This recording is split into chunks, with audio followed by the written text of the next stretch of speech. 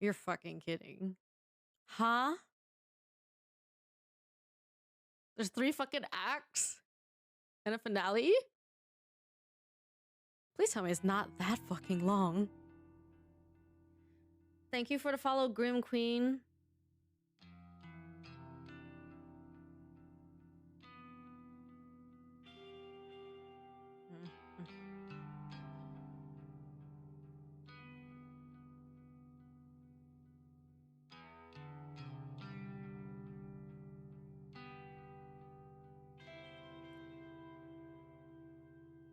Busy mind is a happy mind. I'm so confused. I don't want to finish it.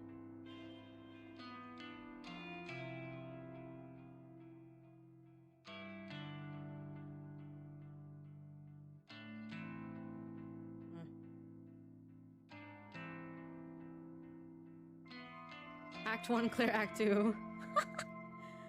I don't know, like that. I'm really confused. I mean, I assume every act is gonna be about the same amount of time.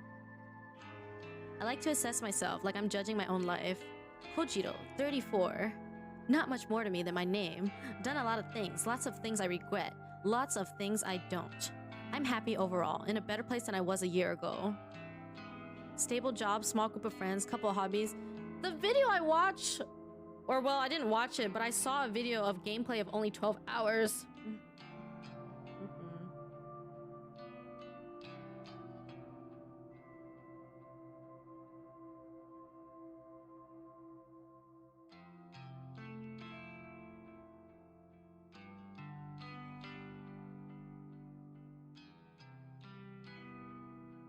Love you too.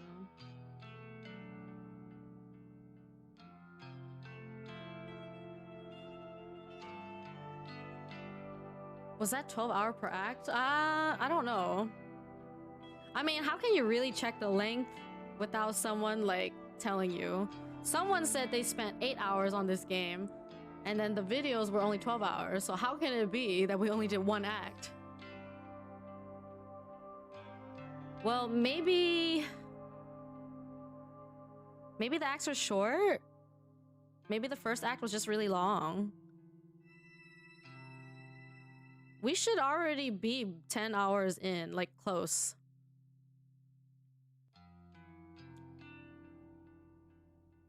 But you kept me awake. I speak a little French, a lot of Japanese, English not so much. Dad always told me girls like multilingual guys. Haven't proven that theory yet. Been a while since I was in a relationship, and she never cared for my second language. There's someone new I'm interested in. She's strange, dark, deep.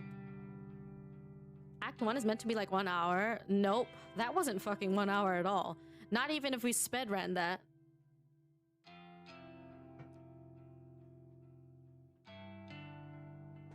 She doesn't get me though, but I get her. I understand everything about her. Maybe she'll come around, maybe not. That's probably enough self-reflection for today. I get caught up sometimes, easy to slip too far inside my mind. Got things to do today, deliveries to make. The boss is cracking the whip. I've already eaten breakfast, that's one thing off my to-do list. Might need a coffee though, should have time to stop by the cafe. I grab my keys, phone, wallet, and a book for the train ride. Later. Habit of mine to say goodbye to empty rooms. Used to be funny in my school days. Not so funny anymore, but it stuck with me. I find it hard to break habits. I leave the apartment behind. It occurs to me that it might be the last time. Probably not, but a possibility. My mind always thinks of such things, always prepared for the worst.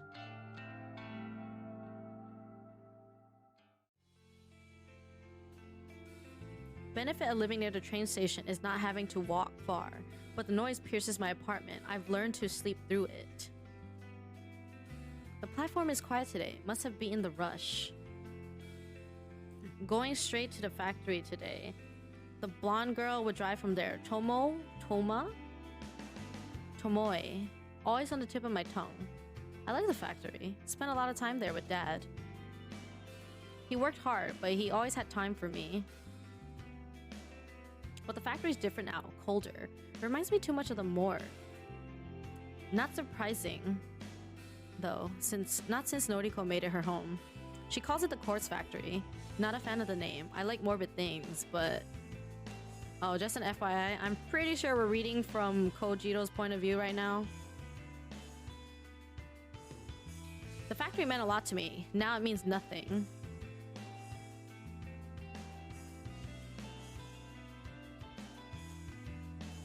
It's just a place I go.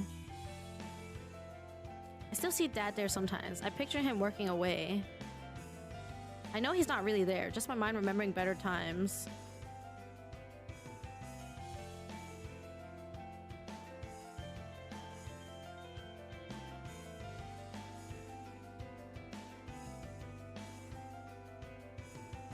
I miss him a lot. Hope he's proud of me. Can you help me load up? Yeah. The blonde girl is standing by a flatbed trolley. It's piled high with 4 cadavers. Each one is sealed in an HRP. I take the trolley and steer it toward our van. The back door is already open. A quick peek inside reveals Noriko is not hiding within. Okay. I hoist the first cadaver off the trolley and load it in the van. The second one follows, then the third. I wipe a trickle of sweat from my brow. Hot today. Should take off my coat. Maybe later. One more cadaver on the trolley. Into the van it goes. You're pretty quick at this. Yeah.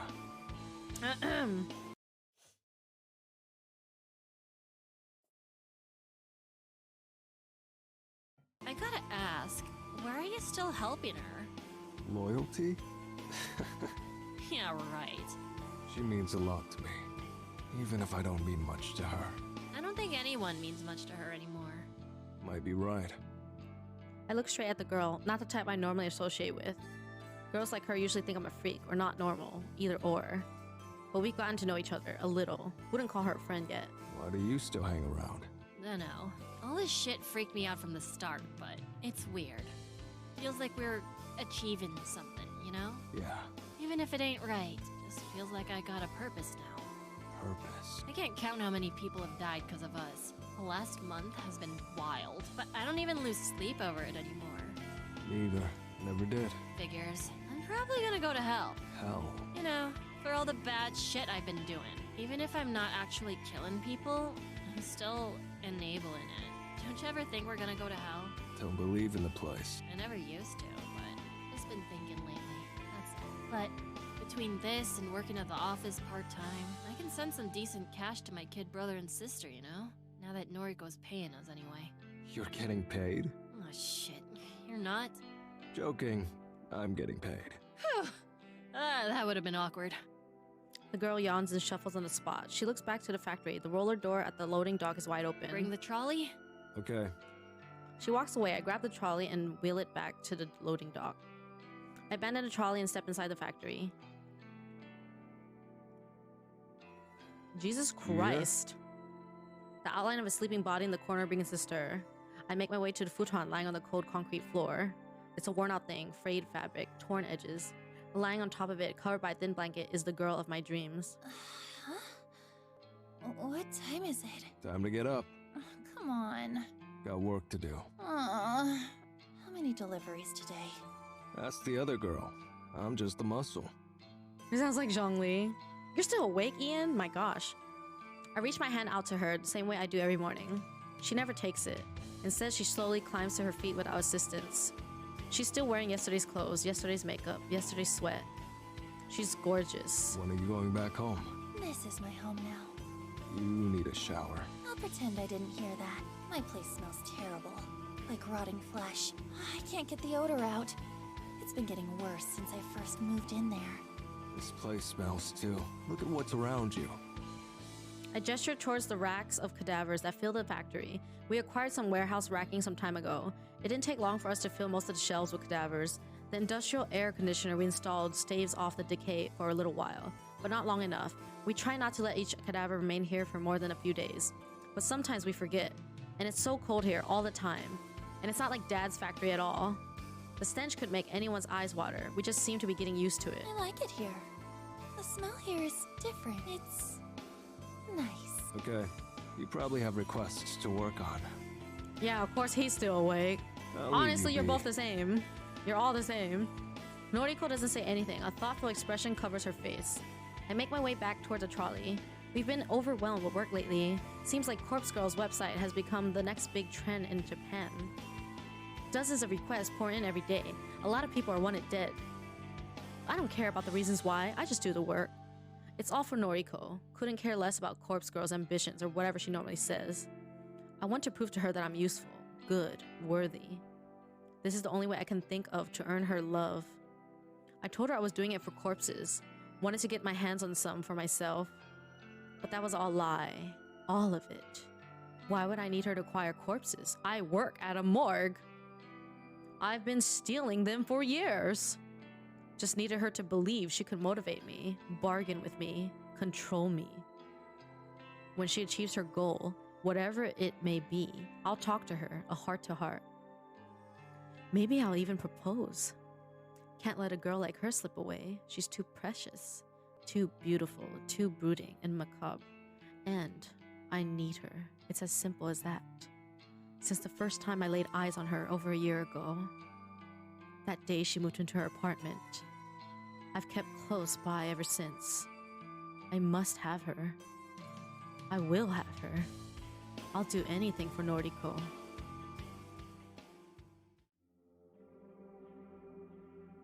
Physical labor always makes me hungry, a normal human trait, I would assume. I take a seat at the restaurant and place an order once the waitress arrives. Nightshade. Waiting for a meal is boring. I decide to read. Today's book is Fos, Photography. I borrowed it from Noriko. She doesn't know. When I flip open the cover, I'm reminded why I started coming here. I once saw Noriko at this very same restaurant. She was eating omurice and reading Strange Flower. She didn't eat much, 3 mouthfuls if I recall correctly. But she read her book until the restaurant closed. I learned then that she's a girl that would rather feed her mind than her body.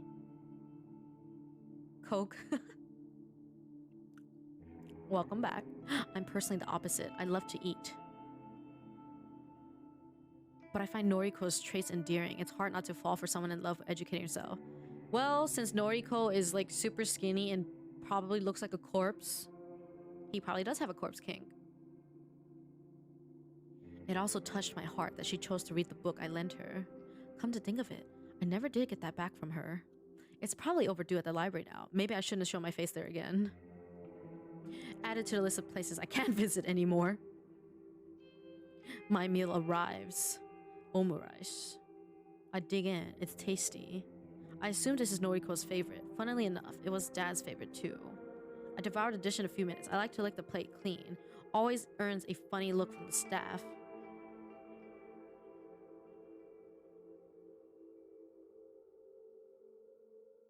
The heat from the meal has fogged up my glasses. I take them off and wipe them clean on my shirt. I know you. Thanks to my natural blurry vision, I can't see who sits down across from me. I quickly return my glasses to their rightful place. Kojimbo, right? Kojiro. I don't think so. Trust me. You are? Junpei Matsumoto. Imagine saying you don't think someone's name is their name when they tell you. Well, apparently we're in Act 2, and there's 3 acts and a finale, so I have no idea how far we're in the game. The rotund stranger offers his hand to me. I don't reciprocate the gesture. Can I help you? Nah, man, just hanging, you know? Saw you here, wanted to say, what's up, what's up? I don't know Oh my you. god. I'll be going. The round stranger. Stay a while, let's talk about Corpse Girl. The stranger's words prevent me from standing up. I glare at him. What about Corpse Girl? She's killed a lot of people, right? Like a hell of a lot of people. Probably. I don't know. Come on, man. You're in her crew, yeah? I seen you lifting at the morgue. You run that white piece of shit van, am I right? I don't... Careful now. If I can find you, it can't be that hard for the cops to pinch you. The hell's wrong with this dude? What do you want? Like I said, just wanted to say what's up. The foul man leans across the table. His hot breath reeks more than a factory. I want to know how you guys do it. How do you get up every morning knowing that there's a killer out there even more powerful and successful than Corpse Girl? I know exactly what he's referring to. I try not to let my face betray me. It's true that Corpse Girl has some tough composition. Around the time Noriko targeted her sister, somebody hacked Corpse Girl's website. Ever since then, a new string of deaths have raged across Tokyo like wildfire. Deaths not caused by Corpse Girl. It started off with the copycat killer stealing Noriko's requests. People that were sentenced to death. via Corpse Girl's website were found dead before we could reach them. But that didn't last long. After a while, completely unrelated people were being found dead across the city. People whose deaths had never been requested through the website. Because of that, we stopped worrying about it. Noriko was happy as long as her own victims weren't being poached. She didn't care if someone else was running a similar operation, as long as they kept their hands off her prey. I haven't given it much thought since. And then this guy appears out of nowhere. It's pretty damn obvious that he's involved with the copycat killer. He's seen me around, knows what I've been doing, knows that there are two separate powers out there killing. Doesn't take much to figure him out. What's your method?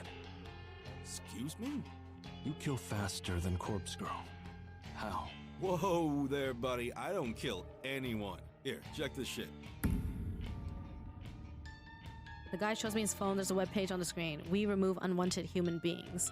Take advantage of our free and efficient removal solutions. Fill in the name and address of a human being you would like removed. It looks similar to Corpse Girl's website, but it's not the same. I read the name of the site out loud. The Human Removal Service. Yeah, I feel like Aoi is the copycat. Nice, huh? What is this? Just read it. We still haven't figured out who requested Noriko's death, but I feel like it's Aoi, man. Aoi is sus as hell. I do as I'm told. There's a paragraph of information below the site's title. Unless somehow Noriko's mother is in the mix.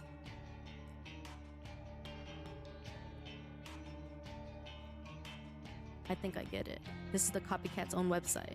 They are running an identical operation, accepting user requests for victim details, and then somehow carrying out the killings.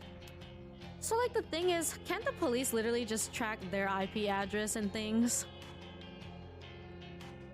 But how far do the similarities extend? Are they creating corpse photos to send to victims? Are they forcing victims to kill themselves? Or carrying out premeditated murder?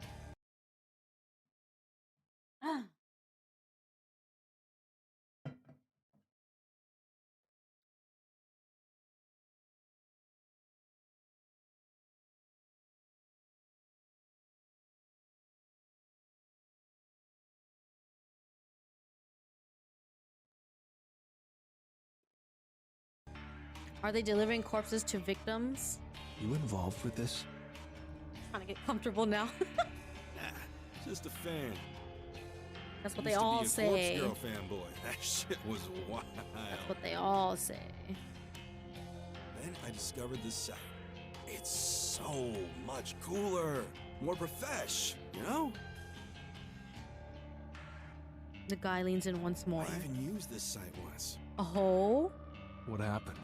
The guy I wanted to die, he disappeared off the face of the planet within 24 hours. Can you believe it?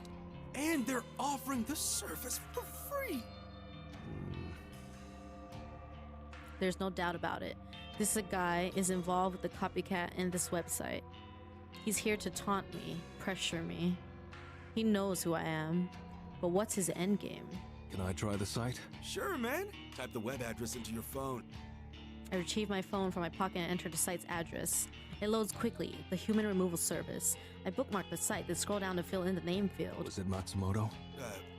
What? Yes. I type in Junpei Matsumoto. The next field requests an address. Where do you live? Hey, wait just a second. What the F are you doing? Ew. Address, please. You're a psycho. Don't put in my details. Why are you worried? Not like the killer will target an accomplice. Of course not, but still. Such a dick move. Aha! Got him. I stand up and pocket my phone. Later, Junpei. Freaking weirdo. His face is contorted into a foul grimace, like he just swallowed something sour. I leave the restaurant. Bitch, you literally confessed. Junpei Matsumoto essentially confessed that he's involved with the human removal service. He agreed that he wouldn't be targeted if I entered his name on the website. He admitted to being an accomplice. Don't know if he figured out what I figured out. Don't care. I need to tell Noriko. It's fucking Aoi, man.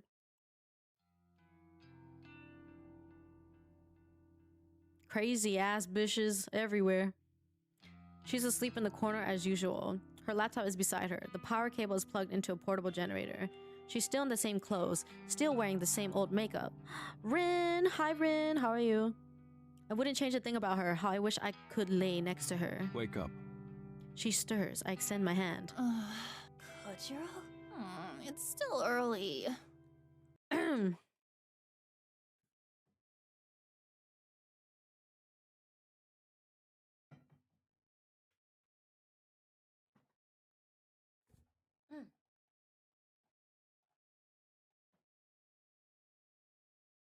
I swear to God, it's Aoi.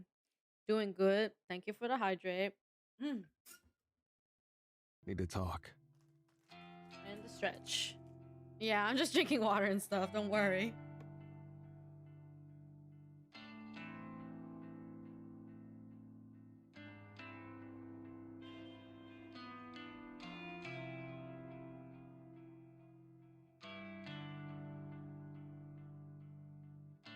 It's important.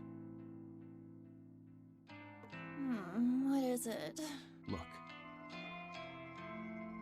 I held out my phone and showed her the copycat's website. Her eyes widen as she slowly reads the text. Her jaw drops ever so slightly and she looks at me in shock. How did you find this?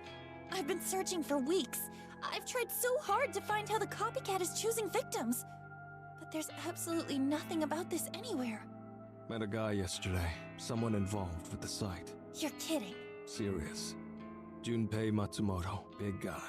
Rude. Unlikable. Knew who I was. Knew about the morgue. Shit. He knows? Don't know how. We need to kill him. How? If he knows our methods, he won't just kill himself when he gets delivered a corpse. He'll just laugh it off. No. I know that. Oh. We really kill him. Noriko is silent. It's the unthinkable, something we've never done before. I don't know if I can. I can do it. I don't want to kill the guy.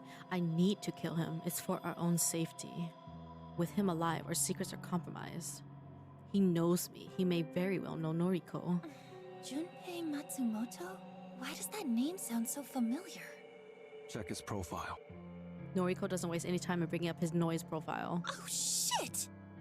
I peer over at her phone. Sure enough, the profile picture matches what he looked like. Hard to forget a guy like that. This is Aoi's boyfriend! Aoi, your friend. Aoi, the girl that Noriko never stopped talking about, the cute and shy one. The one I followed more than a few times out of curiosity. Wanted to see what constitutes a friend of Noriko's, needed some tips. She dating Junpei? Strange match. Is this for real? I met Junpei some time ago. Maybe last month? I see. Are they still together? As far as I know, I haven't spoken to Aoi in a while. Still sleep deprived, what's new? We're playing a freaky game, that's what. Yeah, it does have nice art. Wait. I wonder. What? Never mind. I need to think some things over. Okay. Kojiro, you remember the photo of my sister's corpse, right? Not the one that I crafted. The other one I found on her phone. Sure. You remember the instructions written on it? Stab Shuji at the party, right? Spot on. The copycat must send instructions written on corpse photos. I have a feeling the instructions always relate to killing other people. Other people whose deaths have been requested. I get it. Kill two birds with one stone. Send one corpse photo to a victim, and have them kill another victim. It's efficient. That's how they've racked up so many deaths so quickly. Exactly. We can only rely on news reports for the numbers, but it's pretty clear that the copycat has claimed a few hundred lives in the past month at least. And we're up to 164. Yes. 164 deaths caused by Corpse Girl. But we've delivered twice as many corpses as that. Our success rate is about 50% and has been dropping rapidly. It would seem that Corpse Girl's rising popularity is having a detrimental effect on our success rate. As public knowledge of Corpse Girl increases, the fear of receiving a corpse decreases. People are starting to figure out how the method works.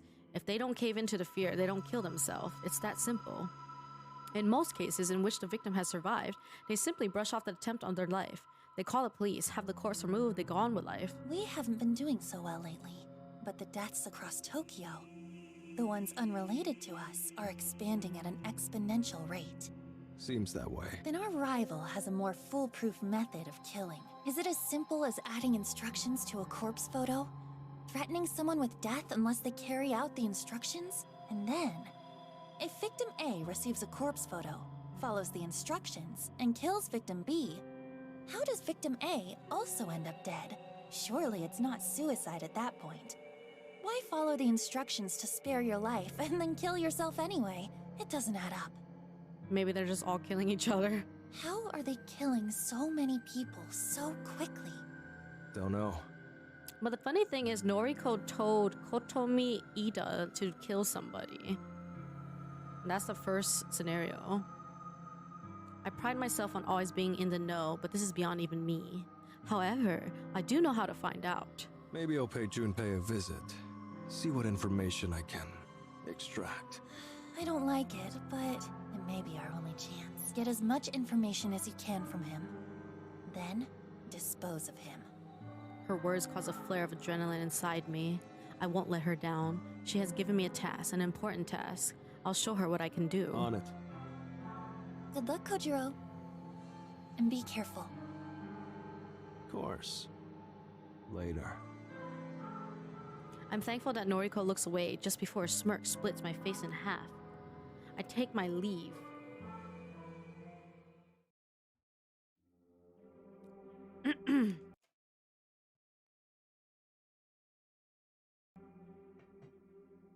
Quite a bit of time has passed since he went inside the maid cafe. Can't imagine eating a meal takes this long.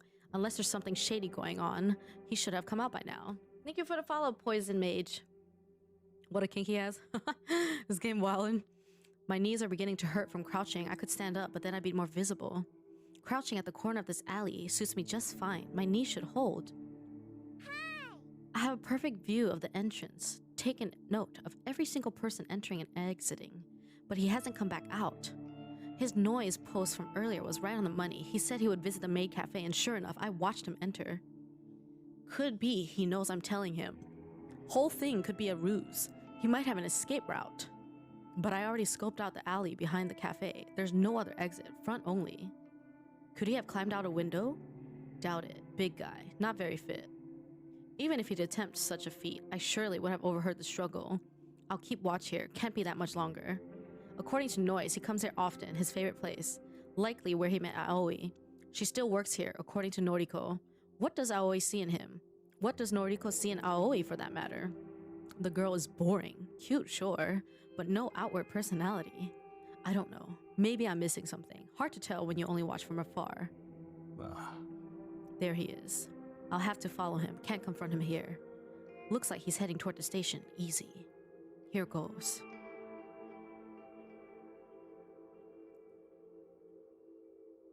Can't believe this guy traveled to the very end of the train line. Took nearly an hour to get here. If his home is all the way out here, why does he travel so far just to visit a maid cafe? He wandered into this underground parking lot, so I'm guessing his apartment building is above this little tomb. No one else around. Hey, is someone there? Guess I'm not as stealthy as I thought. Huh? Kojimbo? Junpei Matsumoto. The fuck? You follow me home, dude? That's right. Have some questions. Not cool, man. Could've just DM'd me. No. I stride up to him and press my chest against his round, rotund belly. Standing this close, it's easy to see that he's actually younger than I thought. I'm nearly a full head higher than him, despite his bulky build. I don't think I'd have any trouble crushing him in a fist fight. Back off, dude. I'm warning you. I don't think I'll Oh do that. shit, the music. Question 1. Hey, I ain't playing your games. Who runs the human removal service? I ain't telling you that. Question 2. How are the victims of the website killed? Fuck you, man. Question 3. Shut up! What is your role? I've listed the questions in order of importance. Please answer. Junpei pulls his head back and spits in my face. The disgusting glob of saliva dribbles down my cheek. I snap 2 of his fingers. Oh my god! Holy fuck! The knuckles within his blubbery digits break inside my fist as I bend them in the wrong direction. Ew! I savor the sensation of shattered bone grinding against shattered bone as his knuckles splinter and pierce his skin. Question 1. Who runs the human removal service? Junpei wrenches his hand away from mine. He clenches his other fist. He looks prepared to launch it at my face. The punch connects perfectly against my jaw. I cock my head a little, riding the momentum of the impact. A tooth comes loose in my mouth. I think it's a bottom canine. I swallow it. Ew! Why would you swallow it? Turning my head back, I lock eyes with Junpei. Question 2. How are the victims of the website killed? Shit! You want another fist in the face? Ow! My freaking fingers! Question 3. What is your role? Junpei tries to lash out with a kick to my shins. He's slow. He's just not cut out for a fight. I step aside and his leg flails limply. Completely off balance, he falls and lands on his rear. I move toward him and stand over his recumbent body. I've listed the questions in order of importance. This guy. Please answer. Help me! Someone help me! This psycho is trying to kill me! I can't help but sigh loudly. I run my tongue along my gums, feeling for the gap created by my missing tooth. Definitely a canine that I swallowed. But why would you swallow it? Bit of an inconvenience. Have to get a false tooth now. Wonder if Noriko will think less of me. Question 1. Fuck you! He madly tries to kick on my ankles. His feet slap against mine with no force or pressure. Who runs the human removal service? Oh my god.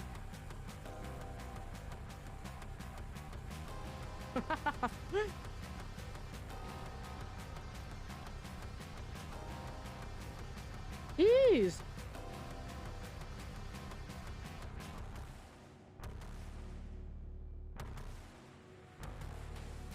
The guttural beastly growl that spews from his mouth is the desperation of a cornered dog. I don't much believe in kicking someone when they're down, figuratively nor literally. I kick him in the ribs and his howl of anguish repeats itself. Sometimes you have to do things you don't believe in. I kick him again and again and again. 1 or 3 of his ribs shatter against the toe of my shoe. It's a crunching sensation, like kicking in the ribs of a cadaver. I suppose a comparison isn't really necessary. Stop! Please! The slow, desperate plea is completely different from the urgent howls of frustration just moments ago. Beaten and wounded, the dog is panting heavily, his tongue lolling against the asphalt. Question 2. How are the victims of the website killed? A moment's silence prompts me to prepare my foot for another flurry of kicks. But a meek answer I didn't foresee causes my body to stiffen. Our Herald. He carries out all the killings personally.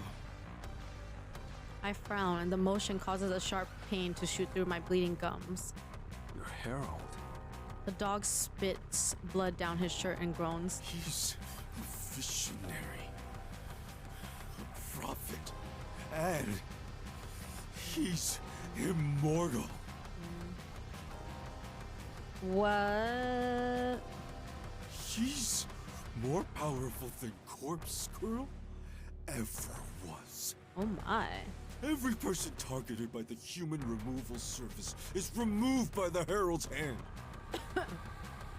This wasn't the explanation I was expecting. I thought the operation was similar to Corpse Girl. Send a corpse victim, photo to a victim, urge them to kill themselves, or give them instructions to kill someone else. That was what Noriko and I discussed. That was the conclusion we reached. I don't like being proven incorrect. I bring my foot into Junpei's ribs one more time and he hardly flinches. He simply exhales and absorbs the force. Question 3. What is your role? I think the dog is unconscious. I tilt my neck from side to side and hear a comforting crack and pop that relieves the tension in my muscles. I crouch down and press my fingers to his wrist. The pulse is strong and his breathing is regular. He won't die, not unless I take action now. I told Noriko I'd kill him. I told her I'd take care of our problem. Junpei? Oh! A girl's voice, soft and not unpleasant, but worried, terrified. I stand once more to see the cornered face before me. What did you do to Junpei? Aoi Sato, Noriko's friend, best friend, and the girlfriend of Junpei Matsumoto. Sauce.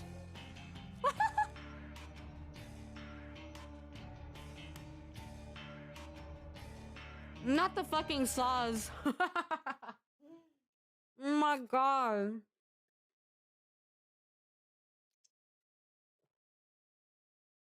The fucking saws is killing me every time. I need to leave. Aoi doesn't know my identity. She doesn't know I'm involved with Noriko. If I escape now, Aoi will never link this assault to Noriko. Well, that's option 1. Option 2. Yes! Get out of here, you psycho! No, I can't think about option 2. If Aoi got hurt, Noriko would never forgive me. I can return to finish Junpei another day. I know where he lives now after all. Later. Saws means sorry. I mean, people normally type it. They don't actually say saws like that. They're supposed to be sorry. But nobody actually says it out loud. I turn on my heel and leave the sobbing girl to tend to her wounded dog. Did you finish the game already, Beck? My god, how long is this fucking game? When I was with Shizuko, I became really fascinated with brewing coffee. She bought me a handheld bean grinder and a French press for my birthday. To thank her, I made frequent trips to the market to buy freshly roasted beans. I would lose track of the hours I spent carefully grinding the beans and aiming to brew the perfect cup. But Shizuko never enjoyed coffee, never had a taste for it. I didn't give up. I kept refining my technique, kept experimenting with different beans and roasts in an attempt to craft something she would find palatable. She died and I threw the French press in the trash. I just visit the cafe now for my morning coffee. I donated the handheld grinder to this cafe. More specifically, I gave it to the cute waitress here. Maybe it was callous of me to discard the gift that Shizuko gave me. It should have torn me apart to throw away something that symbolized what we had together. But 3 years isn't so important in the grand scheme of a lifetime. Besides, I have someone else now. Well, I don't have her, but I want her. Noriko reminds me of Shizuko in some ways. In other ways, they couldn't be more opposite. When the takeout coffee I ordered is ready, I leave my money on the counter and grab the paper cup. A quick sip of the piping hot brew fills me with renewed life. The liquid scalds the area where my tooth used to be. Not much for it. I'll go to the dentist some other time. Coffee in hand, I leave the cafe and make my way to the next destination.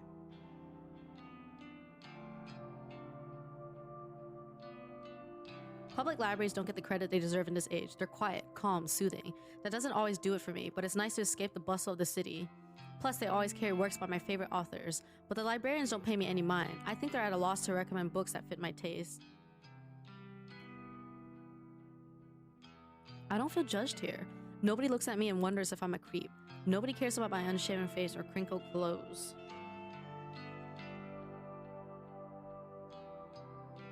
Nobody looks at me and asks if I miss Shizuko. I wish someone would ask, just once. It would be nice to know someone cares, even if I don't. But no one knew Shizuko. No one knows she was in my life, and no one knows she's gone.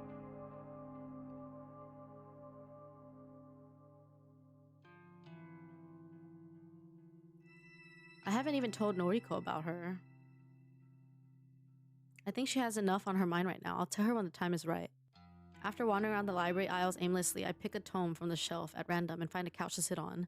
Comfortable at last, I sip my coffee and thumb through the book I've acquired. It would seem I've selected an autobiography about a famed painter I've never heard of. It will do for now. I'll read anything. Zuko? I skim through the preface. Then the first chapter, my fingers pick up speed as I thumb through the pages, never absorbing more than the first line of any particular page. Aren't we always confused? Boring, drivel, I can't read this.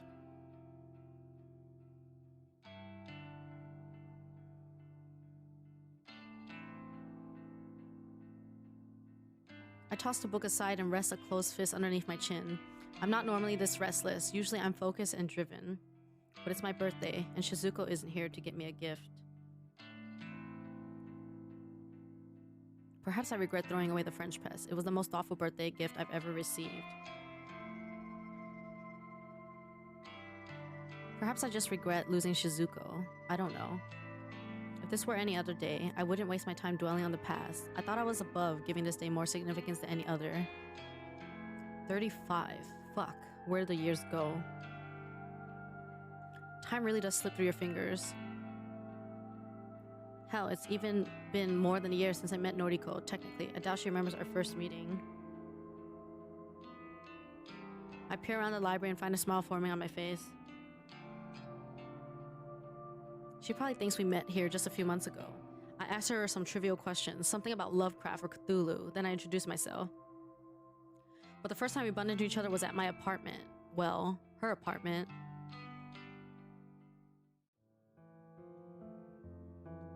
It was a fully furnished apartment, didn't have to take much with me when I left. I bet it looks much the same today as it did back then. I returned to collect a few last things, a couple of blankets in the closet, a broom and a dustpan, a few knuckle bones, the usual stuff. And I wanted to say goodbye one final time. To my surprise, she was there. She was chatting to the landlord casually, inquiring about the terms of the lease. I must have frozen in my tracks when I saw her. I know that I spent a few good minutes simply staring at her. She was beautiful, gorgeous, breathtaking. Hello again, thank you for streaming today. Glad I found your stream. Hello, Prince. Welcome in.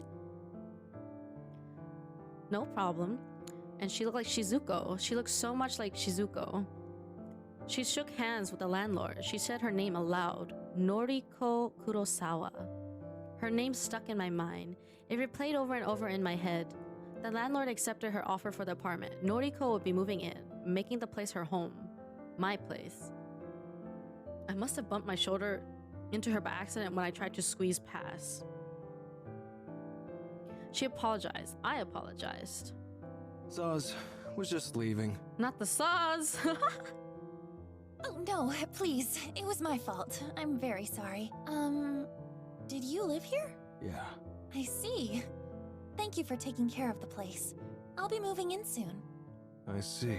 Did you like it here? I'm kind of surprised she doesn't remember that. Yes, very much so. It was home. I'm glad. I hope that I feel just as comfortable here. I nodded but didn't pull my eyes from her face. She walked away after gracing me with a polite bow.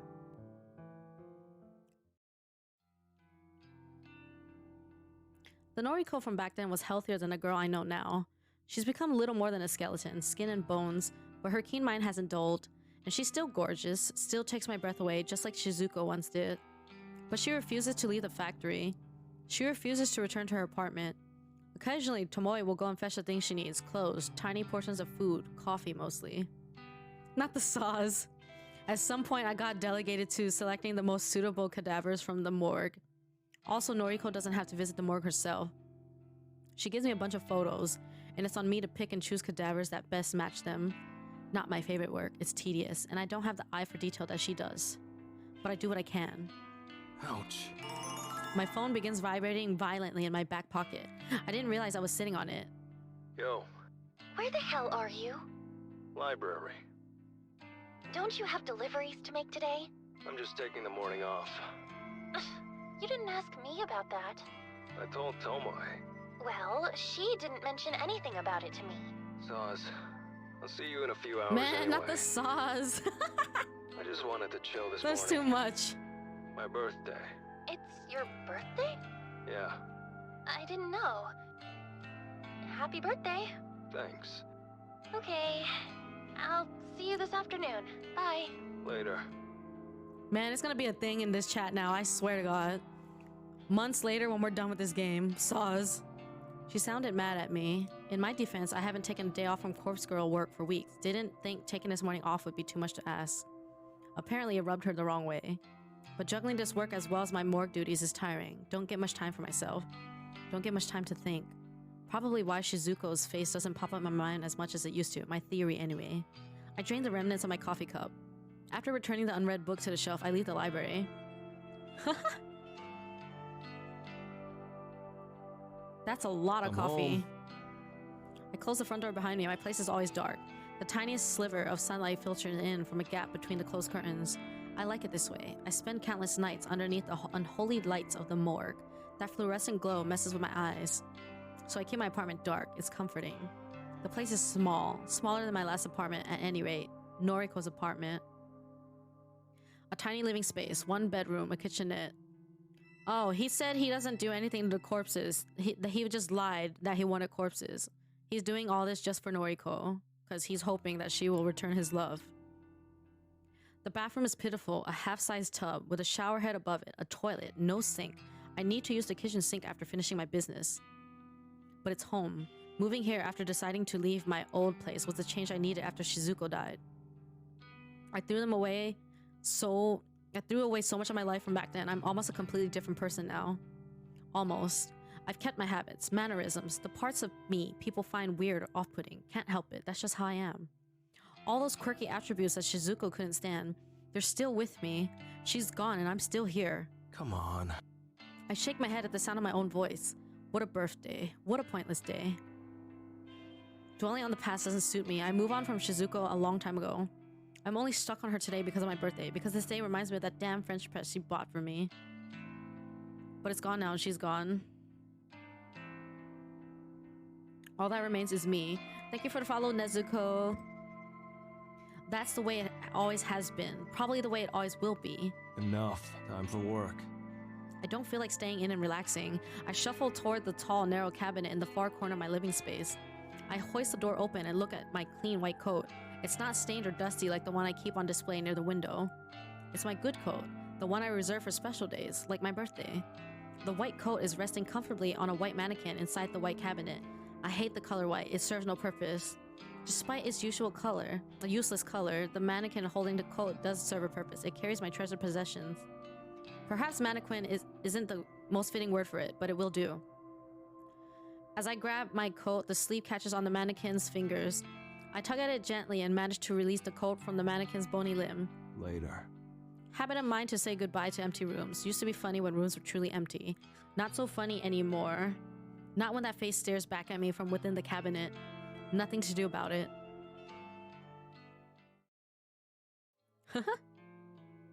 Happy birthday! Thanks. I don't have a gift for you. I'm sorry. All good. Noriko runs her hand along her opposite arm shyly. Not like her to act so awkward and embarrassed. I just didn't know. That's all. I know. She seems truly disappointed in herself for not knowing about my birthday. I looked at my noise feed, and it even has a notification that today's the day. I'm sorry. I don't have a reasonable excuse. It's fine. Really. What's on the agenda today? I want to break away from this discussion. I hate my birthday. I hate Shizuko for leaving me. Noriko sweeps a stray strand of hair behind her ear and contemplates the question. 12 deliveries. Tomoe has already prepped the bodies. She's waiting in the van. I've sent the photos to the victims. Only 12 today? We're not getting many new requests. All of today's deliveries are just part of our backlog. There aren't many corpses left here, actually. We've managed to work our way through most of them. Have to visit the morgue again soon. I see. Things seem to be slowing down. Copycat is stealing our business. I just know it. Maybe. Oh, that reminds me. Whatever happened to Aui's boyfriend? What do you mean? I can't believe I forgot about it. You were going to kill him. Oh, yeah. Somehow I'd forgotten about that too, caught up in my own head today. Junpei Matsumoto. Is he dead? Unlikely. Noriko's pout prompts me to explain. Heard him good, but Aoi arrived before I could go further. Shit. Did she see you? Yeah. She doesn't know me, though. I suppose. Wait. You didn't hurt Aoi, did you? The tone of panic in her gasping voice is impossible to disregard. Of course not. Aoi's innocent, you know? She can't get caught up in all this. Lies! There's no fucking way she's innocent. I know. I'd never hurt a friend of Noriko's, unless they hurt me first, self-defense or something. So, what do we do about Junpei? If he's still alive, he knows that you're involved with the morgue and with Corpse Girl. Don't know. Actually, he did say something interesting.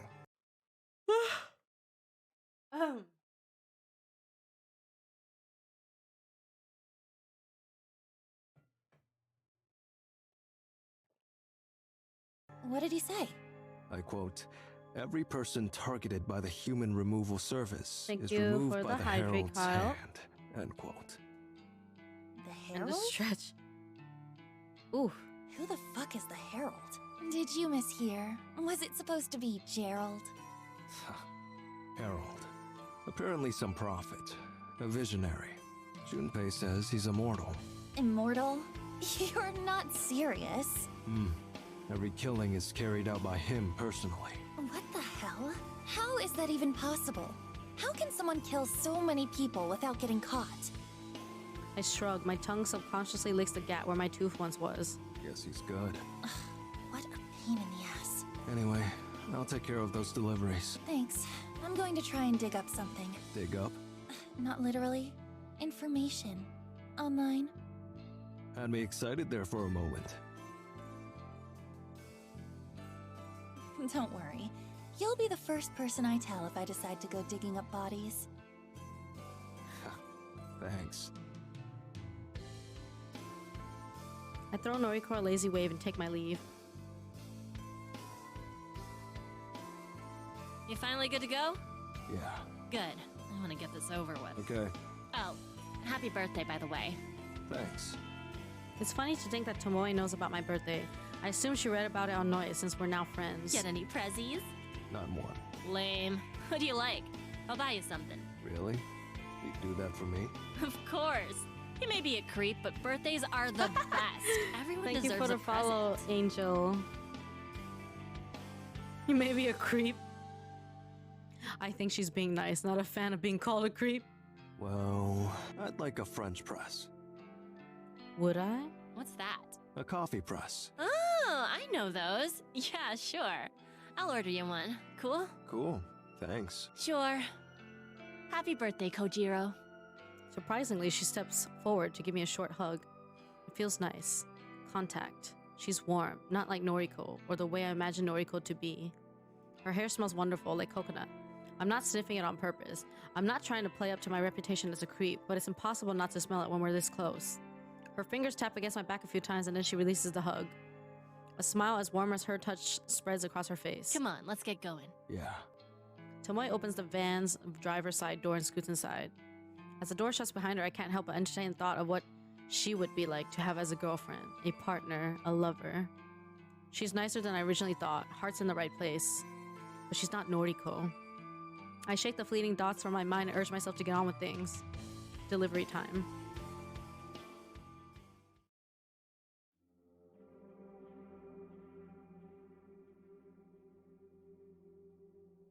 Morgue duties have felt mundane lately, boring, pointless. Lots of things I'd rather be doing.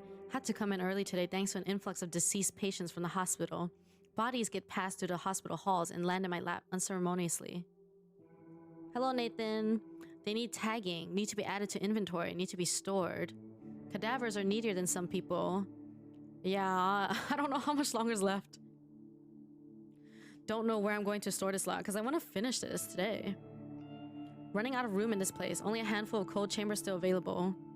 I can thank the human removal service for that. This isn't the only morgue in the area, but it's one of the biggest. A lot of cadavers end up here.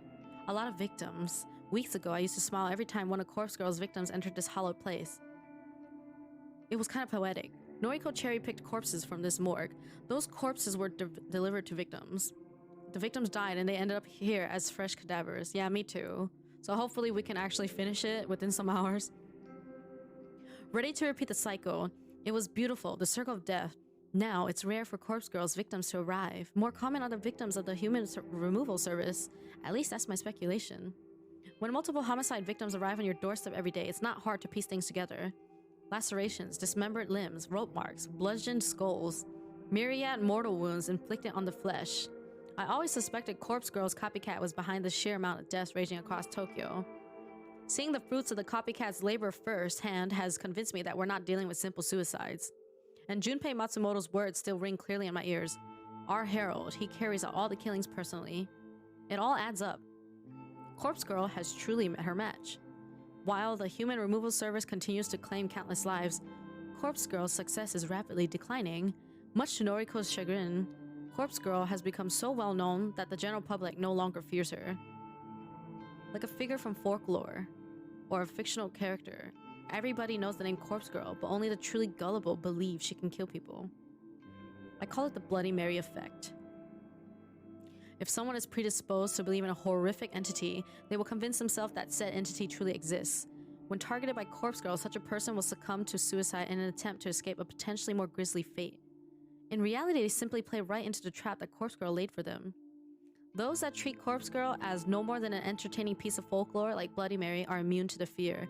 Someone like this can receive a photo of their own corpse and shrug it off as no more of a threat than a spam email. It's ironic that the success Noriko sought for so long is the very thing that has rendered Corpse Girl's methods ineffective. I wouldn't say all of this to Noriko's face. She's well aware of the situation. As for the human removal service, no one seems to know about it. There's no mention of it anywhere on the internet, anywhere I can access at any rate. Police investigating the string of homicides haven't mentioned it. If the site relies on users to request deaths, I am at a loss as to how people are learning about it. It truly seems to be some sort of shadow organization. Except for the fact that Junpei Matsumoto essentially walked right up to me and revealed himself. I don't know his motives for doing so, and I don't know how he found out I'm involved with Corpse Girl's work. I really should take care of him.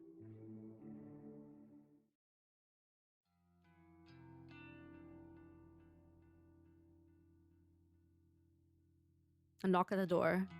I rub my eyes and sit up slowly. Must have fallen asleep in my chair again. Still groggy, I get up and look through the front door's peephole. A single lonely package sits on the doormat. Don't know where it came from. Haven't ordered anything online lately. I swing the door open and pick up the plain brown parcel. Something rattles inside. Bringing it indoors, I slip my thumb underneath the packing tape and tear it open. Nestled on a bed of packing foam is a white box adorned with the image of a French press. A coffee maker. Tomoe. That's right, this is a gift from Tomoe. She really bought me a birthday gift, something I truly wanted. My friend Tomoe. After putting the package down, I retrieve my phone and open up Noise. Thank you for the birthday present. You got it already? Just now. It's a good brand too. Sweet! Glad you like it. Maybe I'll brew you a cup one day. Haha. Yes, please. Extra sugar. Oh my gosh, she's so animated in text. You got it. Tomoe doesn't send a follow-up message. I take that to mean the conversation has expired. Oh. Foxy. Foxy, thank you so much for the raid. How was your stream, Foxy? Welcome, Raiders. Thank you for the follow, Rutsvik Patel. Jeez, Omni. My goodness. Welcome, Raiders. Hello, Rutvik. Sorry if I'm saying your name wrong. Yeah, we are still playing Quartz Factory. Foxy's stream was perfectly splendid as usual. She was very sweet to us and we love her a lot. Yes, of course. As expected. How are you feeling, Foxy? That's a very long stream. Foxy usually ends like 1 or 2 hours earlier. Thank you again for the raid. You called the name right? Okay, I'm glad.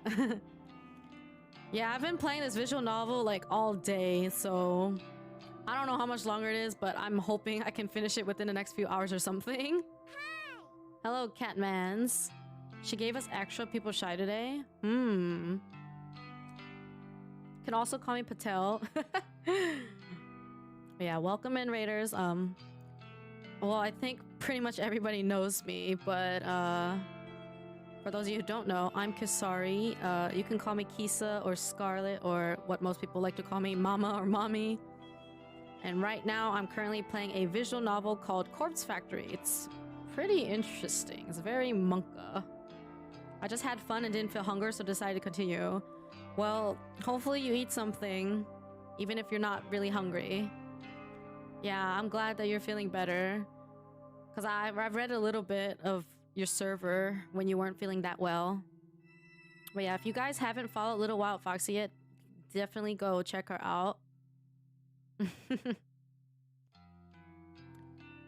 Yeah, I know visual novels might be boring for some people, so unfortunately, if it's not your thing, all you're really gonna get from this point on is me just reading a lot and some voice acting from the characters themselves. But if you're chilling and you want to listen to something on the side, then that's probably perfect for that. I normally do play like more interactive games like Genshin and other things, but yeah, today we're trying to finish this. What is your nationality? Hello, Ethan. My name has 2 T's in it.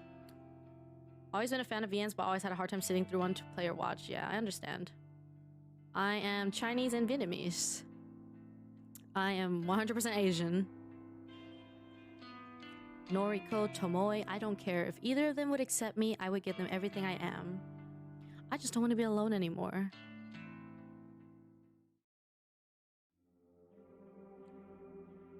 The start of another long night. Alone, like always. The cadavers can hardly be called company. They don't speak, don't laugh at my jokes. Not like living people laugh at my jokes anyway. Oh my god. Every time it gets me. Yeah? Hey, I think I mentioned this a day or 2 ago, but our reserves have pretty much dried up. Okay. Reserves. She means her stash of corpses at the factory. She has a way with words. Anyway, 3 new requests came through today. I'm really excited. Maybe things will pick up again.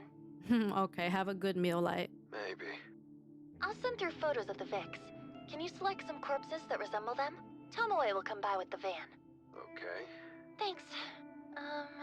Are you okay? You're pretty quiet. More than usual, anyway. I'm fine. I see. Man, Koharu is so cute. Well, thanks. I'm sending the photos now. Message me. Yeah. Whoops. I end the call and return my phone to my pocket. Oh my gosh. It vibrates 3 times in quick succession as Noriko's photos automatically download. 3 requests, not much, but enough to lift her spirits. I scan the array of cold chambers lining the walls. This place is packed to the gills. Shouldn't be a problem to find some matches for her. I take a stroll alongside the left row of chambers. All of the bodies within are due for cremation. I can take my pick from here, just like always, business as usual. I fish my phone out once more and examine the new photos. Hi, Cootie. 2 women, 1 man. Middle age, young adult, normal, everyday people. Corpse Girl will wrap her fingers around their throats and try to kill them. Will they shrug off the attempt on their lives? Time will tell. I'll do my best to help Noriko end their lives. I wander toward the computer at the end of the room and log into the inventory system. Time to find some suitable bodies. The game looks quite well made, yeah. It just came out like at the beginning of the month or something. I like it a lot. The corpses you picked out are good. Oh my god, it's so 2 hot. of them, anyway. It's like not even that hot, but it feels like humid or something. What's wrong with the third? Yeah. So I'm curious He if looks they a bit too change the old. perspective again Older in than the victim, third at act. any rate. I see. Sorry. It's not a problem. I think it'll still be convincing. Are we delivering them today? No, I received even more requests overnight. I need you to go select more cadavers. Sheesh. Again? I mean, she is hot. Aren't you happy that we're busy again? No, I'm feeling like super hot lately. I don't know. It's only like 70 something degrees, but I guess maybe it's humid or something. Couldn't care This less. feels gross. I'm only doing this for you. I like the single streak of Highlander hair. Always a fan of that. Yeah. She looks really nice. It's the truth, even if she doesn't want to hear it. I heard that Tomoe got you a birthday gift. Way to change the subject. I'm sorry. I'm supposed to be your friend, and I was just so caught up within my own head that I couldn't be bothered with your birthday. It's fine. It's not fine. So, if you'll accept a late gift, is there anything you would like? A date with you. Anything else? No. You're being awfully forward today. I thought we agreed to just be friends. What's gotten into you? Nothing. Forget it. I have to look away from her to prevent her from seeing the snarl on my face. I'll go pick out some cadavers for you. Going to bed, so tired. Have a wonderful stream. Take care, everyone. All right, Rutvik. Take care. Have a great sleep. Later. Okay. Bye. I step away and mutter to myself. Stupid. I'm so stupid. Why am I acting so desperately around her all of a sudden? Yo, what kind of hello is that, frick? Saws. In a mood. Not the sauce. Always the case with you, ain't it? Seems to be. She gets me. Listen, how about that cup of coffee you promised me? Huh? You know, come on, don't make me say it. You said you'd brew me some coffee with that French press thing, and, well, I could really use a cup, you know. Oh, yeah. I remember. Saws. Noriko has sent me to the morgue. Why? She kill ya? No. Takes me a second to get that she's joking. Oh. Tomoe smiles warmly and waves her finger in the air. I'm gonna go ahead and guess that it ain't every day a pretty girl offers to have coffee with ya. So are we doing this or what? I can't fathom a reason for Tomoe's recent shift of attitude toward me. When we first started working together, she could hardly tolerate being in the same room as me. And now she wants me to brew coffee for her? Why? Does she want something from me? Is she in love with me? No, she's not. Definitely not. No one loves me. Even so, I don't want to be alone. How can I refuse her offer? Okay. I can put off the morgue until later. You finally came to your senses, huh? Well, come on then. Let's go to your place. I'll drive. My place. The last time a girl visited my home, it was back when I lived in Noriko's apartment, back when Shizuko. Clucking my tongue serves to distract me from the painful memories. Let's go. I wonder if she's still dating Shinya. This is your place, huh? It's freaking dark in here. Saws. You have Not vampire the or something? sauce. Of course not. I was just outside in the sun with you. True that. Tomoe looks around the small room and stands uncomfortably by the wall. You don't bring girls back here very often, do ya? No, Maybe if you made the place look more appealing, then girls just might want to come back here. you're here. Sure, but I'm complaining, ain't I? True. Why are you here anyway? It's not for coffee. It's You're a sharp one, ain't ya? Listen, I wanted to talk to you away from, you know. your boyfriend? No! Jeez! Away from Noriko. Oh, See, this whole thing's been going downhill, wouldn't you agree? All this shit with trying to make people off themselves? Sure, I'm used to it by now, but shit started to hit the fan. how so? Well, there's the business with, what was it? The human removal service? Noriko told you about that? Yeah, of course. We're besties, you know? They've been out there killing and killing, and the police want to shift all the blame onto Corpse Girl. After all, Corpse Girl is the only killer that has gone public. Her name and website are written all over the body bags we deliver. People talk, and everyone knows about her. So, of course the police are gonna assume she's behind all the murders, except she's not. Not really. A handful of them here and there, but even then, they're just suicides. Yeah, the art style's very good. Corpse Girl. Noriko. She ain't out there slashing necks and drowning people and setting houses on fire. She ain't doing any of that shit going down on the news. I know all this. Yeah. This guy looks like another PNG sitting next to you. I know, right? I'm part of the game, Foxy. I'm just saying, if things keep up at this rate, Nah, the cops I'm are part gonna of the find game. her, Noriko. And she's gonna get locked up for life. I ain't gonna lie, she deserves it.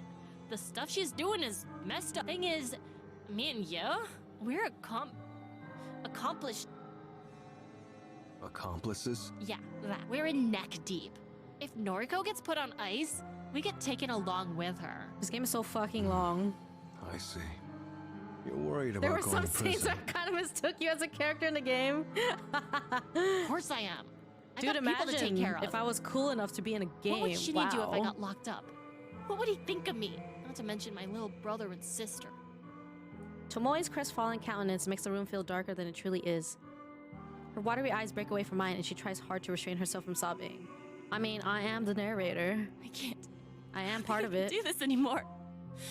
No matter how much she pays me, I just can't keep risking it. I understand. This is difficult for her. She's torn between loyalty to her friend and her own freedom. I think your course of action is clear. It is? Yes.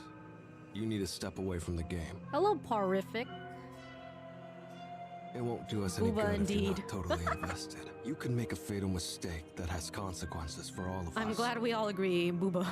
If you're not committed, not focused, it's best that you part ways with Noriko. You know, you really are more understanding than you look. I thought you were a total social outcast with no feelings or empathy. Thanks. Let me finish. I was wrong. We speak only Booba language here? You're all right, Kojiro. Not the sauce. I'll take care Jeez, of Kyle, this. how long are you staying up for? I'll talk to Noriko and tell her I ain't cut out for this anymore. It's for the best. I guess we won't hang out anymore. Do we ever hang out? Well, our deliveries, our time at the factory. Dunno. Kind of grew to like it. Kojiro. Oh shit. I forgot. There's something I still need to do for Noriko. What's that? She asked me to go to her apartment and pick up some clean clothes for her. I owe her that much at least. You wanna come with me? Her apartment? Noriko's apartment, my partner. Okay, I see. Not anymore. I haven't lived there for a while, but it will always feel like mine. I wonder if there are any old memories to find between its walls. Okay, I'll come with you. Do I need to break any windows? No, of course not. Noriko gave me her keys. I see. You sound disappointed. I shrug and let her accusation slide.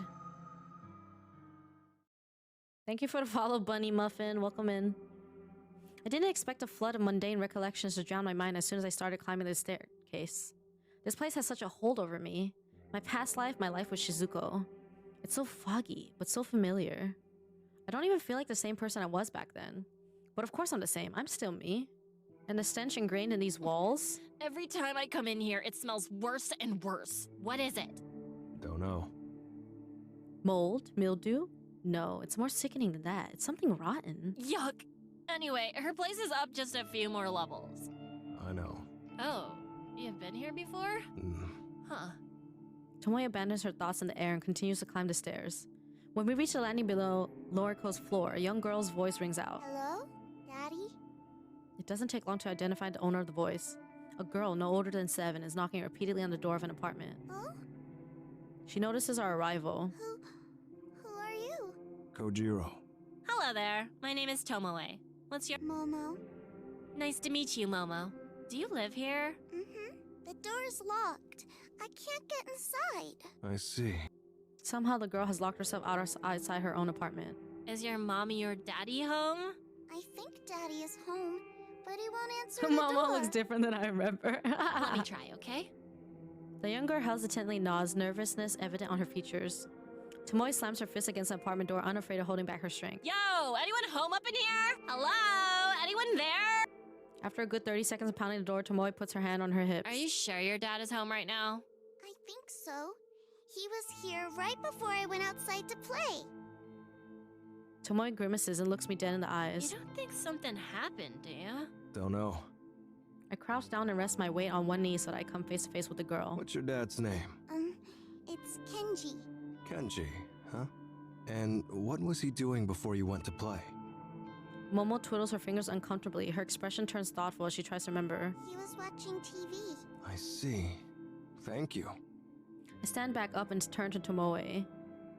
She raises an eyebrow, as if in disbelief at the polite persona I adopted to talk to the girl. If he's got the TV on, it might be too loud for him to hear us. Anyway, I'm sure he'll open the door soon. We should go up to Noriko's. You're unbelievable. I ain't leaving this girl here. What if something bad happened to her dad? Something happened to Dad? No. Oh, honey. I didn't mean it like that. Kojiro, we need to get in there. Tomoe is such a different person than you initially thought. Like, wow. Tomoe's sentence cut off as the apartment door suddenly opens. A formidable man, broad-shouldered and with a smoldering expression, now inhabits the open doorway. Clear the doorway. What? Takes one look at Momo and then turns his neck to bark at somebody behind him. The daughter's right here. Bring her with us. Hurry it up. Oh, what? The stern man pushes past me and I stumble as I try to get out of his way. I don't like being pushed around, but the sight of half a dozen uniformed police officers shuffling out of the apartment behind him encourages me not to retaliate. Daddy? Dragged along behind one of the officers is a handcuffed man in disheveled clothes. Momo! Oh, thank God! Sweetie. Daddy has to go to the police station. What the hell did you do, Kenji? I'm sorry, sweetie. I'm so sorry. Before he can squeeze out another word, the police officers yank him away from his daughter. He's accompanied downstairs and disappears from view within moments. Daddy! Come back! Daddy! The final police officer to exit the apartment bends down in front of Momo. He mumbles something to her, then grabs her shoulders in an attempt to steer her toward the staircase. Let go of me! Daddy! What the fuck is going on here? Tomoe takes a step toward the officer, her fingers slowly curling into a fist. Don't. I clutch her fist in my own and force her to lower it. Don't get involved. It's a police matter. I think she understands my vague warning as she stops struggling against me. Momo, The young girl is escorted downstairs and Tomoe stands defeated next to me. what the hell just happened? What the hell? Kenji? Explain? Tomoe is uncharacteristically quiet as she searches Noriko's apartment for clean clothing. Witnessing that man, Kenji, get arrested in front of his own daughter seems to have dampened Tomoe's spirits. Although he's a stranger, I can't help but feel bad for the guy. Don't know what he did wrong, but surely his daughter didn't need to see that going down. You okay? Tomoe ignores me as she rifles through Noriko's drawers.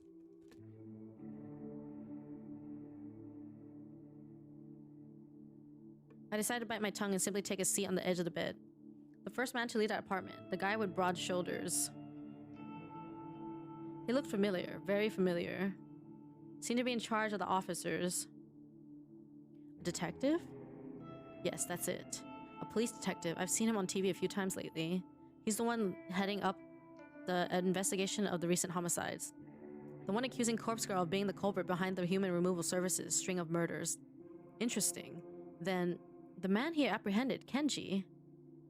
Is he involved with the case? Is he a suspect? Going on Rec Room, there's a gay event soon. Is he the Herald? A neighbor of Noriko's? Could it truly be? Could Kenji truly be the leader of the Human Removal Service? I try to connect all the dots in my mind. He lives close to Noriko. He might even be on speaking terms with her. He might have access to Noriko's computer, her website. Could he have been the original hacker, stealing Corpse Girl's request, the copycat?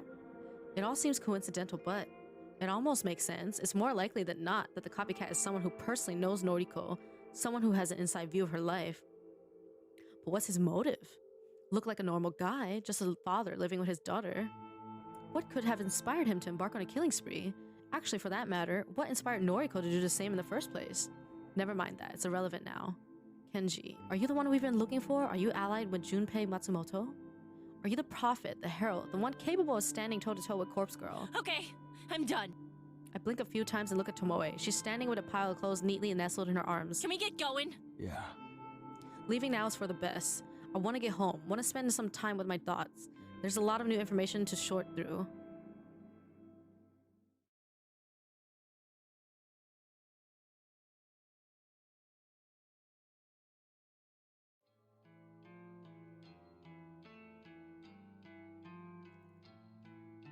Not a morning person, never have been. But running with Noriko has forced me to get up early more times than I can count. Doesn't mean I'm getting used to it, still can't prevent myself from yawning. Doesn't help that last night was a sleepless one. Couldn't convince my overactive mind to take a break. Even distractions didn't help. Couldn't concentrate on reading, couldn't focus on tidying the apartment. Nothing worked. The same questions kept bouncing around the inside of my skull. When the sun came out, I decided to stop torturing myself and just confront Noriko. Perhaps she has some answers. Wake up. I lean over her near lifeless body and whisper sharply. You have the mommy voice I like? Don't want to scare her awake. Don't want her to ignore me either. Noriko. Think my Wake kitty up. created a clip? Oh my gosh. My whisper becomes more of a hiss, and the girl before me begins to stir. She rubs her eyes, a familiar sight thanks to all the times I've woken her up lately. Again, Kojiro? What time is it? Early. Listen, got some questions for you. Give me a break. Have a good time. She sighs, sits up, and reaches for her handbag lying next to her futon. After rummaging through its contents for a few seconds, she curses under her breath. No coffee. Here. I toss her a silver can of coffee I picked up from a vending machine on the way over. I know the drill by now, know Noriko well. The can slips through Noriko's slender fingers and comes to rest safely in her lap. Oh, thanks. She cracks open the tab and takes a long sip, effectively draining half the contents in one swig. This is nice. She thoughtfully examines the front of the can, running her fingers along the embossed logo. Glad you like it. Fine. Bring the monitor with you. Do you know a guy named Kenji? With a daughter, Momo? Noriko cocks her head to the side, as if this was the last question she expected to hear from me. Yeah, I know them. They're my neighbors, kind of. They live on the floor below me. I don't know if I'm tired, but my sound is loud. I'm struggling to hear the characters. Is it possible to make it louder, or is it too much? That's pretty much as loud as the characters get. That's right. And there are some moments when they like talk and it's like quite quiet. It's just like randomly little quiet. You on speaking terms?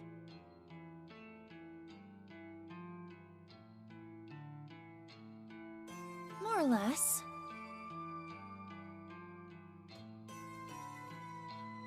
Her eyes dart away from mine and she takes a moment to think. Almost sweet. A nice. Whew. Yeah, it's kind of hard to hear if you're listening to anything else. And their voices definitely get a lot louder when the music's not playing. Kenji. We used to talk, but then. Well, I think he's lost respect for me. Let's. I see. This is weird. How do you know those two? Suppose it can't hurt to tell her. Tomoe probably will if I don't. Went to your apartment yesterday. Hi, Ed. With Tomoe. You did? Had to collect clothes for you. Going upstairs, we saw Kenji get arrested by the police. Lots of cops. And the detective from The TV. night, Seijo. Jesus Christ, it's late for you, man. Detective? Wait, Kenji got arrested? How's it going? We chillin'. Trying to get through this story. I don't know how much longer is left of it, but I will try to finish it today. I'm sure we're getting closer and closer. Why? Don't know. Hot tub They took him away scenes. in cuffs. Nani? Took Momo too. No, the detective. You're not talking about Yeah, the we've one been heading here up for the a long murder time, and we're still not investigations, close to are finishing. you? It's him. Big guy. Every fucking time I play this game. Fujikawa. Huh? Fujikawa. Yeah, Interesting, didn't know his name before. Detective Fujikawa. Not exactly the type I want to cross. Noriko's shoulders slump. poor Kenji. I wonder why he got arrested. So weakened. A flicker of realization flashes across her face. Within a split second, Noriko's defeated expression gives way to a hideous, wicked smile. Her eyes narrow and a shrill laugh pierces my ears. Oh, that's fantastic! Don't know if she's lost the plot or if she's figured something out. All those precautions I took, all that preparation, it finally paid off! Nani? Spill it. What are you talking about? Okay. Right. Listen carefully. When this all started, when Corpse Girl first told me to start killing,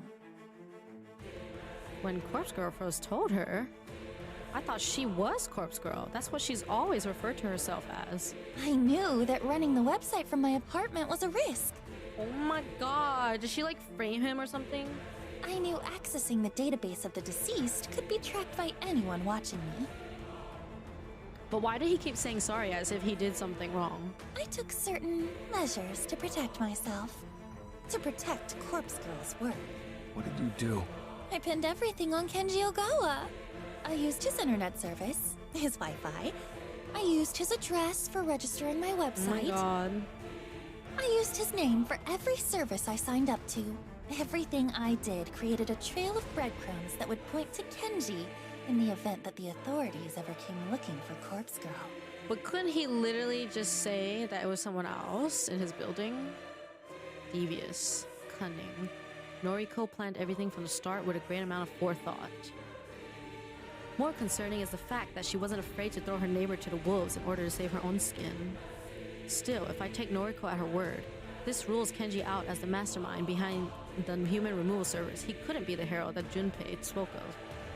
He was just a scapegoat. Wrong place, wrong time. Clever. I'm impressed. Thank you. It finally paid off. The police will either treat Kenji as the culprit or release him once they figure out he's not who they're looking for.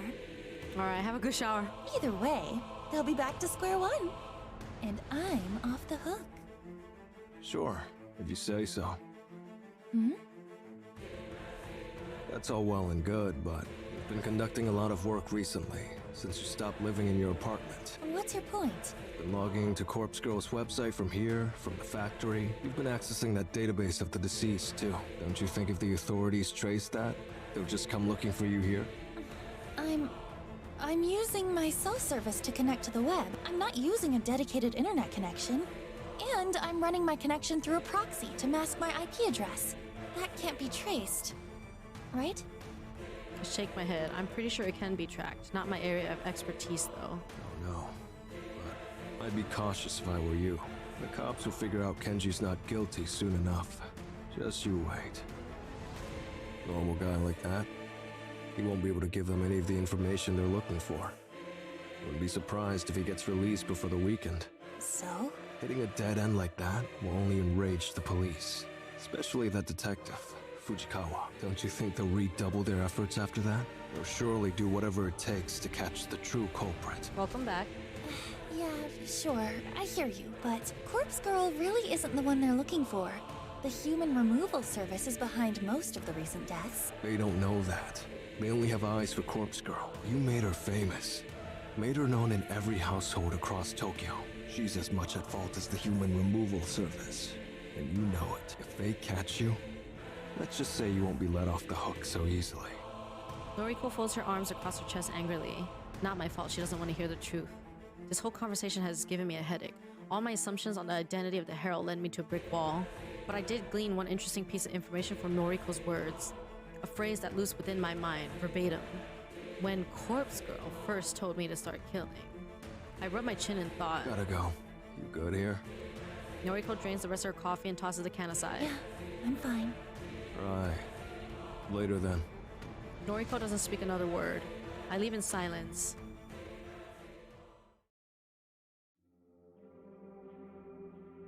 Got a few hours before I need to be at the morgue. Usual night shift. Not a good combination with an early morning. At least there are no deliveries to make today for Noriko or for Corpse Girl. For the best. If Tomoe is quitting the business, we won't have a driver. Didn't really think that through when I encouraged her to go with her gut. Oh well, that's on Noriko. She's the brains behind the operation. I'm simply the muscle, just like I always tell her. Corpse Girl told Noriko to kill people. That's what she said. That's what Noriko, what Corpse Girl, that's what the person I know as Noriko told me. That begs a follow-up question. If Noriko isn't Corpse Girl, then who is? Is Corpse Girl a person? Someone whispering instructions in Noriko's ear? Has that always been the case? Was I so blindsided by Noriko's ambitions for grandeur that I disregarded the truth behind her words? Is Noriko nothing but a puppet? Too many questions. Doubt Noriko will willingly spell it out for me, not if she's gone to such lengths to mask this truth for so long. When Corpse Girl first told me to start killing, I can't get the quote out of my head. Too many moving pieces in this puzzle. Noriko, Corpse Girl, the Human Removal Service, the Herald, Junpei, Kenji. Too many assumptions, too many shadowy figures. Makes me angry. Don't like it when I don't understand something. Oh, we are the same. That's me. I'm clever, sharp, like to know everything. Like to predict what's going to happen next. Like to remain one step ahead of everyone I know. Right now, I feel 3 steps behind Noriko, behind whatever Corpse Girl is. Maybe Tomoe has the right idea. Maybe getting out of this situation is for the best. Though, could I really make a clean break? Could I really just walk away? Noriko isn't afraid to play dirty. That has become increasingly more evident, especially with the Kenji situation. If I walked, would I have to be on guard for the rest of my life? Would I have to be cautious of every shadow that flits in the darkness? Would Corpse Girl come to claim me as her own? That begs the question. If Tomoe quits now, will Noriko try to buy her silence with blood? She'll do anything to ensure her name isn't dragged through the dirt. Tomoe knows too much as me. She could compromise Noriko's entire operation if she lets the wrong words slip out in front of the wrong people. Because of that, I have to believe that Noriko won't stand for it. Tomoe's life will be in danger if she quits now. I don't know how. I don't know by what measure Noriko will strike from the shadows. The girl is weak of body, though strong of mind. And her ambitions are stilled by some otherworldly force of will. Noriko won't let Tomoe walk away from this. Speaking the words aloud and hearing the echo throughout my apartment helps reaffirm the truth. I have to warn Tomoe. I don't know if it's too late. I don't know if she's told Noriko that she'll be quitting, but there's no time to waste.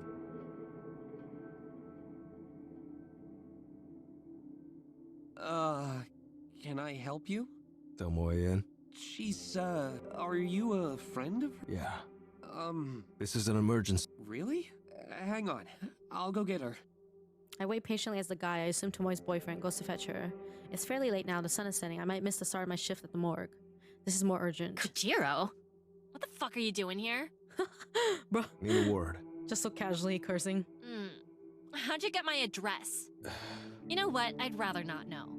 Tomoe, who is this guy? Why does he smell like... Long story. Is he bothering you? Should I take care of him? So unthreatening. My nostrils fell a little as I choked back a laugh. This guy's pretty scrawny. I'm no martial arts champion, but I find it hard to believe he posed a threat to me. Nah, it's all good. He's harmless. Glad I have been lurking all day. Hello again, Grandish. Yeah, this freaking game is still not done. I see. He flashes me an untrusting glare. Need to talk. It's important. Fine, come in. Him. I point a finger at the He boyfriend. needs to go. Seriously? Yes, come on. What do you think I'm here to talk about? Ugh. Yeah, fair point. Shinya, can you, clear off for a bit? Tomoe, I want to know what's going on here. Just who is this guy? Is he an ex-boyfriend of yours? Because I'll fight him. You just watch me. You get yourself some food and drink break already? I've been eating and drinking periodically. I mean, I always drink water. No need for that. I'm fine for now. But if we're here for like way more hours, I may need to eat something else in a couple hours. Not here to steal your girl. Just listen to him, Shinya. You've no need to worry. Fine then. I can tell when I'm not wanted. If anyone needs me, I'll be outside. My god. The boyfriend storms off like an upset toddler and I finally allow myself to crack a smile.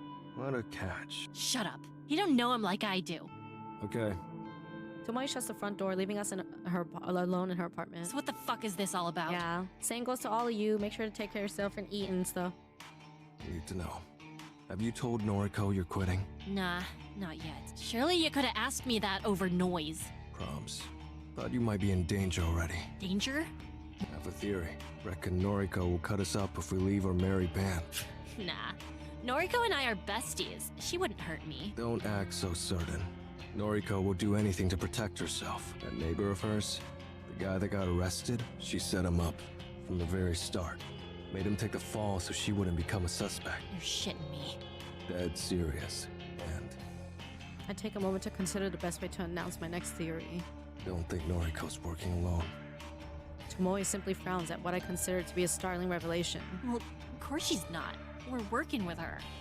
Guess I didn't explain it well enough. Not what I meant. Noriko may not be the ringleader here like we assume. She said, and I quote, "When Corpse Girl first told me to start killing," end quote. Tomoe's silent contemplation convinces me that I'm onto something. Something that neither of us had stumbled upon previously. Well, shit. I thought Noriko was Corpse Girl. She always calls herself that. In fact, she even admitted it to me once. Yeah, I remember it. I kinda suspected it and I asked her about it, and she confirmed it. Sure about that? Well, pretty sure, yeah. Interesting. Now I'm starting to doubt myself. Don't sweat it. Noriko does refer to herself as Corpse Girl. I'm sure of it. Right? I thought so. Yeah, I mean, she got mental health issues and she takes pills, so it's very likely. I'm still uneasy about it. Someone convinced her to start killing. And she... I don't get it. Neither do I. But I'll get to the bottom of it. Right. For now, for your own safety, don't tell Noriko you're quitting. Seriously? I don't know how she'll react. What a drag. I really don't want to do this anymore. Be patient. Give me a bit of time. You sure you can sort this out? Yeah. I'm not exaggerating my confidence. I'm determined to learn the truth about Noriko and the identity of Corpse Girl. Maybe I can figure out why this all started, why Noriko is so intent on continuing down her path of destruction. Leave it to me. Thanks. Later then. I make my way to the front door and swing it open. She almost looks like you. Her outfit's really cute. I'm slightly startled when a heavy form stumbles into me. Oh, With his ear pressed up against the door, Tomoe's boyfriend couldn't avoid falling forward as the door opened. I look down at him sprawled on the floor groaning. You okay? He'll be fine. Get up, Shinya. He clambers to his feet and dusts off his trousers. I was, Gotta go. Don't have time for this. I push past him and make my way out of the apartment complex.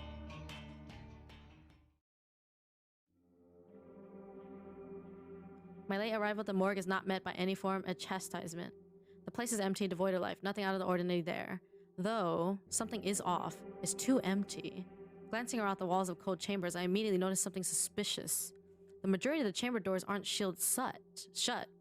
They're slightly ajar, as though the last person to access them didn't close them properly. I would never do such a thing. I know to press the doors firmly enough that they lock in place. Leaving a cold chamber unsealed is a surefire way to assist in a cadaver's deterioration. And an unsealed chamber allows the odor of decay to leak into the morgue. Right now, I don't smell anything out of the ordinary. Meaning, these cold chambers are empty. Someone has removed the cadavers that were stored inside. This place was full to the brim just a day ago. There wasn't a single empty cold chamber. Now, a cursory glance shows that a good 90% of the cold chambers are unsealed. Fuck. My initial sense of uncertainty gives way to panic. I jog toward the left wall of chambers and start pulling the sliding trays out one by one. Empty, empty, empty. One after the other. Each chamber is devoid of its macabre contents. Even the HRPs have been removed. Shit. I come across one cold chamber that is still sealed. I press the release button in as I pull the handle forward. The familiar hiss of cold air escaping from the hollow space does little to allay my fears. I slide the tray out and sigh. Empty. It would seem that even the properly closed chambers have been evacuated. Oh, fuck. Fuck, shit. I dashed to the opposite wall, the row of cold chambers that store bodies not due for cremation. The row that Noriko isn't allowed access to. But just like the other wall, every chamber is empty. Doors ajar, unsealed, empty. I thoroughly checked each and every one. No luck. I trudged toward the computer at the far wall. Logging into the inventory, I scanned through the list of recent arrivals and departures. No bodies came in today, unusual, but not itself a cause for concern. More importantly, no bodies have been checked off as removed from the premises. Each and every body that has disappeared from this place has not been accounted for. The correct protocols have not been adhered to. I can only draw one conclusion. The morgue has been robbed.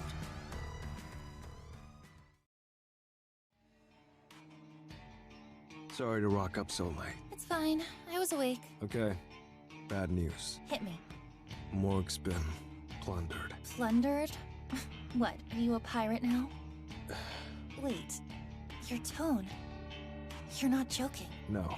Explain. All the cadavers have been stolen. Cold chambers are completely empty. Fuck! Yeah, my thoughts exactly. How could you let this happen? Me? I'm no security guard. Don't put this on me. How am I supposed to acquire corpses now? How the fuck am I supposed to appease Corpse Girl? Despite the fact she's having a Noriko moment, I don't miss the fear in her voice. Appease Corpse Girl. Not something you'd say if referring to yourself. She's clearly referring to someone else, some other being. Trying to put her on the spot. Sick of always being 3 steps behind. Who's Corpse Girl? What? Who is she? Don't act dense. I'm Corpse Girl. If you're trying to be funny, it isn't working. Now isn't the time. We've lost everything, Kojiro. I've got a couple of bodies here at the factory, but they're allocated to victims already. Corpse Girl gets any new requests, we won't be able to fulfill them. There. You did it again. You referred to Corpse Girl as another person. Can you stop messing around? Don't you see how serious this is? I do. I do. I see how serious this entire situation has become. Noriko's delusional. She refers to Corpse Girl both as herself and as another person. She pays no heed to the difference in her words, even when called out on it. She doesn't seem to be aware that she's doing it. Could be a personality disorder, can't place blame on her if that's the case. But I think it's more than that. She believes she's being guided or goaded by Corpse Girl, forced to achieve her ambitions. There's more to it than a personality disorder. Something I'm not seeing. So, what do we do? What can we do? You'll have to break into another morgue. Start stealing corpses for me. No. What do you mean, no? Don't say no to me. I'd do just about anything for you. But sometimes, you need to know when to call it. There's no moving forward from here. I can't give up, Kojiro. We've come so far. Somebody stole the cadavers from the morgue. From my morgue. Somebody who knows what I'm involved in.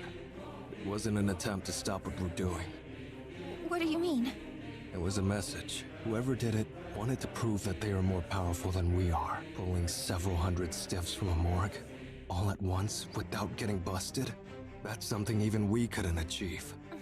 Someone knows our operation, inside and out. Someone knows what we do and how we do it. And they wanted to prove that they can do it better. The human removal service. Who else? Damn it. Hope you can see the truth now. We can't continue with them in the picture. You're right. Our next move is to destroy them. Destroy the Herald. That wasn't exactly what I was getting at. I was only trying to discourage Noriko from continuing with her operation. What do you propose? You said you'd do nearly anything for me, right? More or less. Then, hunt down Junpei Matsumoto. Again, he needs to reveal the identity of his leader, the Herald. Right. Didn't work so well last time. Welcome back, Lizzie. Can't forget that night. Had the guy beaten and bruised on the ground, stubborn pup. You were interrupted last time. Aoi got in the way, didn't she? I took a nap. Yeah. Hope you had a good one. Tried to defend her Thank you boyfriend. for follow Nico Slade. You need to extract information from Junpei at any cost. Yep, naps are great. When you're done, kill him. I have no problem with that. But if Aoi is present again, I'll have to back down. A few seconds of silence make me ponder if Noriko still has her head in the conversation. I'm about to repeat myself when she finally speaks. If Aoi interferes, kill her. What? Welcome back, Shimo. Had to restock on food supplies. It was supposed to be a showroom, but my bed's a bit too comfy. Oh my gosh! Okay, I need a pee break. I'll be right back. What?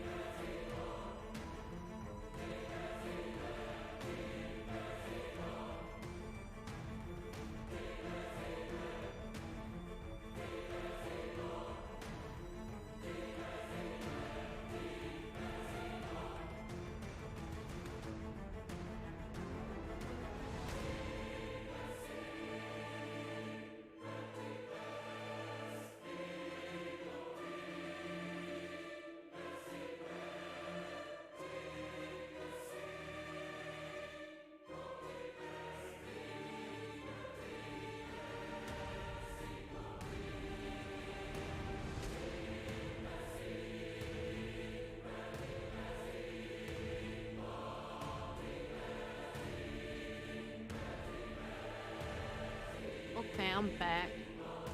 I was heating up food too. And just like that, Noriko's true heart is revealed.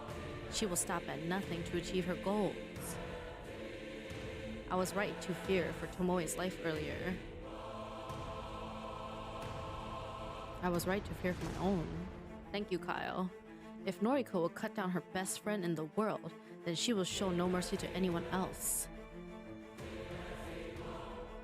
This kind of resolve, this steel-hearted determination, I can't help but admire it. I respect Noriko. If I do this for you, I want something in return. A date, a kiss. What? Be with me. Oh.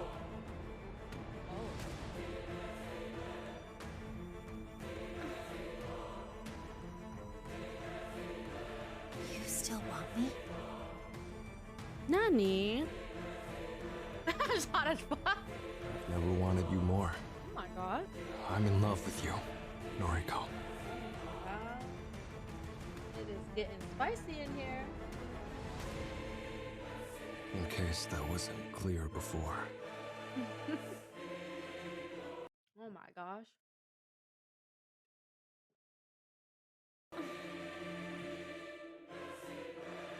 Okay. Take care of this issue for me, and you can call me yours. I'll be your girlfriend, or your wife, or your mistress.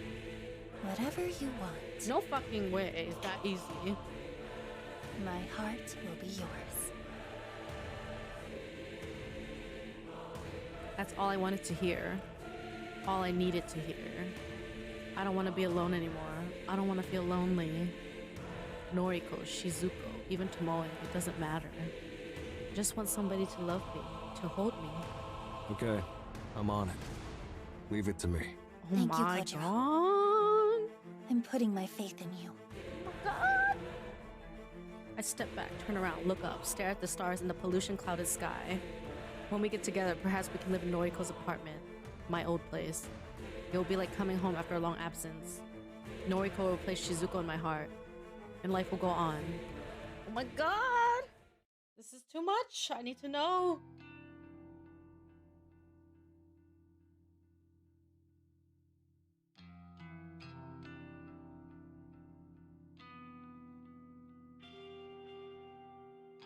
It's the same stakeout as last time. Junpei, in his infinite wisdom, posted on Noise about visiting the maid cafe today. Don't know why he doesn't set his profile to private. Especially after I followed him home last time. But I won't be following him again today. I'll confront him inside the maid cafe, a place where Aoi is unlikely to be since she quit the job a while ago. Although, did she really quit? Memory serves, she was dressed as a maid last time I encountered her. It's not that I have qualms about killing her. In fact, I'm not even bothered that Noriko's okay with ordering her death. Welcome back, Ed. I'm just thinking about the future. When Noriko and I marry, we will want friends and family to attend the wedding. Noriko will need bridesmaids, a maid of honor. Aoi will be perfect for one of those roles. By sparing her life now, I can kick off my new life with Noriko on a high note. I'm aware other people will be present in the cafe. I have no intention of hurting them. I'll force as many as possible to evacuate, or I'll corner Junpei somewhere private. The dog himself arrives as I'm playing through possible scenarios in my head. Yeah. He waltzed through the front door, completely oblivious to my presence across the street. I'll give him some time. Oh my god. That's really funny.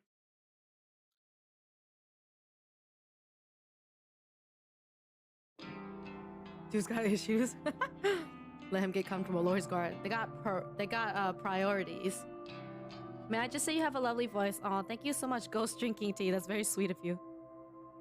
The weight of the blade inside my pocket is unfamiliar. Not like it's so heavy that I will restrict my movement. Just feels strange. Well, I guess he wants Noriko to have friends. Figured it was better not to tackle this unarmed. It's an emergency measure. After 20 minutes, I approached the maid cafe's entrance. Oh, wow. This is our first time in here. Not a fan of the atmosphere. Too flashy for me. Prefer somewhere more simple, laid back. Thank you for the follow, JDL. Do what you gotta do for the booba.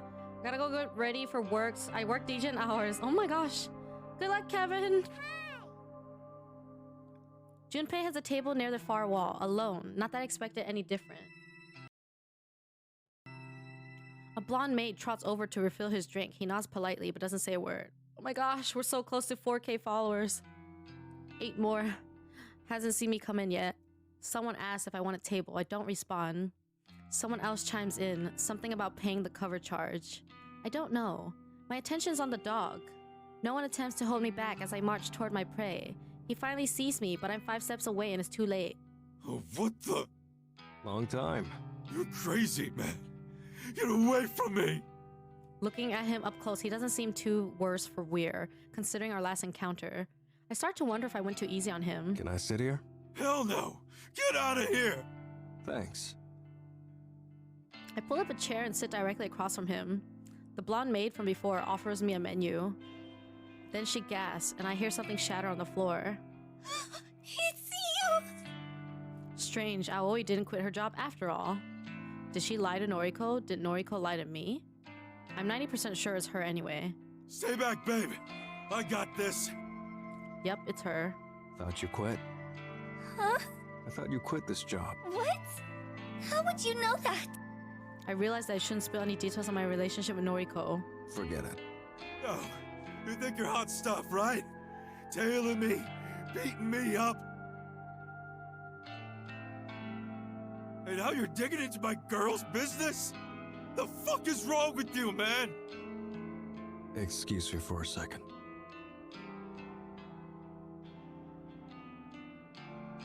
I stand up slightly and lean over the table. Junpei recoils as my fist pummels his nose. Sorry, had to do it. I sit back down and wipe my bloody knuckles with a napkin. Junpei clutches his face and sobs. Aoi is visibly shaking, standing next to her dog, unsure how to react. I love how he just keeps calling Junpei a dog. By some miracle, I don't think anyone else around witnessed the punch. For the best, means we can get down to business without interruption. Some questions for you. Hello, Moti. Motu Abi? Yeah. Shush. I don't Haven't like asked my question Junpei. yet. Even though everybody in this novel is like fucking crazy or something. Aoi somehow gathers the courage to flee. I don't watch her leave, but I get the sense she's gone to fetch help. What do you know about the robbery of the hospital morgue? I don't know what you're talking about. No, not the answer I wanted.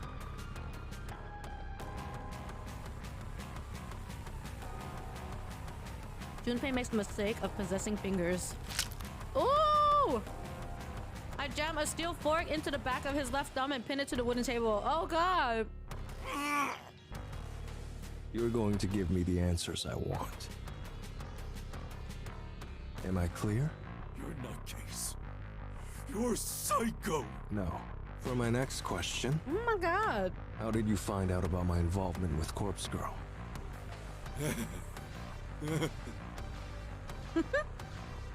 Your free trial of fingers has ended.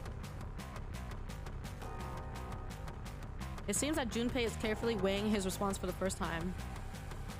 Instead of outright defiance, he wisely chooses to grant me a satisfactory answer. It wasn't hard, man. Thank you for the follow, Motu You're Abi. not the most stealthy dude around, you know? Explain. Ooh, and that blonde gal girl, Tomoe Watanabe? You're not cautious enough.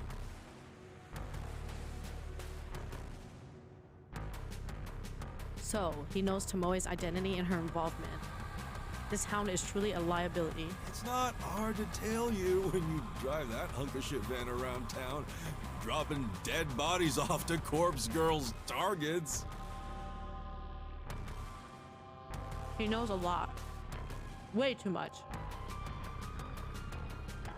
How far does his knowledge extend? I see.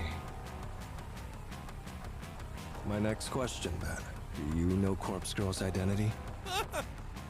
I think the real question is, do you? Ooh, I consider his words. Do I know Corpse Girl's identity? Beginning to doubt that. Had he asked me a week or two ago, I would have thought of Noriko immediately. Now, the way that Noriko has been referring to Corpse Girl, I'm not so certain. But I won't let this wounded mutt have the upper hand. I won't let him pry open gaps in my defense. Wrong answer. The only other piece of cutlery at hand is a metal spoon. Ew! I drive the slightly pointed rear end of it into the pointer finger on Junpei's already injured hand. Corpse Girl's identity? Fine. Noriko Kurosawa. Oh? Interesting. I see. A hesitant tap on my shoulder from behind me causes me to turn. Leave him alone.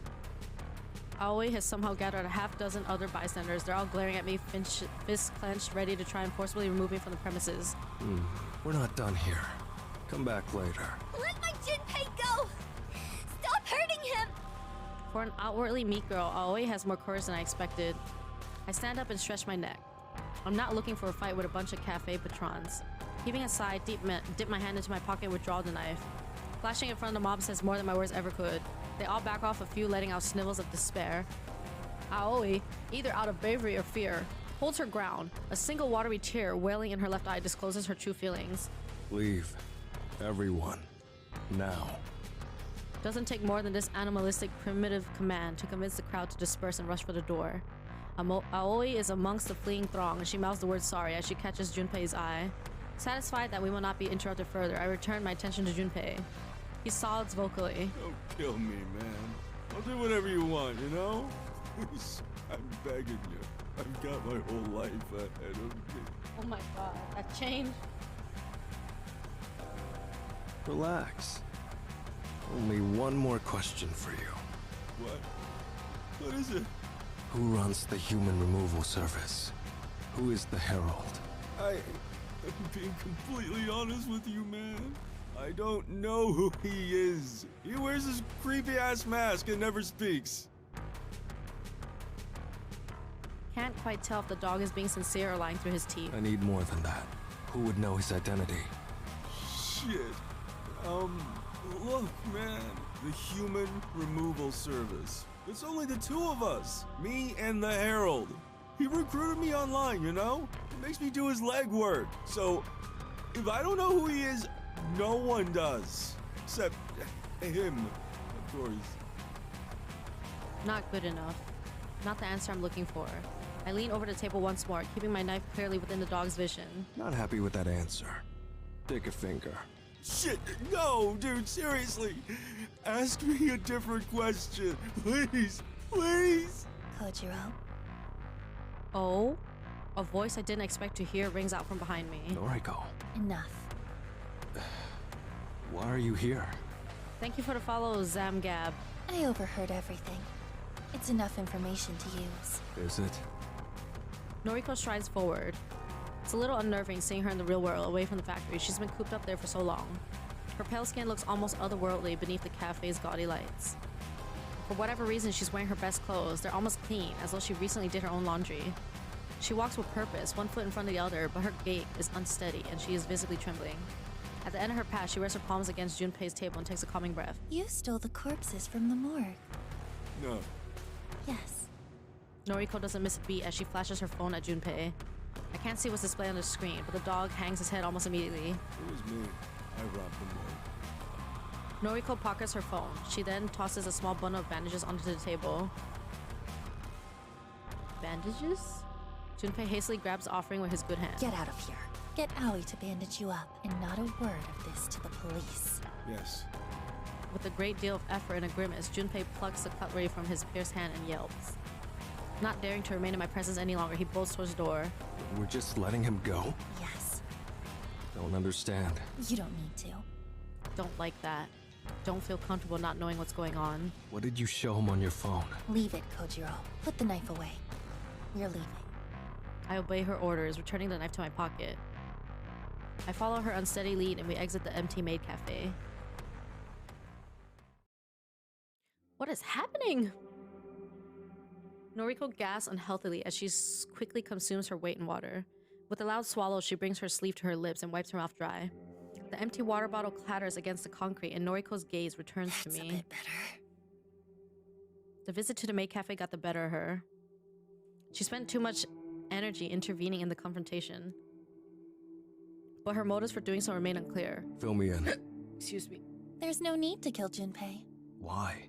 He knows everything. Knows me, knows Tomoe. He knows... you.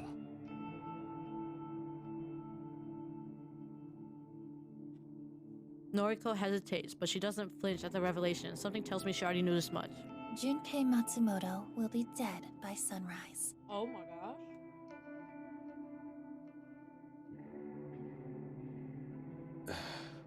I made a request, Kojiro.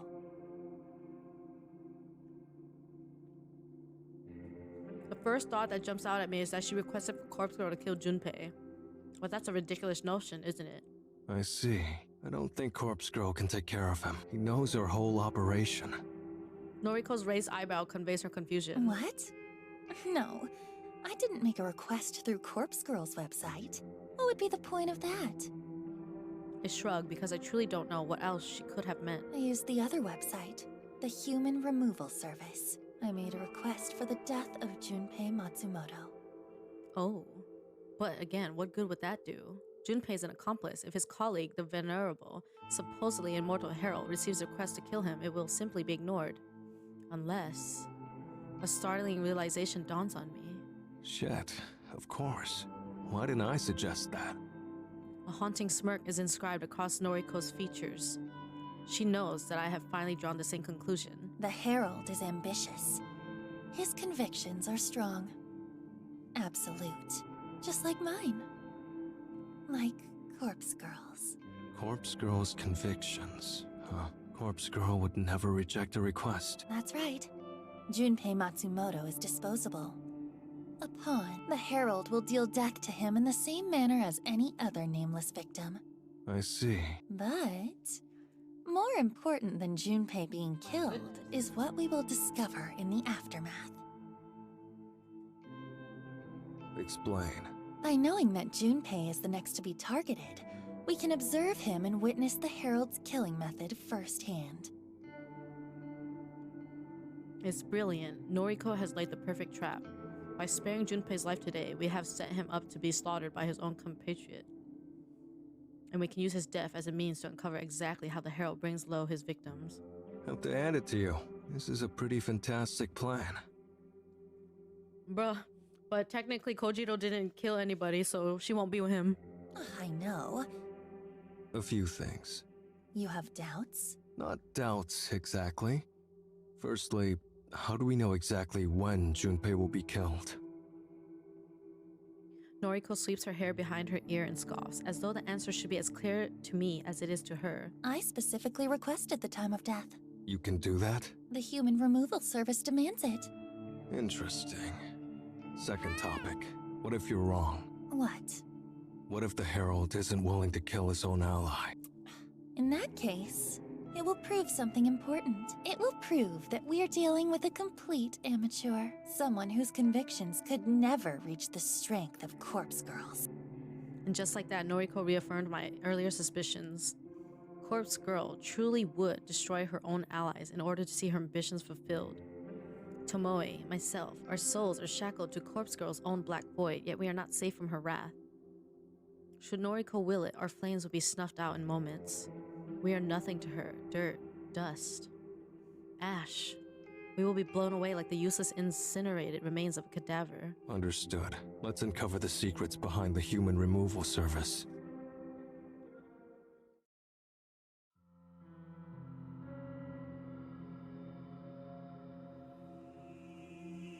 Another early morning, if you can call it that. Haven't gone to sleep yet, so it still feels like late night. Noriko has me on a short leash, thinks she knows it too.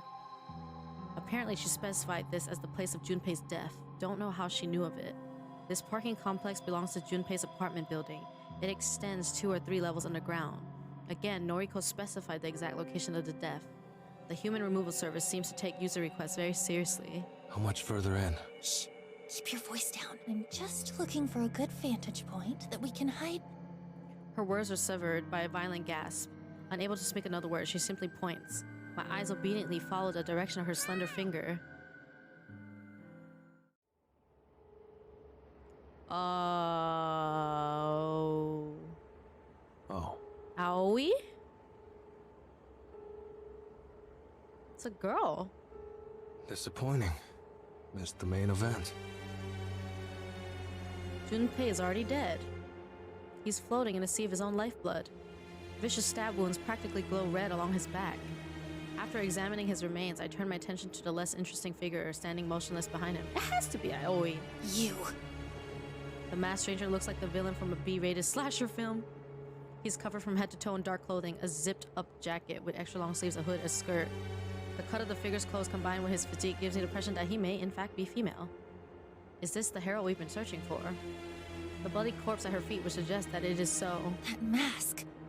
The mask? It's simple, white, probably porcelain. It's reminiscent of something, some fictional character, or maybe some film villain after all. Swear to God, it's Aoi. The Herald still hasn't moved. She's as still as a statue, gaze vacant, her eyes impossible to discern behind the mask. Are you the Herald? For the first time, the figure moves. It's a startling, jerky motion, like a mannequin or a puppet being pulled by strings. Her head cocks at a sign. She seems to notice our presence for the first time. But an answer to Noriko's question is not forthcoming. I step up to the plate. You really immortal? The Herald doesn't react to my voice like she reacted to Noriko. She has returned to a stiff, doll-like state. Pretty easy to prove if someone or something is immortal. And I've always had a curious mind. I draw the knife from my pocket and launch it at the mannequin. The blade embeds itself in the thing's shoulder, and she doesn't so much as flinch as a trickle of blood pools around the shining steel. Oh, Mr. Hart. Kojiro, why did you do that? I shrug and take a step toward the Herald before Noriko tugs at my coat and holds me back. She takes my place and puts herself between me and the Herald. Tell us who you are. We deserve to know that much. Something in Noriko's words, the sound of her voice, or the tone of her plea causes the Herald to move once more in acknowledgement. But the motion this time is quick, fast, calculated. The Herald moves a sleeved hand to withdraw the knife from her shoulder, and she allows the blade to drop down to the concrete ground with a dull ting. Before the knife hits the ground, the Herald turns her back to us and breaks into a sprint. Shit. Not cut out to chase her. Don't bother. We won't catch up. The Herald disappears into the darkness of the parking lot. We are left standing by the corpse of Junpei. Well, we didn't see the killing, but at least the request was granted. She's right, her gambit paid off. The Herald killed her own ally. She has proven her convictions are strong. I crouch down to examine Junpei's corpse, but it's hard to get a good look in the darkness. Regardless, it's clear that the dog is dead. Should we leave the body? Going to send a text. Huh? Who are you messaging? See if I can pull a few strings. Wouldn't mind if the corpse ended up at my morgue. What are you planning? Thank you for the follow, Anime Landon. Nothing. Really. Just want to prod and poke a bit. Noriko's subsequent grunt is a clear indication that she doesn't fully believe me. Do what you want. I've gained as much from this as I had hoped. I let her trail off as I turn my attention to my phone. I swipe through my contacts and quickly compose a message to a few people in particular. If all goes well, an investigation team will shortly arrive to examine the scene. I'll be gone by then, but if my contacts do their jobs correctly, they'll haul Junpei back to the morgue. I pocket my phone and scurry toward the blood-soaked knife I launched at the Herald. It slides back into my pocket, and I signal to Noriko that we should depart. Goodbye, Junpei Matsumoto. I feel like it has to be Aoi, but like, why? I don't know. We're still not learning anything yet. She waves half-heartedly at the corpse and lets out a childlike giggle. We still don't know who's requesting this girl's death, but it's probably still Aoi. But I don't know why. A scant few hours sleep didn't offer much in the way of refreshment. Have to be at the morgue again in an hour. Not that there's much to do since the place was robbed. Perhaps a few more cadavers will have arrived. Perhaps Junpei's corpse will be there. I should take this opportunity to take a breath.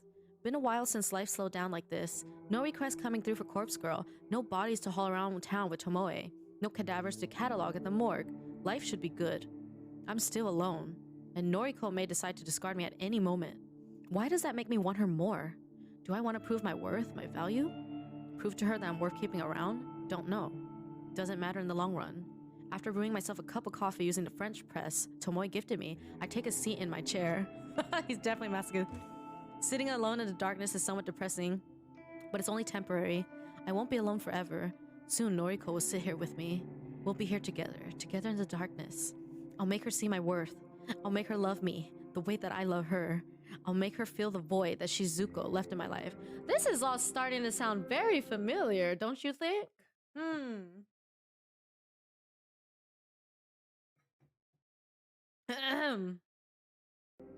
I'll make her treat the gnawing pain in my insides. I'll make her save me from falling into despair, from falling into old habits. Noriko will save me from myself, just like Shizuko once did. I take a sip of my coffee. It's still a little hot and it scalds the gap in my mouth where my tooth once was. It hurts. This is literally how Noriko felt about Aoi. But I'll be okay. Soon. Yeah, she's literally flat. It's hard to hide a smile when plans unfold perfectly. The body was here waiting for me when I arrived at the morgue. Booba. Staring down at the pallid corpse of Junpei fills me with more satisfaction than I thought possible. The dog is dead, and my early morning encounter with his executioner wasn't just some fever dream born from wishful thinking. His body is riddled with stab wounds, deep, clean, piercing cuts. But these injuries were not inflicted by a knife. I'm no forensic pathologist, but the wounds are too thin and too deep. Each intrusion is about the width of a chopstick. Doubt he was killed by chopsticks, though you can never rule out everything. My gaze pans down his body, looking for anything of interest. The rest of his form looks ordinary. Nothing to note. I'll zip up the bag for now and return him to his allocated cold chamber. Might take him out once in a while to have a laugh. As I raise the zipper, covering his legs and groin, I have to shift his arms to fit them within the HRP. And then I flinch and my hands instinctively retract from the cadaver. I'm used to the ice cold touch of a body fresh from its containment chamber, the sensation of lifeless preserved flesh. Thus, it wasn't the sensation of touch that caused me to startle. It was the sight of something out of the ordinary, something I'd somehow missed during my initial observation. Junpei's fingers. 5 thick, meaty digits on each hand. 10 perfectly intact, dead, but otherwise healthy fingers. It was only days ago that I pierced 2 of his fingers, his thumb and his pointer finger, using cheap metal cutlery. I can't forget the distinct feeling of plunging those implements through flesh and bone, pinning his fingers to a table. The corpse before me shows no evidence of ever being injured in such a manner. Nobody can heal wounds like that without medical attention. Even then, stitches and scars will remain. But Junpei digits are 100% intact and puncture-free. Interesting. Come to think of it, didn't I snap another few of his fingers in half that time I confronted him outside his apartment? I'm sure I did. Crushed the bones within my own fist. But this corpse's hands don't show signs of that either. Normal to the touch, no visible bruising. On a whim, I pull out my phone and open Noise. I navigate to Junpei's profile, load a few profile images, swipe through them one by one. I put my phone right next to Junpei's head, comparing the similarities between Junpei's photos and his dead body. Everything becomes clear immediately. Certain elements of Junpei's features don't match. His nose is broader in photos. His lips are thinner, more chopped. The corpse in front of me is not Junpei. It's a copy. A clone. Junpei's death was faked for our entertainment. The body lay on the ground in front of the Herald was planted there before we arrived, planted to convince us that Junpei had met his maker. The Herald did not kill Junpei. The Herald simply used one of Corpse Girl's tricks and produced a carbon copy body, all in order to fool myself and Noriko. As this revelation settles in my mind, I come to another conclusion. The morgue being robbed was no coincidence. I can almost guarantee that the cadaver used to replicate Junpei's death was stolen from this very place. A weapon of deception, stolen and turned against us, and the morgue was targeted before Noriko even requested Junpei's death. Almost as if the human removal service predicted Noriko's movements in advance. Is that even possible? All I know for sure is that the dog is still out there, still skulking around, working for his master. This is starting to get interesting. I'm telling you, it's fucking Aoi. Because it is her boyfriend, and she wouldn't actually kill her boyfriend, so they faked his death. Has to be. I guess it was a good thing you decided to prod and poke Junpei's corpse, as you put it. Guess so. I thought you were just being your usual morbid self, taking corpses for your own use, whatever that may be. Don't know what to tell you. Well, I'm glad you acted. Faking Junpei's death. What's their end goal? What did they really accomplish by pulling such a stunt? There's a million possible answers to that question. Can't know the real truth, not yet. Obvious answer would be that they wanted to deceive us, make us think we have the upper hand. I came to the same conclusion. They think they've fooled us. But we know better. Can we use that to our advantage? Don't know. Sometimes you're helpful, and other times you're just... What? Never mind. Okay. It irritates her when I withhold my thoughts. Sometimes I act like this just to elicit a reaction from her. She's cute when she's pissed off. I don't know what we should do next. We're kind of at a dead end, right? Kind of. Corpse Girl's website has gone silent. No one is requesting deaths anymore, but... if I'm to believe the news, there are still dozens of people being killed all around the city, which means... the human removal service is still as active as ever. Don't beat yourself up. Don't have any cadavers at the morgue anyway. Can't exactly fulfill any requests. True. She sighs and rubs her eyes. Despite her tired, exhausted appearance, she's dealing with recent events rather well, for Noriko at any rate. Can you let me know when the morgue starts filling up again? Sure. Hang on. There is one body there. Fake Junpei. Yeah. Not much use, though, I suppose. No, not really. Keep me updated. Okay. She rubs her eyes again and tries to hold back a You yawn. look wrecked. Sorry. Things are tough right now. It'll get better. You'll cause some deaths soon enough. My words had the strange effect of actually cheering her up slightly. Hello, Avispa. The things we do, the causes we devote ourselves to, they are wrong. There's no other way to put it. I know this. I trust that Noriko knows this as well. We're morbid, sick, disgusting. Noriko slaughters innocent people in the name of Corpse Girl, her fabricated idol or alter ego or whatever else she could be. As for me, I've got as much blood on my hands as Noriko does. She likes to believe she's innocent, but the truth is that she's just as guilty as any killer. I don't see myself the same way. I know for a fact the things I've done are enough to put me behind bars for the rest of my life. We are good. How are you? I don't try to convince myself that I'm something I'm not.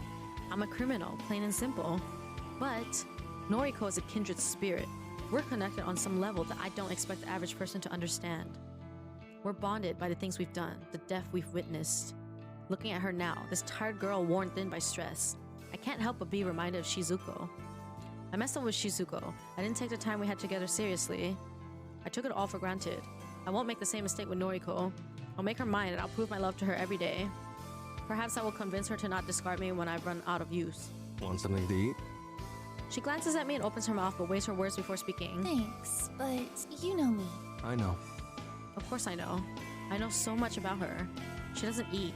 Not unless she absolutely has to in order to live for another day. Something light? A salad? I want to share a meal with you.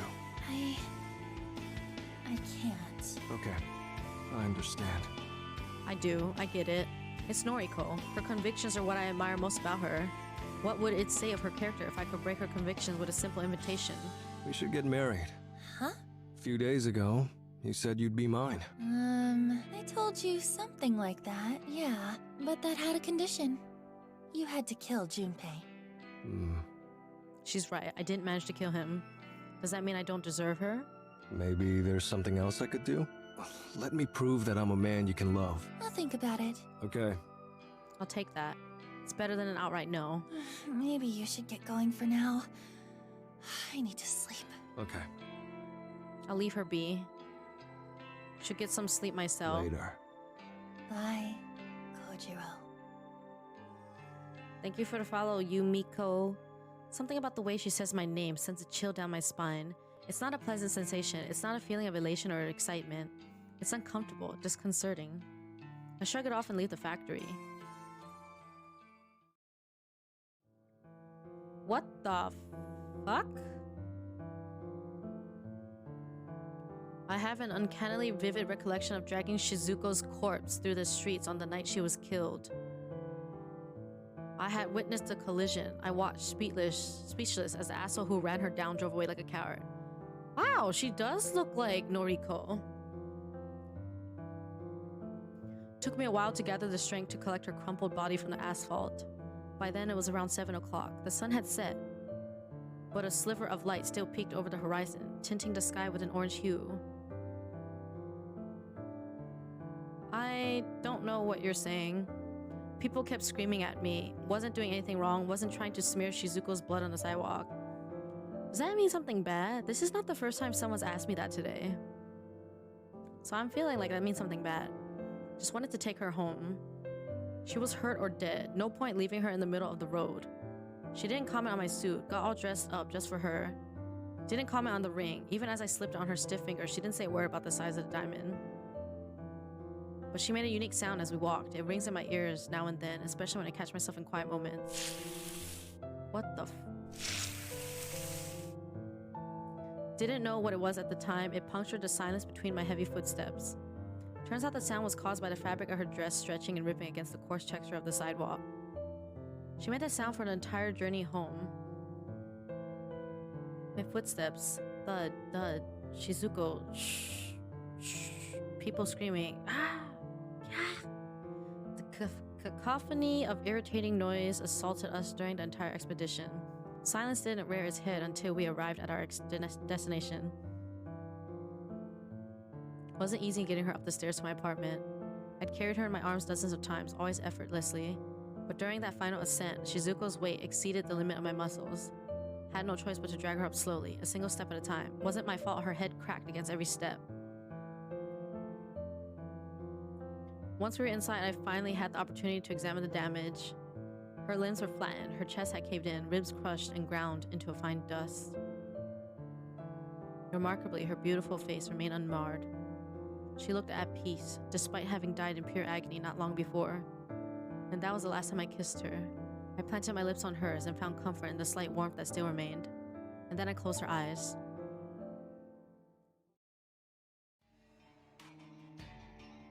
My memory of that event is so clear that thinking about it feels like I'm reliving it again for the first time. The pain hasn't dulled, but I'm glad I don't live in that apartment anymore. Climbing those steps every day would only serve to remind me of dragging Shizuko behind me. I cut myself free from the chains that shackled me to her. But I can never destroy the memories. I think they'll haunt me to the end of my days. Perhaps that's why I'm so desperate to fill the void she left in my life. I'm desperate to distract myself with the love from another. And yet, at that time, I didn't want to let her go. I wanted to hold her cold, lifeless corpse to my body and simply waste away so I could join her in the afterlife. A replacement goldfish? In fact, I was so attached to her corpse that I did something I've never done before. Not once in all my history of toying with dead bodies. I decided to keep her. Oh my god, she's in the closet, isn't she?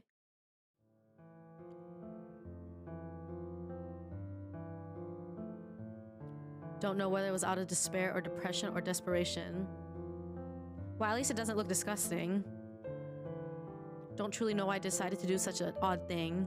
Possessed by a single disturbing idea, I emptied out the small storage closet in that old apartment, discarded everything within. And then I carefully, delicately, lovingly placed Shizuko inside the dark space. She stood up against the wall, almost casually, almost like she was alive. I held her in place with some rope fastened to the wall, a loop around her neck and a few bindings around her waist. She sagged a little, but it wasn't overly noticeable. There, Shizuko stood before me. Though her gaze was lowered, I could almost feel myself into thinking she wanted to greet me. Or she wanted to simply say goodbye. Goodbye. Something I never considered saying to her. But I knew it was time to say goodbye to her and to say goodbye to myself. The me that shared her life with her. The me that lived in shame of the things I'd done. Into that small storage room I piled the evidence of my guilt. All the macabre and sitting paraphernalia I had collected over the years found a new home within that dark space. Photos of corpses, tomes written about embalming and mummification, countless books by Noel Sinclair, that author I held so dearly to my heart. Everything and everyone that made up Kojiro found itself inside that room. And with one last look at the girl, I slammed the door and locked it tight. The ceremonial act of locking away everything I once loved had the cathartic effect. But the moments after that aren't as clear as in my mind. I know that I sealed up the room and concealed the door, but I don't recall the effort that went into doing so. I know that I decided to leave the apartment behind, but I don't recall talking to the landlord. I know that I tried to move on from being the person I once was, but I don't know how much I truly changed. This game's already insane, but you know that? Yeah. Because just over a year later, I'm still in this world, taking part in truly disturbing acts. I'm still obsessed with the dead. And I'm still fawning over Shizu Noriko. Maybe people can't change after all. Maybe I've been fooling myself all this time into thinking that I'm different now. But I'm not. I'm the same as I always was. I'm still just Kojiro. Maybe that's okay.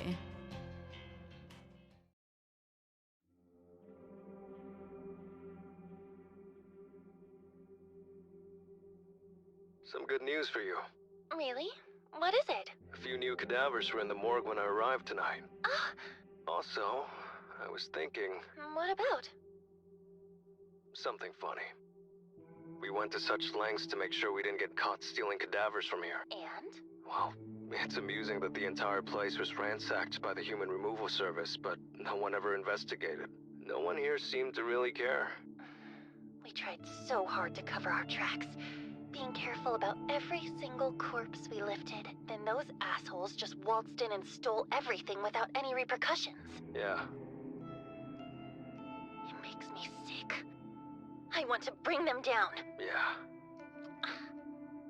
Anyway, how many bodies came in today? 4. Not a great deal, but a start. Give it a week or two, and this place should be packed once more. Okay, good. Thanks for letting me know. Of course. See you. Later. Since I've already cataloged the new arrivals, I figure I can relax for the rest of my shift. I plant myself on an uncomfortable steel chair parked near the morgue's entryway. A few moments later, I'm lost within the flashing lights from my phone screen. Don't know how long I zoned out for, but when I come to, Noriko's name is emblazoned across my screen. Strange for her to call me now, since we spoke just before. Yo, You're not going to believe this. try me. Somebody requested a death. That explains the excitement in her voice. Congrats. It's been a while. It's been far too long. I thought we were done for. I thought Corpse Girl's website had fallen into obscurity. Happy for you. Kojiro, we can't let this slip through our fingers. We need a victory here. This new request has to be fulfilled immediately. I want this victim to die with a bang. I want his death to propel Corpse Girl's name back into the limelight. Roger. Awaiting your orders. I'm sending you the Vic's photo. Get me a corpse that matches his appearance, just like usual. Only got a handful of bodies here, remember? Going to be a long shot. Do whatever the fuck you have to do. How much more is left of this game? Her IC code command leaves no room to be misinterpreted. Copy that. The call ends and I immediately receive a message from Noriko. How's this game 15 hours long and we're still not even close? Opening it up reveals the photo of Corpse Girl's latest victim. Male, mid-30s or so, fairly unremarkable guy. Let's see what bodies are in stock. I heave myself off the steel chair and log into the morgue's computer. I was only just simply intrigued when someone shoot my joy's lap. Scanning through the inventory only takes a few seconds. There are 5 cadavers here in total, the 4 that arrived today, plus the Junpei Matsumoto lookalike. Looking through the details reveals that of the 5, 3 are female and 2 are male. That's fucking crazy. There's no way this game is 15 hours. I immediately reel out to using the Junpei lookalike corpse for this request. It's a heavy-set body and doesn't match the victim at all. I'll need to take a look at the other male, but I don't like the odds of finding a match. I navigate to the cold chambers and open up the cache, housing the corpse in question.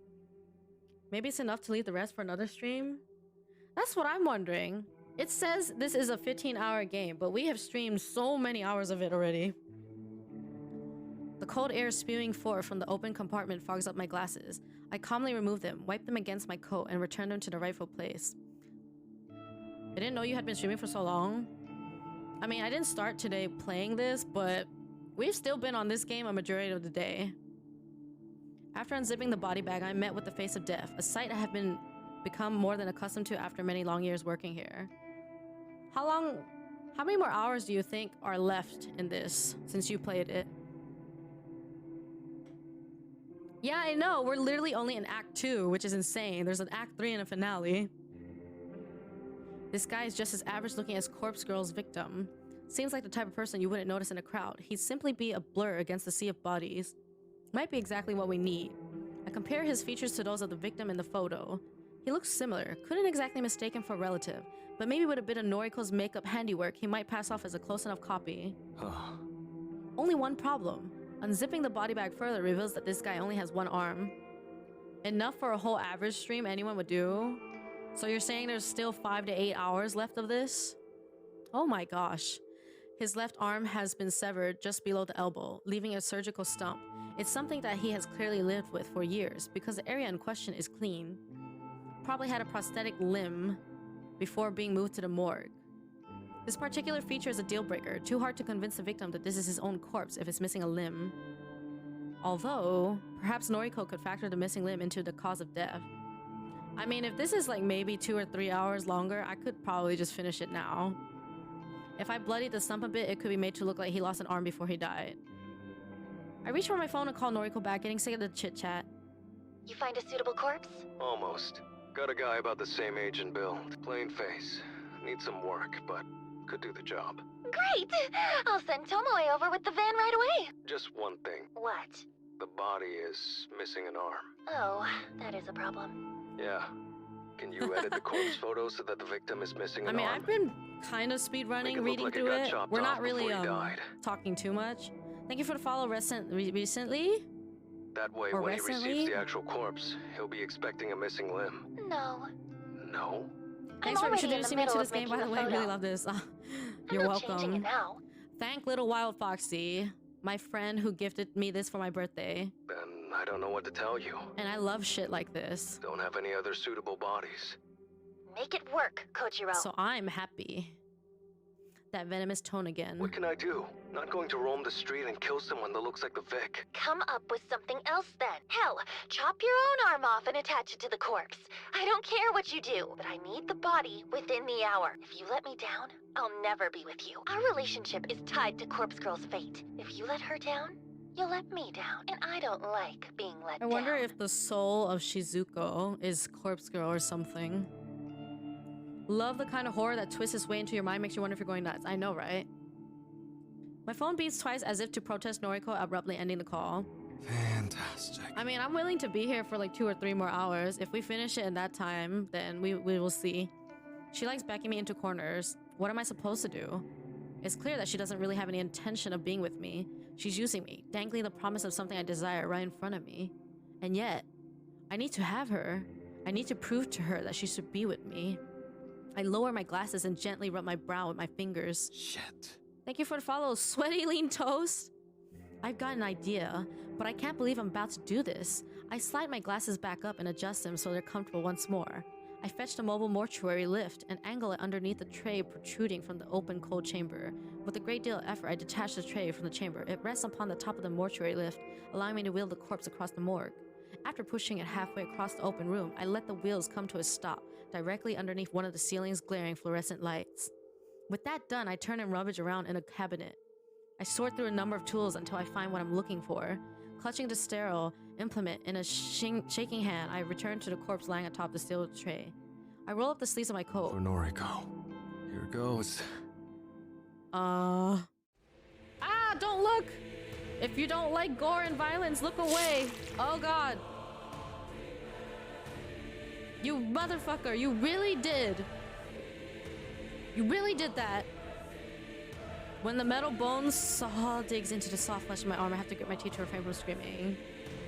Yeah, you might want to look away. Dude's all kind of messed up. You're fucking crazy, dude! I angle the blade so that it cuts away from my elbow. Need to leave that intact. The cutting process is pure agony. To prevent myself from passing out, I keep my breathing steady and try to focus on something simple. I didn't know either. Kinda wanna punch Noriko. Gee, shouldn't you be going to sleep at some point? Isn't it super late? It's chaotic. There's blood and shit right now, so if you're not good with that, don't look. And probably don't listen for a little bit. Something my brain can handle while aflame with pain. I begin to count 1, 2, 3. I count the seconds that it takes for the jagged metal saw to reach bone. 15, 16. Well, apparently he's trying to cut his arm off. Fox, are you gonna sleep soon? Speed running the required quest for the event. Oh my gosh.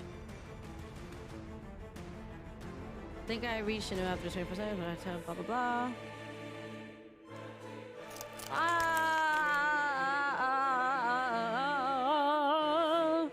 Oh my god.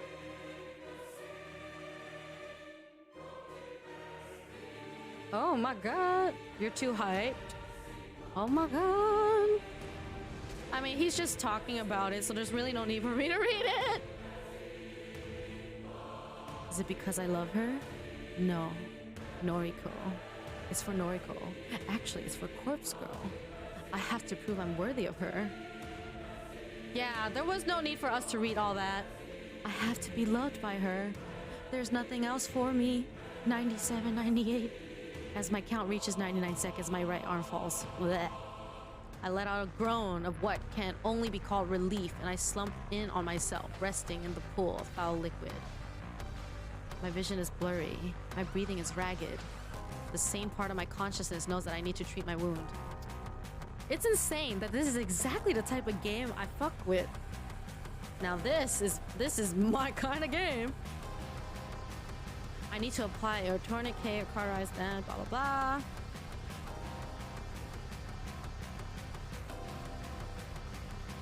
Yeah, we really don't need to read this part. We know what's happening right now.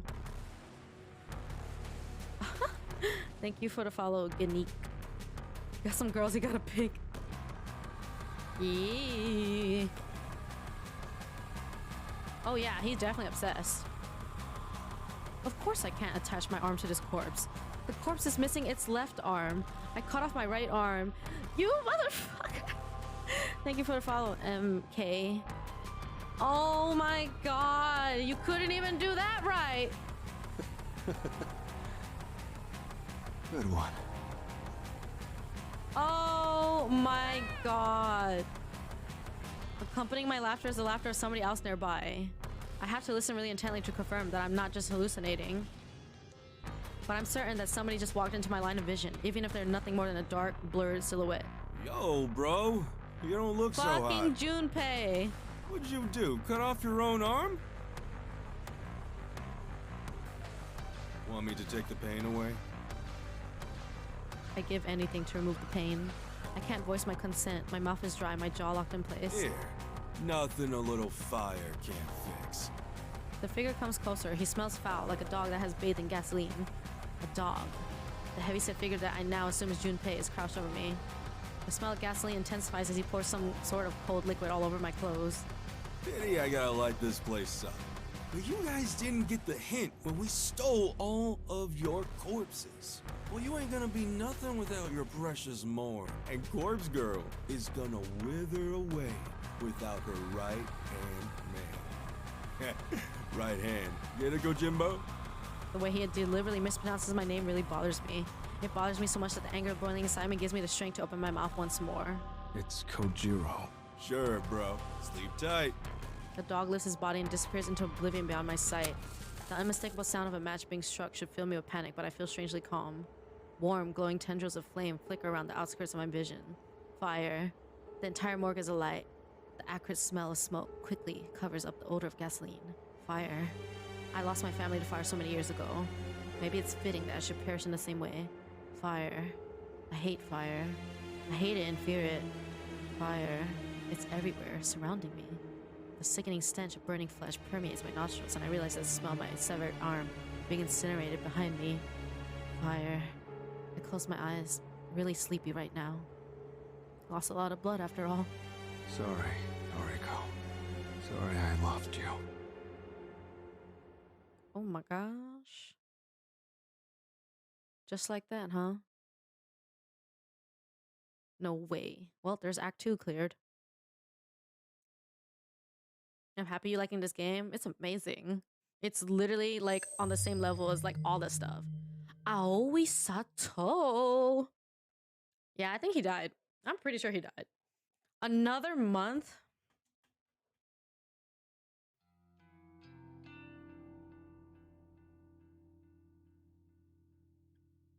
Ooh, I'm so mad. I really wish I could scream at him. I really, really, really want to scream. But he's one of my best customers. I just wish he would take the rules seriously. I said no free refills.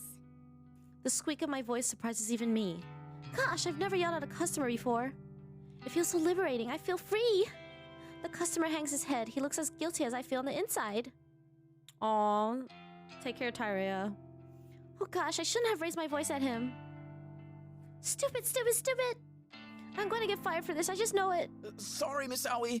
I'll never ask again, I promise. Aoi. Aoi. Make sure you don't. That's it. Don't let him see you back down. Be firm, girl. Stand up for yourself. The customer scurries away and I nearly faint from the adrenaline pounding through me. What a rush. I can't believe I didn't back down. Deep breaths. Deep breaths. When I feel like I've calmed down, I fetch a cloth and begin to wipe down some tables. This place hasn't been too busy lately. I still shake when I think about the incident last month that drove away a lot of our customers. That man, that tall, scary man with glasses and an evil face. He hurt my sweet little Junpei. He cornered him in this very cafe and stabbed his fingers with cutlery. What kind of sick freak does such a thing?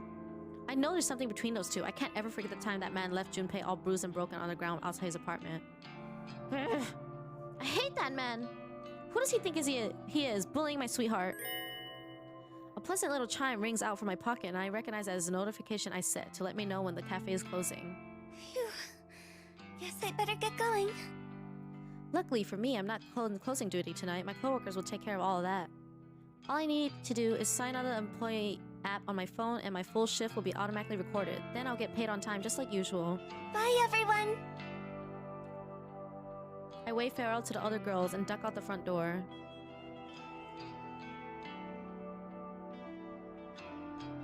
As usual, my cute little honeybee is awaiting me outside. Sup, baby doll? Junpei, I rush into his arms and give him a big snuggly cuddle. I'm so happy to see you. Of course, babe. I'm always here for you. Oh, it's English Hu Tao? How was your shift? Not so bad. I can see that. Glad to hear it. Guess This things is just a really lot have changed higher. around here. Yep. It's so much better since the old manager left. It's because her voice is like a lot more sweet and higher. Good, good. You come tell Junpei if anyone else gives you trouble, yeah? I'm ashamed as a Hu Tao main. He will. I don't use English, so I wouldn't know. I nuzzle into his broad chest once more and immediately feel safe and warm. Can I come back to your place? Yes. He holds my hand and leads me towards the train station. I'm so excited to be with him again. Whoa, that's a nice Would you place. like tea, my dear? What the fuck? This place is lit. Whoa now, Sugar Plum. You've been serving drinks to people all day. You go kick your feet up and I'll do the brewing. Junpei is so thoughtful. Every word he says makes it clear how much he cares for me. Thank you. I heed his instruction and nestle myself comfortably into the sofa. As I wait for him to finish up in the kitchen, I scroll through my noise feed. I don't have that many friends on here, mainly just family members, but I still like to see what everybody's up to lately. Plus, Junpei always shares funny memes and pics on his profile, so I love seeing those.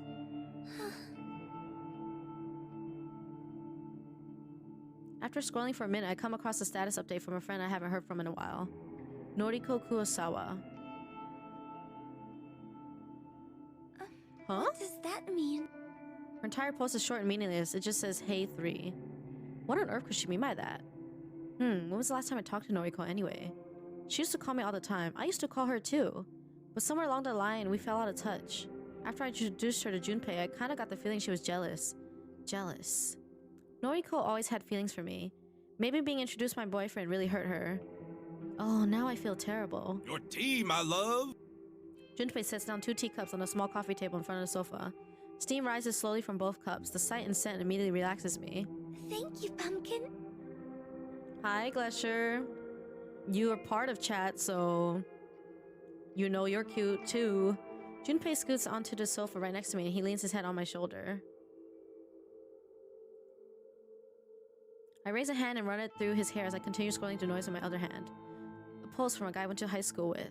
Shinya Fujikawa grabs my attention. One step closer to solving the mystery of the deaths around Tokyo, helping my father collect evidence from the crime scenes. But I forgot to call you cute. Well, don't forget to call yourself cute. You're part of chat, so it counts. Interesting. I think Shinya always wanted to be a detective. Come to think of it, we were supposed to work together at Temujin. Shinya lined up that job for me and I... Who's this dude? Junpei's gaze is fixated on Shinya's profile picture. I refuse to call myself cute. That's mean. What? Oh, Shinya? I tap on his chat, pic and load his full profile. We went to school together.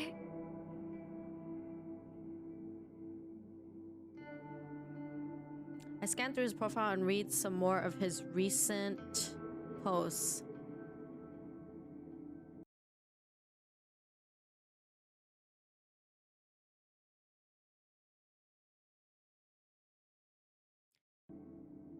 My father has enlisted me to help with his top secret investigation.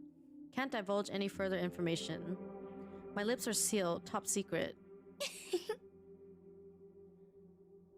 So happy that I managed to get a lead on this case. I submitted some information to the detective in charge of the serial murders around Tokyo, who just happens to also be my father, and he said I can join the investigation team as a probationary member. See, this is exactly why I don't like streaming at this time, because I don't have mods. This guy has a real father complex, doesn't he? Maybe. No one tells you what to expect when you experience heartbreak.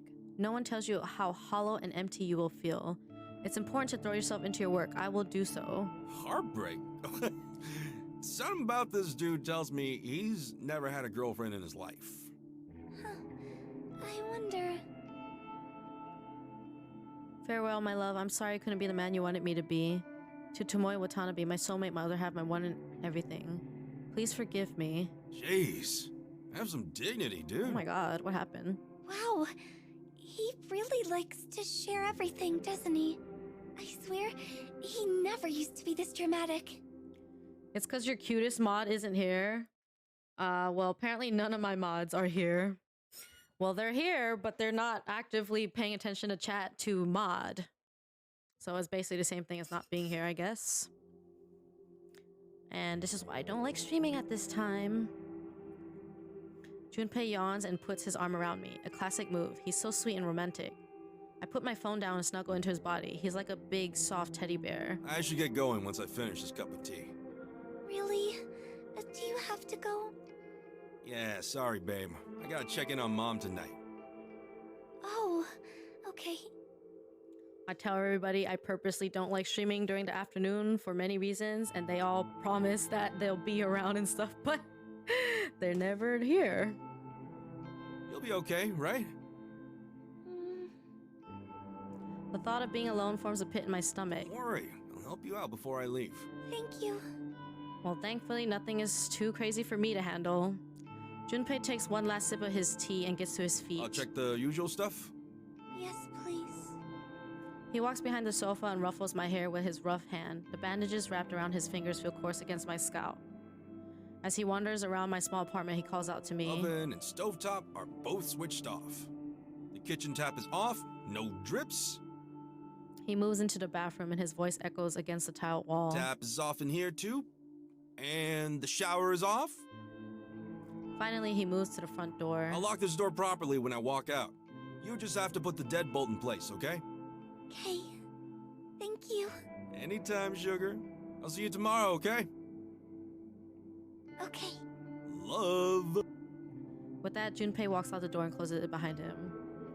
Well, it's alright. Like I say, my chat never gets too crazy enough that I can't handle moderation myself. I quickly dash from the sofa to the door and slide the deadbolt into place. All done. The door is locked. The door is locked. The door is locked. I take a deep breath and tiptoe back to the sofa and then collapse onto it. Junpei is so good to me. What the hell? He truly helps me out. When I'm alone, I find it so hard to be sure that everything is in order. I can't sleep or leave the apartment if there's a possibility that I've left a tap running or an appliance switched on. I can't relax if I think the door might be unlocked. I have to check things again and again until there's no shadow of a doubt that things are the way they should be. I don't remember when this obsessive compulsive behavior first started, but I've been battling it for as long as I can recall. At the very least, when Junpei is here, he checks everything for me. He's so good to me. It saves me so much time. It stops me from having to stand in front of the kitchen sink for 5 minutes, constantly checking and double checking if the tap is running. Hello, Boba Milk Tea Queen. Logically, I know it's easy to see if water is flowing from the faucet. You can see it, you can hear it, and you can feel it if you slip your hand underneath the flow. But logic rarely applies when I find myself second-guessing my own senses. I can glance at the faucet and tell myself that it's been turned off properly. It's not dripping. You need help with an important thing. And what's that? Thank you for the follow, Boba Milk Tea Queen. But when I turn away, what if I'm wrong? What if it's actually still running? I feel like my mind is betraying me. I feel like I can't trust anything I see or hear. When in doubt, it should be a simple matter of just quickly checking one more time. But the more I check, the less certain I become. And it's not just the faucet I have trouble dealing with. It's nearly everything. I unplug appliances from the power sockets to make sure they're definitely not still running. I flick light switches on and off 28 times in a row to ensure I haven't left the bulb on when I leave a room. Yeah, that's true. I open and close doors repetitively, and locks are the worst. I have to examine them from every possible angle to convince myself that no one can possibly break in. My condition is completely and utterly fucked up. Struggling against it has caused other horrible afflictions to evolve inside of me: anxiety, depression, self-hatred. I just feel like I can't do anything without the shadow of my compulsive behaviors looming over me and controlling me. And so tonight, like many other nights, I decide to sleep right where I am, here on the sofa. Getting up and going into my bedroom is too much effort. Sleeping where I am is just much, much easier. I begin to drift off, my face planted against the sofa cushion, my legs draped over the armrests. What was the point of the music? There was nothing happening. I'm thankful I don't have to work at the maid cafe today. My neck is a little sore from a terrible night's sleep, but I won't let that get me down. It's Monday, the start of a fresh brand new week. I've got lots of exciting things to look forward to. For starters, I'm expecting a delivery of some items I ordered online over the weekend. It's mostly snack food, but still, I can't wait. Secondly, I'll get to see my Junpei again this afternoon. I'm going to go meet him when he finishes work. Yeah. Third, my favorite anime airs on Monday nights. There's a new episode every week. Well, except for when they run repeats after a season has just finished. Junpei loves anime as much as I do. Granted, he's not into my favorite series. He says it's a little too girly, but he likes it a lot. He likes a lot of other shows. We have so much fun discussing characters and stories we like, even if the shows he watches scare me a little bit. Yes, it's going to be a good day. It's going to be a good week. My upbeat mood is instantly shattered when Noriko Kurosawa's name lights up on my phone screen. She's calling me? We haven't spoken in so long. Why? What does she want from me? Noriko, she's such a chore. She whines and complains so much about her life, but she doesn't know how good she has it. So what if she's scared of leaving her apartment? Agoraphobia isn't that bad. I'm scared of everything. Everything. She's so selfish, thinking she's the only one who has it rough. I'm so tired of tiptoeing around her feelings and her stupid sensitivities. Hello, Aoi? Hi, Noriko. Hey, listen. Wow, I know it's been a while, Aoi, you but kind of a bitch. can I stay at your place for a few days? I got booted out of my apartment. I mean, for I not already paying knew the that. rent, and, well, I was living in this abandoned factory, but I'll go sleep now, more less likely. Okay, Foxy, take care. Have a good sleep. I can't do it anymore. I hate being there alone.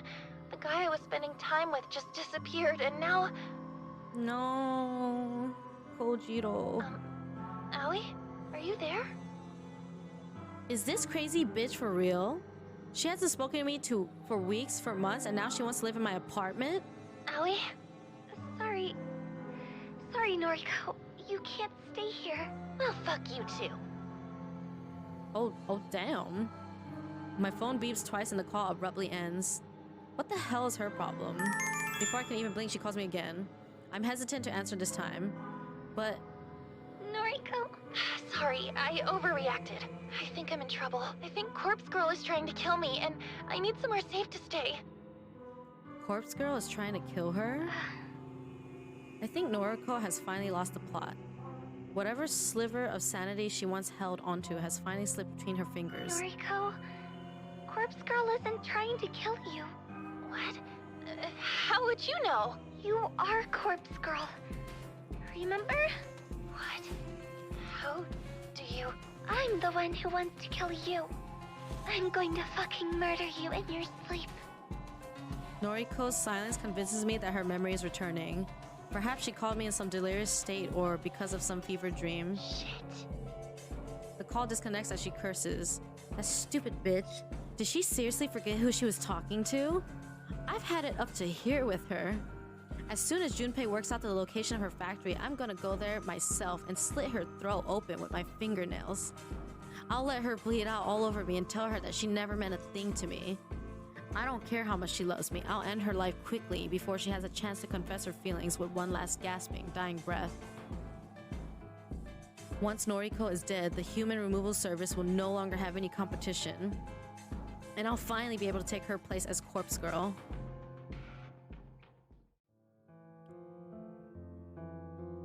During our school years, I was always envious of Noriko.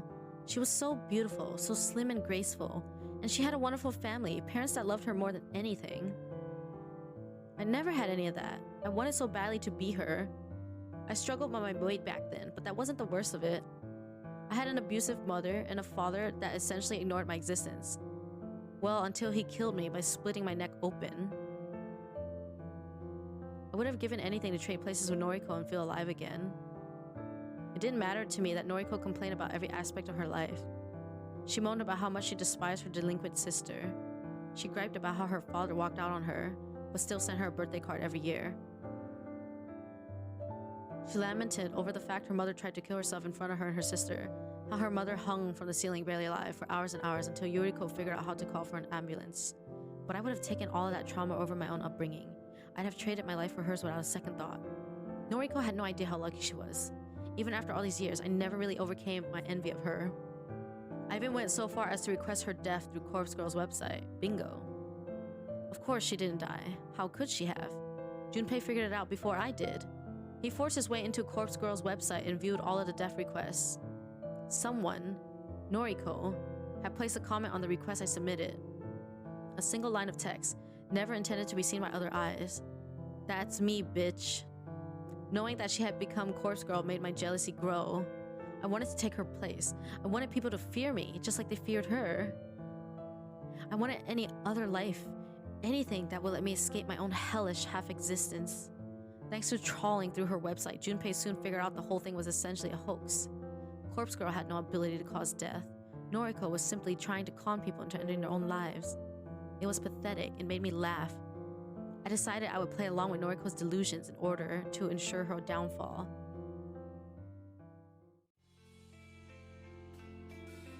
It's finally time.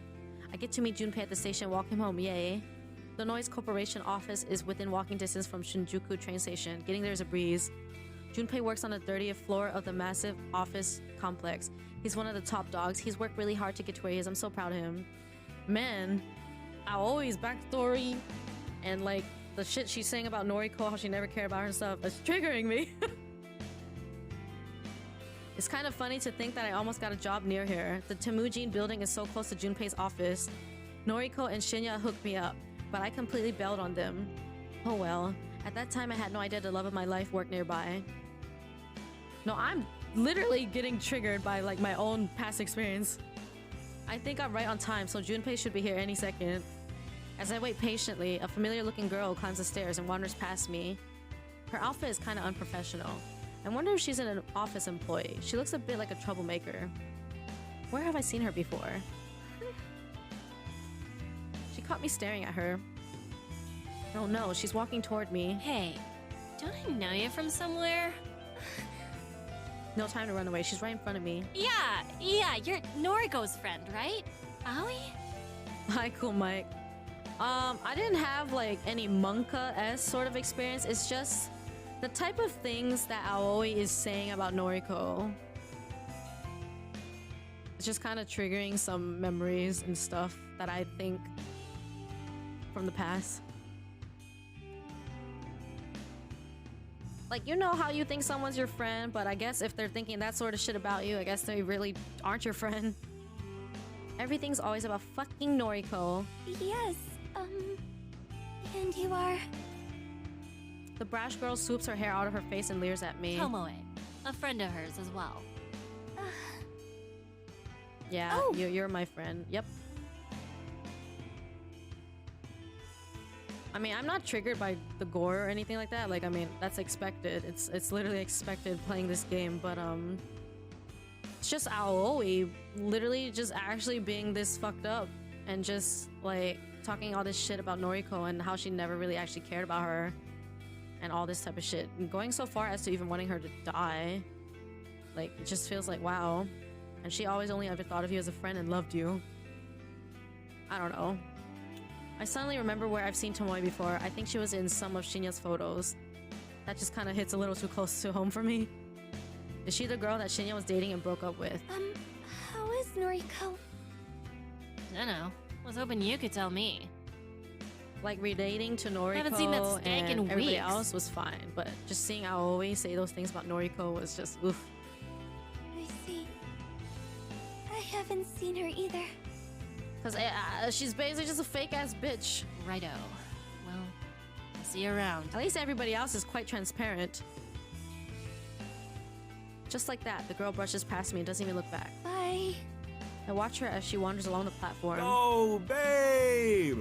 Basically, this is someone that's coming off as pure and innocent, and they're just constantly like thinking like fucked up shit inside. Junpei. Like the worst type of person. What up, doll? Hey, that chick you were just talking to? That's exactly She what I'm works at saying. Temujin. I see her walking around here all the time. You know, I had friends exactly like that. They're like the sweetest and they act like the most innocent and pure souls out there, but turn around and they're the most manipulative and most vile people possible. She's the one I told you about. Wait, that's her? Yup. She used to help that Koichiro asshole deliver putties for Corpse Girl. I'm not sure if this counts as triggering, but Aoi dismissing Noriko's fears and anxieties remind me how someone I thought was a friend viciously downplayed a panic attack I was having to my face, kind of. Oh, I'm sorry to hear you went through that, Shimo. Yeah, that's okay, Blue Moon. Thank you. I'm mostly over that stuff, but like, you know, just seeing it happen like right here, the way Aoi is going like super hard at it, I've been waiting just for reminded ages me to of introduce that. you to. I'm not like super triggered, but it's just like, wow. Like, that's really fucked up. Like, I know a story always has multiple sides to it, and well, I mean, everything we thought we knew from Noriko's point of view may or may not really be true. But I mean, either way, you shouldn't downplay someone else's like misfortunes and keep comparing it to your own and talk about who has what lucky and things like that. Go get her, babe. I don't know. I really don't like Aoi. Like, as of right now, Aoi is definitely not even close. She was never one of my favorite characters. At least it made you a bit more alert to people that try to look really nice. Oh yeah, definitely. I'm always wary of everybody. Not like a crazy amount, but like, I'm always on the lookout. Especially when people try to talk about like how they want to be genuine friends and stuff. Like, even if they say that, and even if I like smile back at them and be like, no, it's fine, blah, blah, blah. I'm still watching them, you know? I'm still keeping my alert up. Got home, anything huge? Sorta. We are over Act 2, and now we're from the point of view of Aoi, and pretty much everything we've thought of her is pretty much true. Tomoe, she's the one helping Noriko, helping Corpse Girl. You're still keeping tabs on their search history? No, no, no. What I mean is, like, if someone nowadays wants to be my friend, and even if they seem genuinely nice, I'm still, like, wary of whether they're actually genuine or not. Like, there's people constantly telling me that they want to be genuine friends, and they're like always defending themselves for no reason. Like, they're playing a super defensive part. Thank you for the follow, Sazura. I don't trust most people in real life to act like Aoi, but I 100% trust people to act like Tomoe. The funny thing is, I think Tomoe is actually probably the most real character here. She's like, she may call you vulgar names, but it's not coming from a place of like malice. But then you have people who are pretending to be nice to your face and then call you malicious shit behind your back. No, I'm not the type of person to keep check on people. I just meant, like, when I say I'm watching them, I mean like when they talk to me, when they say like they want to be genuine friends, I'm like, I mean like I'm watching their words. I'm watching like their actions and words to me. Like, they might think I believe them, and I'll let them think that I believe them, but I don't always believe everybody. There are some people that are very, very fake, and it's just too obvious. And I'll play along, basically, you know? I'm like, it's okay. I'll play along with you and just let you think that I believe you. They're all involved with Corpse Girl's operation. We want to track them all down one by one and cremate them like cadavers. Of course, I'm saving Noriko for last. Like, I hate to say it, but actions really do speak louder than words. If you're a type of person that keeps saying you want to do things but you don't do anything, well, that literally tells us nothing. Or it tells us that you're not willing to take action, but you keep claiming you want to. Call me a bitch all you want, that means I'm closer, but the little innocent angels freak me out. Exactly.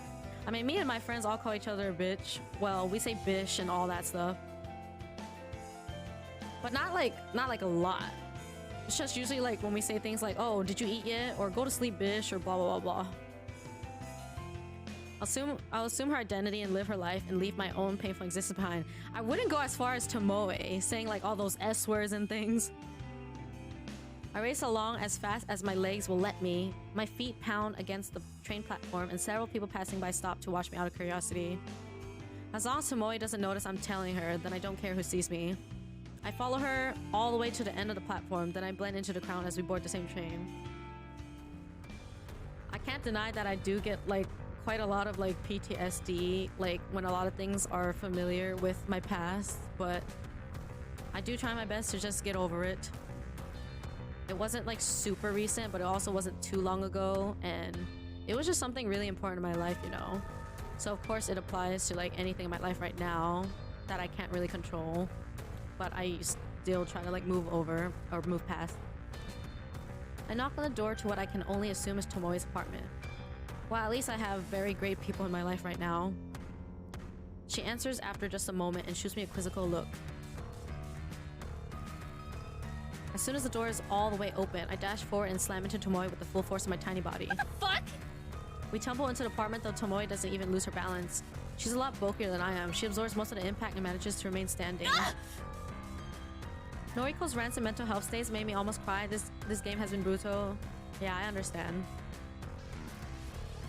She grits her teeth and plants her hands on my shoulders, only to push me back with a mighty shove. What the fuck are you playing at? You just tackled me! I fucking love Tomoe. I swear, I can't help but laugh when she talks. I swing a fist at her face.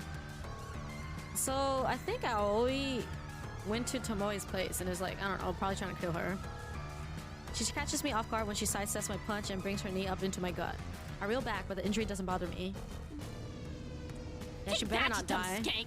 I'll teach you to attack me. I don't care if you're Noriko's friend. I'll put you in the fucking ground. Her long fake nails rake across my face and blood pours from my torn skin. But I stand firm and stare her down. You're allied with Corpse Girl, right? Is that what this is about? I don't give a shit about all that anymore. It's all behind me. You know Corpse Girl's identity? Of course I do. Why? Are you curious? Got someone you want to have killed? No. I know that it's Noriko. You're damn right. I should have guessed that a friend of hers would be just as psychotic. Noriko can go fuck herself for all I care. I'm done with her shit. So am I. I'm going to kill her. Tomoe raises an eyebrow. That so? Well, she kinda has it coming. I see. Corpse Girl is done and dusted. Doubt the public even remembers her these days. It's all about the human removal service. Noriko's just Noriko now. But I still won't forgive her for what she did to Kojiro. Hmm?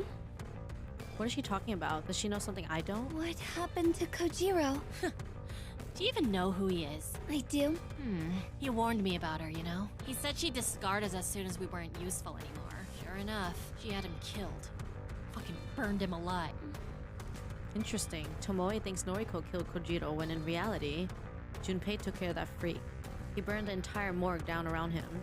I suppose Kojiro's death caused Noriko's and Tomoe's relationship to fall apart. Everything worked out better than Junpei planned. Noriko will die, and so will you for your role in helping her. Oh, come on. Why are you so insistent on messing with me? I ain't never done nothing to you. Hang on. Even though this girl exudes an air of stupidity, I didn't expect her to actually be this dense. Surely she's figured it out by now. Are you with the human removal service? I don't say anything. You're kidding me. You're the one Noriko has been fighting against this whole time. And you're her best friend. Your point? Are you the leader of your little group? No. Right. When Tomoe pauses to brush her hair behind her ear, I strike. My hand darts forward and grips her throat, and I begin to crush it between my fingers. The girl kicks and flails. She beats her fist against my outstretched arm, but I don't flinch. Good night, Glacier. Have a good sleep. Her gurgling and thrashing brings me no joy. I wish people would simply accept their fate. Despite how tightly I'm squeezing her throat, she manages to form at the beginning of a word. I can only guess that she's trying to call for Shinya. I'll leave Lurk as I bet. Don't forget to take plain rest. You've been streaming for overtones. Yeah, I know. Thank you, Glacier. Good night. Shinya, the idiot boy she already broke up with. He can't save her now. I tighten my grip and stride forward, pushing Tomoe back and pinning her against the wall. She kicks on me and hits me directly in the knee. I refuse to buckle. Her fingers continuously claw my arm, slashing into my flesh and sending flecks of blood across the room. She thinks she can hurt me, thinks she can fight her way out of her fate, but nothing she does will ever injure me. You can't hurt the dead. Oh my god. This thought repeats in my mind as my face crashes into the floor. A ringing sound in my ears causes me to question what just happened. The residual shockwaves of a dull impact to my skull flow through my head. I wouldn't call it pain or even an ache, just a sensation that something collided with me. But I'm already on the floor, my lips pressed against the hard wood, my eyes twitching and examining shards of pottery falling to the floor around me. A blanket of darkness descends over me and I hear the ragged sound of Tomoe breathing and someone's voice asking, "Are you okay?" But the question isn't directed at me. I don't think anyone cares that I'm lying here in my own blood.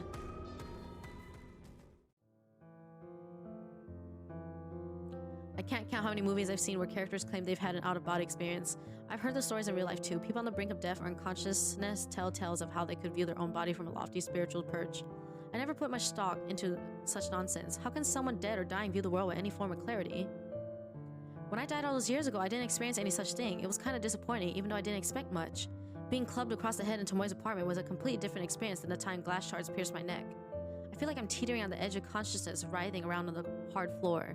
I can see some light, some blurred shapes, and I can see my body down below, my body delicate and frail and slowly decaying. I don't get it. Why would I have an out-of-body experience now of all times? I sure as hell didn't experience anything of the sort when my father slit my neck. So why now? I wonder if any of my victims ever suffered from hallucinations like this before dying. Did Kotomi, Ida, and all those people on the train platform experience this after I cut them open? Did they also helplessly look down on their own bodies from above as the train screeched past? I knew it!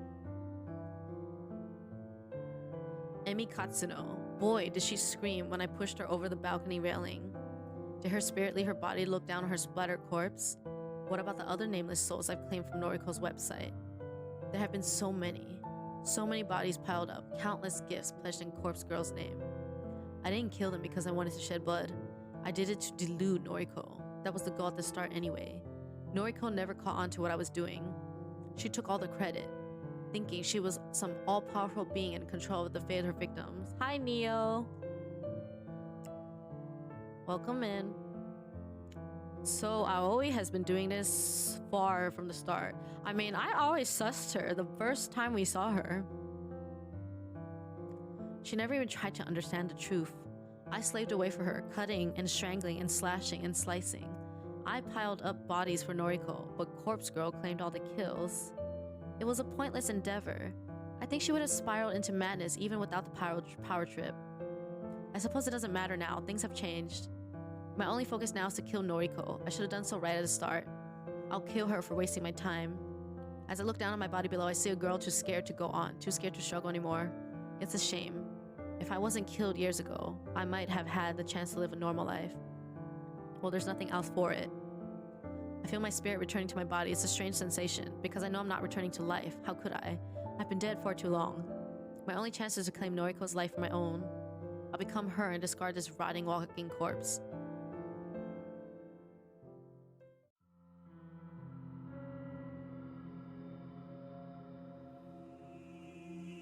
I can hardly see without my glasses. Everything is blurry, foggy, lacking a solid outline. Colors bleed into other colors. Blue blends into purple, and yellow melds into brown. It doesn't help that I'm partially colorblind. Never had much luck telling green and red apart anyway. Without my glasses, I'm practically blind, helpless. You're finally awake, fucking skank. She spits at me and her filthy saliva drips down the side of my face. It's warm. I try to lash out at her, only to find my arms have been bound to my side. I try to scream out, but my mouth is gagged with what I can only assume is a sock. I try to lunge forward, but I'm strapped tightly to the wooden chair I'm sitting in. I can't believe this. This is so strange. I just... Shut up, Shinya. Jeez. Sorry. The blurred forms of Tomoe and Shinya are pacing the room. Even without my full vision, I can tell that the room is bright. Sunlight is pouring in from the open window. Just how much time passed since I was knocked unconscious? And why had they tied me up here? I scream into the mouth gag, somehow loud enough to capture their attention. Tomoe strides toward me and pulls the damn sock from my mouth. What? What do you want? I mumble something about being unable to see. Tomoe swears, stumbles around for a bit, then forcefully pushes my glasses onto my face. What are you going to do to me? Ooh. I don't know. That's up to this genius. Arm gestures towards Shinya, a pointed finger loaded with accusation. Me? Look, I didn't mean for any of this to happen. I just saw you were in trouble, so... Why are you here anyway? We're done. Over. I wanted to see you. I'm not in the mood for their lovers' quarrel. Let me go. Or bury me. Either way, don't keep me here. You nearly killed me, bitch! It's taken all my strength not to murder you right here! Go ahead. Try it. You can't kill the dead. You're a freak. Let me call my father. I'm sure he can take her in for questioning. He can find out her motives for attacking you. I already know why she attacked me. She's trying to take down everyone associated with Tomoe cuts herself short. No.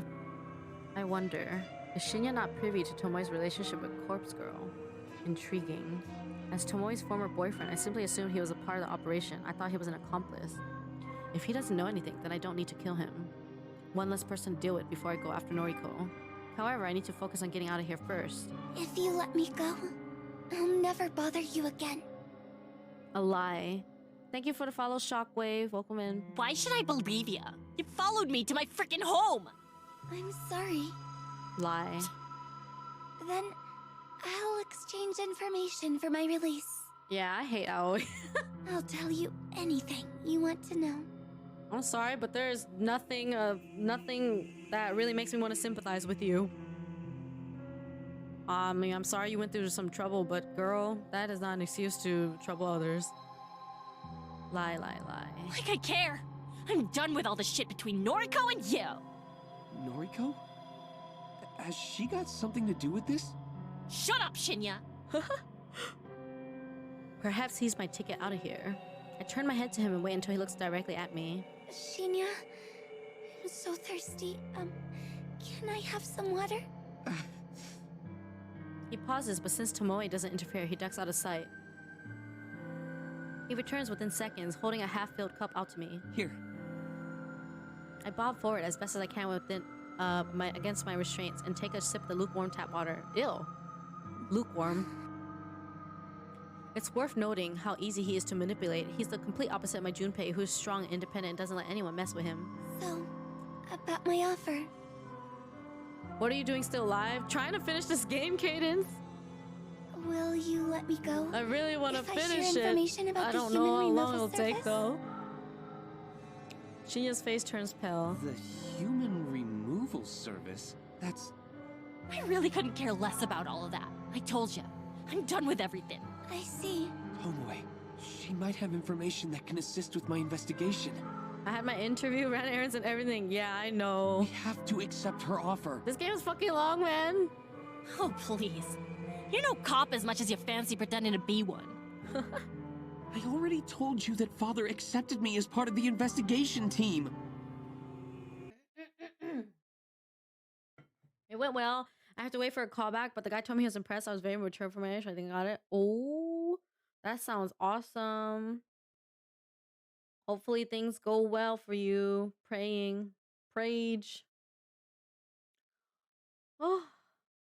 Gonna lurk because I'm home, but I'm still busy. Okay, thank you for the lurk. Take care. You're a hack! A wannabe! Why can't you just be happy for me? Shut up! Shut up! Shut up! Tomoe storms off, the sheer force of her anger causing the walls to tremble. Shinya and I are alone in the room. I don't waste another second. Shinya, I don't know everything that's going on, but it sounds like you're trying to solve the murder cases, right? Knowing this game, Shinya probably has some crazy psycho background too. That's right. I'm really helping the investigation team. Either you know? that or he's actually the most sane person. Well, there's probably like 2 or 3 hours left of this, so I'm okay to finish that. That's good. Very good. Please, I have information that might help you. Will you let me go if I share it with you? His nervous eyes dart around, searching for any sign of Tomoe's presence. And then he looks me dead in the eyes and says the very last thing I ever expected to hear. I'll let you go if you help me kill Noriko Kurosawa. What? Shinya, why? Oh my god, you know why? She's probably the reason why Tomoe broke up with him. Excuse me, Shinya? I guess you are crazy if you're asking for— This is your apartment? Everybody in this damn fucking game just wants to kill each other. Yes. Please forgive me for intruding. Shinya bows politely and removes his shoes. He places them carefully in front of the door and takes a stride forward. The hell, man? He takes a good look around before turning to me. You have a nice place. Oh, please. I wish he would just cut the formalities. We're here to discuss serious business. He's acting like we're new coworkers or something. I walk over to the door and make sure it's fully closed. I slide the deadbolt into place. The door is locked. I whisper this under my breath so Shinya can't hear me. The door is locked. Reporting phrases like this has become sort of mantra. It helps me concentrate. When I'm about 98% sure the door is actually locked, I wander back to Shinya. Takes a lot of my willpower to refrain from turning back and checking once more. Thankfully, Shinya distracts me from my inner turmoil. Is everything you told me true? I want to make sure I have all the facts straight. Yes, it's true. All of it. Truth intermingled with lies is still the truth, right? I lucked out when Tomoe left the two of us alone in her apartment. If I'd had to explain things to her, I would have had to give her inside information on the human removal services operations. Anything less could have clashed with her existing knowledge and caused her to doubt me. But since I only had to explain things to Shinya, I had already determined that Shinya was in the loop, so I concocted a convincing lie in order to secure his cooperation. And he bought it. Just want to get my head around it. Noriko Kurosawa is Corpse Girl.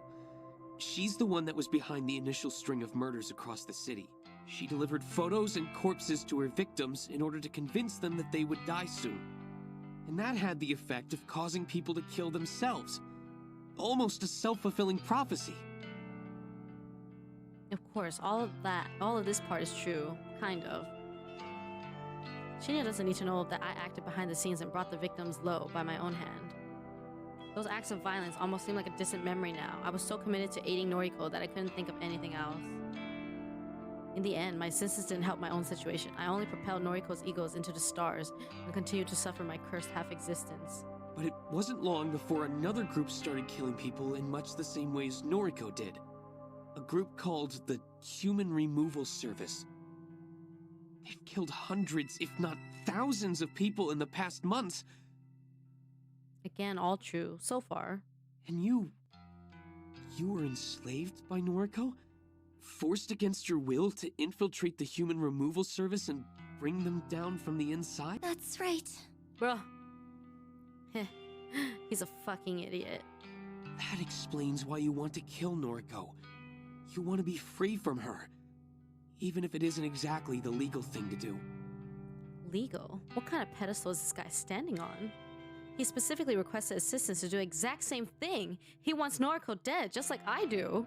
But if I remember correctly, you only managed to learn one important thing about the Human Removal Service, right?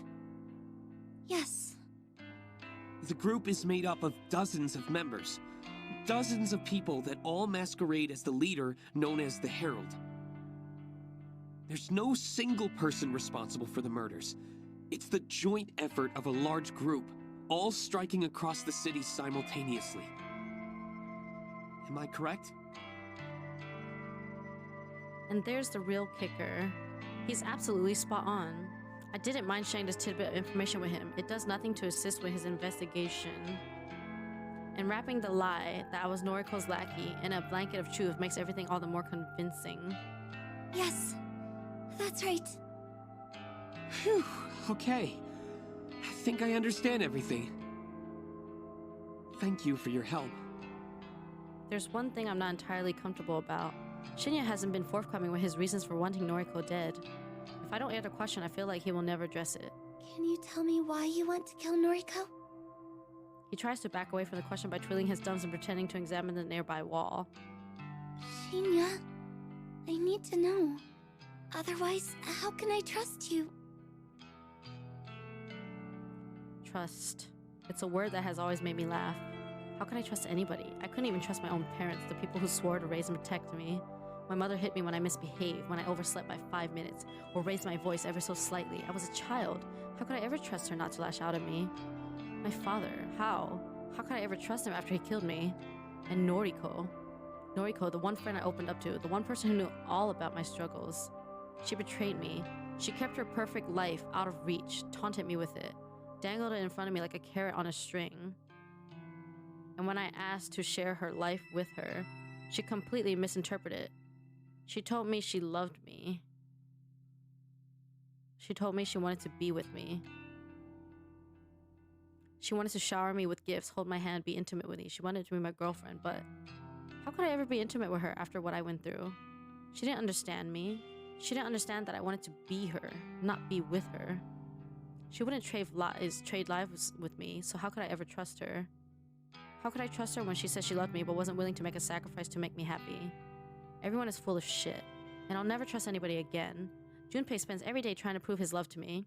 He assists me with my compulsive behavior. He helps me do my shopping, helps me keep my apartment neat and tiny. Do I trust him? No. I know what he wants from me. He's no better than Noriko. He's willing to jump through hoops for me in the hope that he'll eventually conquer my flesh. Even when he tries to help out with my compulsions, I don't have full faith in him. He takes it upon himself to complete my checklist of rituals in order to spare me distress. But more often than not, I still have to go ahead and double check everything, just to make sure he didn't fuck anything up. If I can't even trust him with that, then I know I'll never be able to trust another soul with anything. Looking at Shinya now, pacing nervously around my apartment, I decide to not put any stock into what he says next. There's no way in hell that I'll believe whatever comes out of his mouth. Noriko is my friend, but my father, Chief Detective Fujikawa, in case you didn't know, has declared her the prime suspect of our investigation. Thing is, Father isn't the most lenient person. And he's been cracking under stress lately. If he finds Noriko, if he arrests her, there will be no trial. She'll simply get life behind bars. Guaranteed. Shinya hangs his head and I hear a quiet sob. Is that our country's idea of justice? She doesn't deserve anything less than death for her crimes. Letting her live safely behind bars isn't a punishment. It's an act of mercy. I want to ensure Noriko receives true justice, fitting judgment for the lives she destroyed. What he's saying just doesn't add up. How does he know she won't receive the death penalty? It's true that it's not a common punishment, but it is still legal in this country, especially so for cases of mass murder. Hi Larkin, good morning. Does Shinya have information that I don't?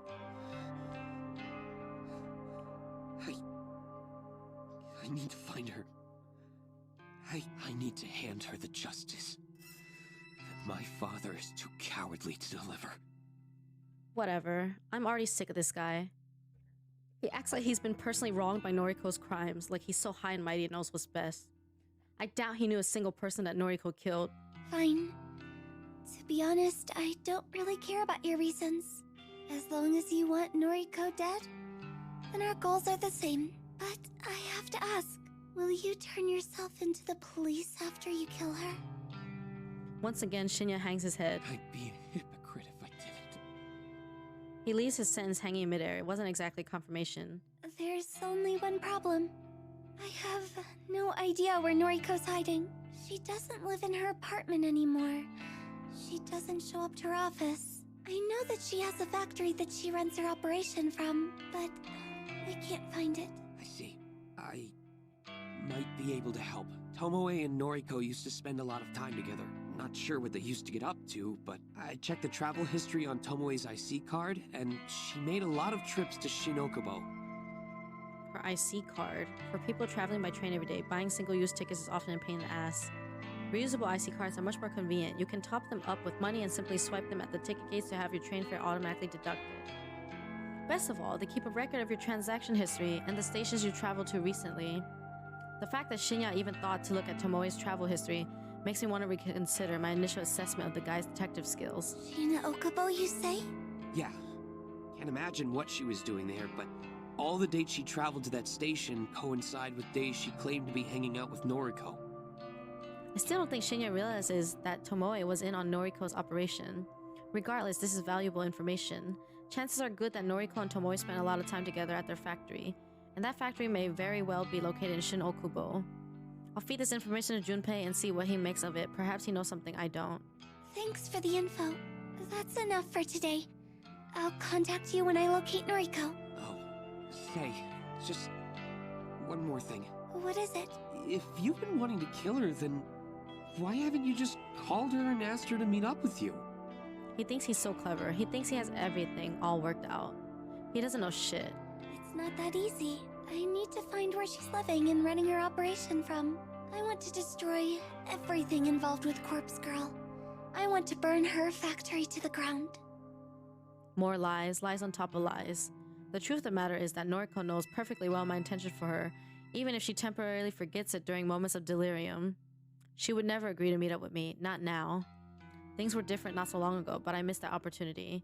Noriko worked out my position in the human removal service. She figured out that I'm the Herald, the one responsible for slicing and dicing. She doesn't know that there's more than one Herald. but that's irrelevant. And she doesn't know that I'm responsible for the mass of bodies littered across Tokyo thanks to Corpse Girl's website. However, as long as she knows I'm a threat, she'll never agree to meet with me. How she came to the conclusion that I'm the enemy is beyond me. She's a sharp person despite teetering on the edge of a total breakdown. It doesn't matter. The point is I can't simply call and meet up with her. Besides, I actually do want to locate the factory just as much as I want to locate her. The factory is where I'll plant myself. It's where I'll start my life anew. It's where I'll grow and blossom into the new Corpse Girl once I've taken over Noriko's identity. Shinya is contemplating my answer. It seems good enough for him. Fair enough. You want to see Corpse Girl completely and utterly defeated. I get that. That's your idea of justice. Sure. Agreeing with him will make this ordeal of a conversation end quicker. I'm going to get some rest. So... Okay. I understand. I'll take my leave. Call me when you locate Noriko, okay? Yes. Lie. Farewell then. He makes his way to the door and I don't take my eyes off him until he disappears through the portal. When he's gone, I tiptoe toward the door and confirm it's fully closed. I make sure the door is snugly nestled in the wooden frame. I lock the door handle, then slide the deadbolt into place. The door is locked. What is it? The door is locked. I can't be certain. To my eyes that fail me on a daily basis, that betray my mind with illusions and phantoms, the door seems to be locked. But why should I trust my eyes? I don't trust anyone. Why should I trust parts of myself? I can't even see colors clearly. Red, green, whatever. I can't see anything without the aid of glasses. The door has to be locked. It has to be, otherwise I won't be able to walk away. I won't be able to stop thinking about it until I come back and check again and again and again and again. The door is locked. I turn away, take a deep breath, and then immediately turn back. The door is locked. The door is locked. I'm pretty sure the deadbolt is in place. It certainly looks in place. I'm so exhausted. I'm tired of the routines and rituals. Why can't I just walk away? If I walked away, the problem wouldn't exist. I wouldn't be stuck standing here, checking and double checking, something so trivial. If I could walk away, I wouldn't be so full of stress, so worked up about things that ultimately don't matter. Another deep breath and I take a step back. Door's locked. I turn, run, dash. I sprint through the room, sprint through the hallway. I slam my body into my bedroom door, throwing it wide open wide. I collapse on my bed. I ignore the nagging in my brain telling me that the door is unlocked. I ignore it until it feels too real and I have to scratch at my flesh just to distract myself. I pull my pillow over my head and hold it tightly around my face. I'm safe here, safe in my bed. The door is locked. Locked. I try to convince myself to fall asleep, tell myself I'll feel better after I rest. I hope I lock the front door.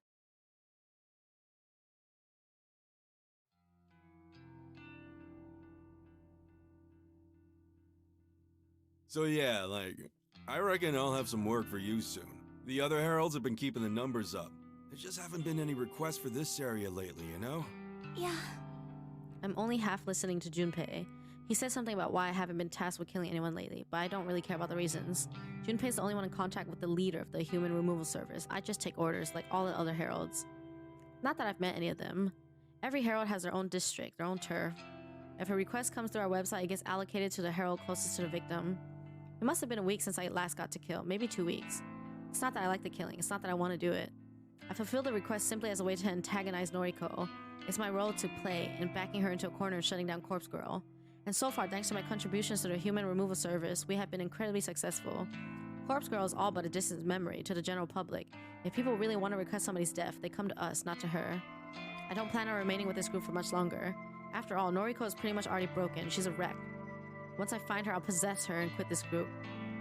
Then I'll finally have the life I always wanted, Noriko's life. I'll resurrect Corpse Girl when I feel like it. I'll use my inside knowledge on the human removal service's operations to bring them down myself. After that, I'll be able to spend my days in peace, living free of fear, finally comfortable in being the girl I want to be. I'll truly be Noriko. Yo, babe, you in there? Huh? I suppose I drifted too far away. I rub my eyes, look at Junpei, and flash him my sweetest fake smile. I'm okay. Sorry, honey bear. I'm very tired. Oh, don't sweat it. You want me to grab you a cup of coffee? That would be lovely. You always know how to make me feel better. Of course. I'm on it, babe. You wait right there. Junpei stomps away and heads behind the bar, leaving me alone in this empty section of the cafe. I take a seat on one of the cardboard boxes lining the wall. The box is solid thanks to being packed full of various canned drinks. The maid cafe belongs to us in the early hours of the morning. The place doesn't open until noon, so there's no one here this early. I have my own keys these days, regardless of whether or not I'm supposed to. Whenever your model changes to smile, I go, huh? You know what the funny thing is? The original model was, well, there wasn't musical notes. The musical notes came with the mic for karaoke stream. But originally the model looked like kind of flustered and tsundere like instead of smiling. But everybody liked the smiling one more, which makes sense. I originally I truly had planned to quit. I was going to go work with Noriko. My manager at the time used to drive me insane. I couldn't wait to get away. But after I killed him, things here weren't so bad. I knew it! I knew she killed her manager! That's the only reason why she stayed. The new manager is great. He doesn't pressure me to work shifts I don't want to. He doesn't let customers take advantage of the staff. Neither the new manager nor the other staff managers care that Junpei and I meet up down here. It's not like we leave any incriminating evidence behind either. It's simply an easy place for us to meet up and talk, since Junpei lives so far away from me. The added benefit is that we have access to cheap drinks and food thanks to my employee discount, so hanging out here is actually quite pleasant. I wait for a while longer for Junpei to return. I really could use a coffee right now. His return is heralded by the thump of heavy feet against the tile floor. I got you, fam. Junpei sidles up to me and hands me my favorite drink, a tall iced coffee with an extra espresso shot and a dollop of ice cream. Oh, you're the best, baby. Yeah, I know it. He giggles in his insanely irritating, high-pitched way and begins to chug down his own latte. So I wanted to ask you a favor. This bitch just basically hates everybody. Anything for you, honeybee. A tuft of milky foam sits on his top lip and I have to hold myself back from stabbing him in the face. What the hell? Noriko apparently spent a lot of time in Shin Okubo with her accomplice Tomoe. Shin Okubo, huh? Good old K-Town. What'd they go there for? Karaoke? She is hella messed up. Why do you want to stab him for? Doubt it. Just Noriko for having some sounds milk like a foam on drowning his cat when upper she lip? sings. It's so conflicting hearing Hu Tao come of such an inferior character. The things you wish you didn't know. Then what? I don't think she's ever truly loved him or anybody. Well, like she I'd said, like she to can't think fully that's trust where anybody. the factory is located. Oh, So I'm pretty sure she's gotcha. always hated everybody. Ooh, you could be onto something. Trip from Kojiro's mark to Shin Okubo wouldn't take Acts that like long. someone everyone likes on the outside but is abysmal on the Since there's inside. a lot of Yeah. Bodies around, it's definitely That a is viable that is why I got so triggered when she started like talking about her like stories and feelings for Noriko, or lack of feelings, I guess, because that just really hits hella close to home for me. I agree. That's what I'm saying. Everybody in here is transparent with their crazy shit, but she's literally fake as hell, Right on. I'll look into it. and that's what bothers me so much because I literally knew someone that was that bad I'll with track how down much they factories in that portrayed being area and sweet get my and troops to innocent. investigate each one. And like try to get sympathy from everybody, but they're the most manipulative person ever. Like that's why I hate Aoi so much. She was always sus. I'm careful not to let him see me roll my eyes. By his troops, he means the guys he plays online games with, a bunch of teenagers that all look up to him because he's a top rank player. They're not involved with the human removal service, they're just pawns that Junpei uses to complete legwork around town. I'm just curious how the very first request that came into Corpse Girl, the one that was hung like a scarecrow, I wonder how she actually died. I don't think Aoi did that, but we don't know yet. Sadly, they're happy to serve him because they all see him as their sensei. Cool. Let me know what you find Stomach out. curled reading her thoughts, yeah. I almost kind I'm of started, itching to get I this almost all felt over like with. crying because it just kept reminding me of that. My love. Just found your channel. You seem pretty chill. Definite follow all. Thank you so much, Chef Hibachi Ham. That's very kind of you. Whew. Just trying to get through this visual novel because I know we're like 1 or 2 hours left. It's increasingly difficult to act pleasant around Junpei. My mouth tries to clamp itself shut every time I use a pet name or affectionate term. This girl just doesn't like things. I know that my time to discard him is near. Once I become Noriko, You then... can count on me, sweetums. Now drink up and get your energy back. See, like, the thing is, if you just hate your life so much, why can't you just do things to make it better? Why do you have to be someone else or take their life? Like, that's her mistake. I take a sip of my iced coffee and can nearly taste it. You know, this is the origin story of many villains. They just want to steal someone else's life. Just go do your thing, man. Because my tongue is dead, the food and drinks I consume need to be extra strong or sweet for me to have a chance of enjoying the flavor. But Junpei doesn't know this. He just thinks I have a sweet tooth. He can think whatever he wants, but cause I just don't care. Man, those pancakes look delicious though. I want those. Oh shoot, we hit 4K followers earlier already. Woo! We did it. Hey cutie, the guys checked out a bunch of factories yesterday. Got the location, hit me up. I have to read the message twice to be sure my eyes aren't deceiving me like usual. Does he truly have the location I've been looking for? Thank you for the follow, Demon God. I take a calming breath. I don't want to jump to conclusions, especially with something involving Junpei. He has a tendency to exaggerate, and may just be trying to get me excited about some useless information. I send him a short reply requesting the info. I instantly receive a thumbs up emo, then the text box changes to an animated ... as Junpei composes his follow-up message. The wait is agonizing. If Junpei pulls through for me here, I might finally learn Noriko's location. Thank you, Shimo. Yeah, I literally started this week with like 3.4K. We've gained like 100 every day because of front page. Woo! I love that. I might finally learn Noriko's location. If it all pans out, then everything could be over by tonight. It's hard to not get excited about the prospect. It's hard not to get ahead of myself. Thank you for the follow, Aisleen Weaver. Thank you, Kuni, and hello again. Yeah, I don't know how much longer we're gonna be here. However long it takes to finish this. I just want to get this over with. And I really want to learn everything.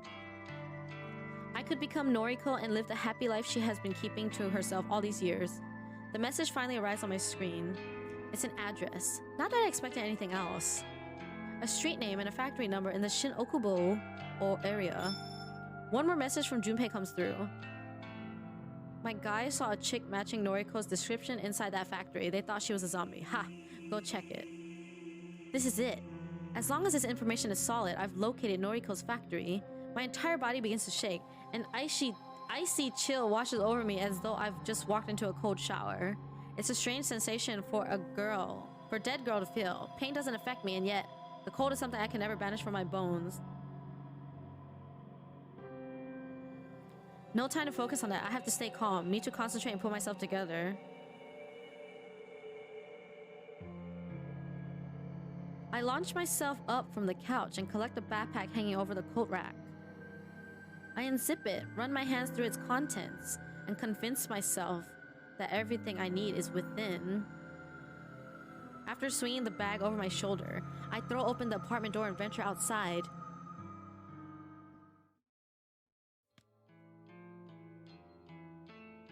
The factory is a rundown mess. How anyone can live here is beyond me.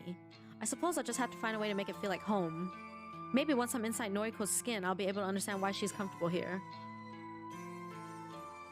I'm gonna refill my water real quick. Be right back.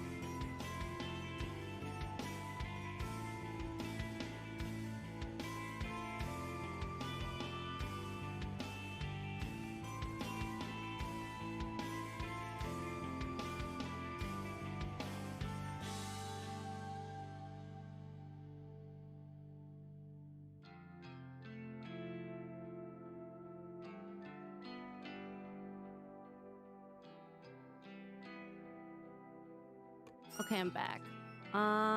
Your determination with this and you saying if it's 2 or 3 more hours, I'll just finish it today, made me just do some stuff that I was procrastinating at. If I can be this long invested in the game, I can do some easy tasks for a couple hours. Yeah, that's true. What can I say? I'm not a person of many talents or skills at all, but I have quite a lot of willpower and determination. I always revenant zombie, a type of zombie that doesn't rise, driven by a single purpose. I don't know.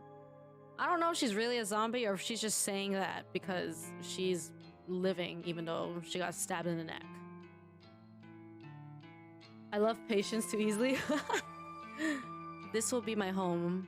I'll be Noriko and live here happily ever after. I'll sit back and enjoy the life that she has been withholding from me.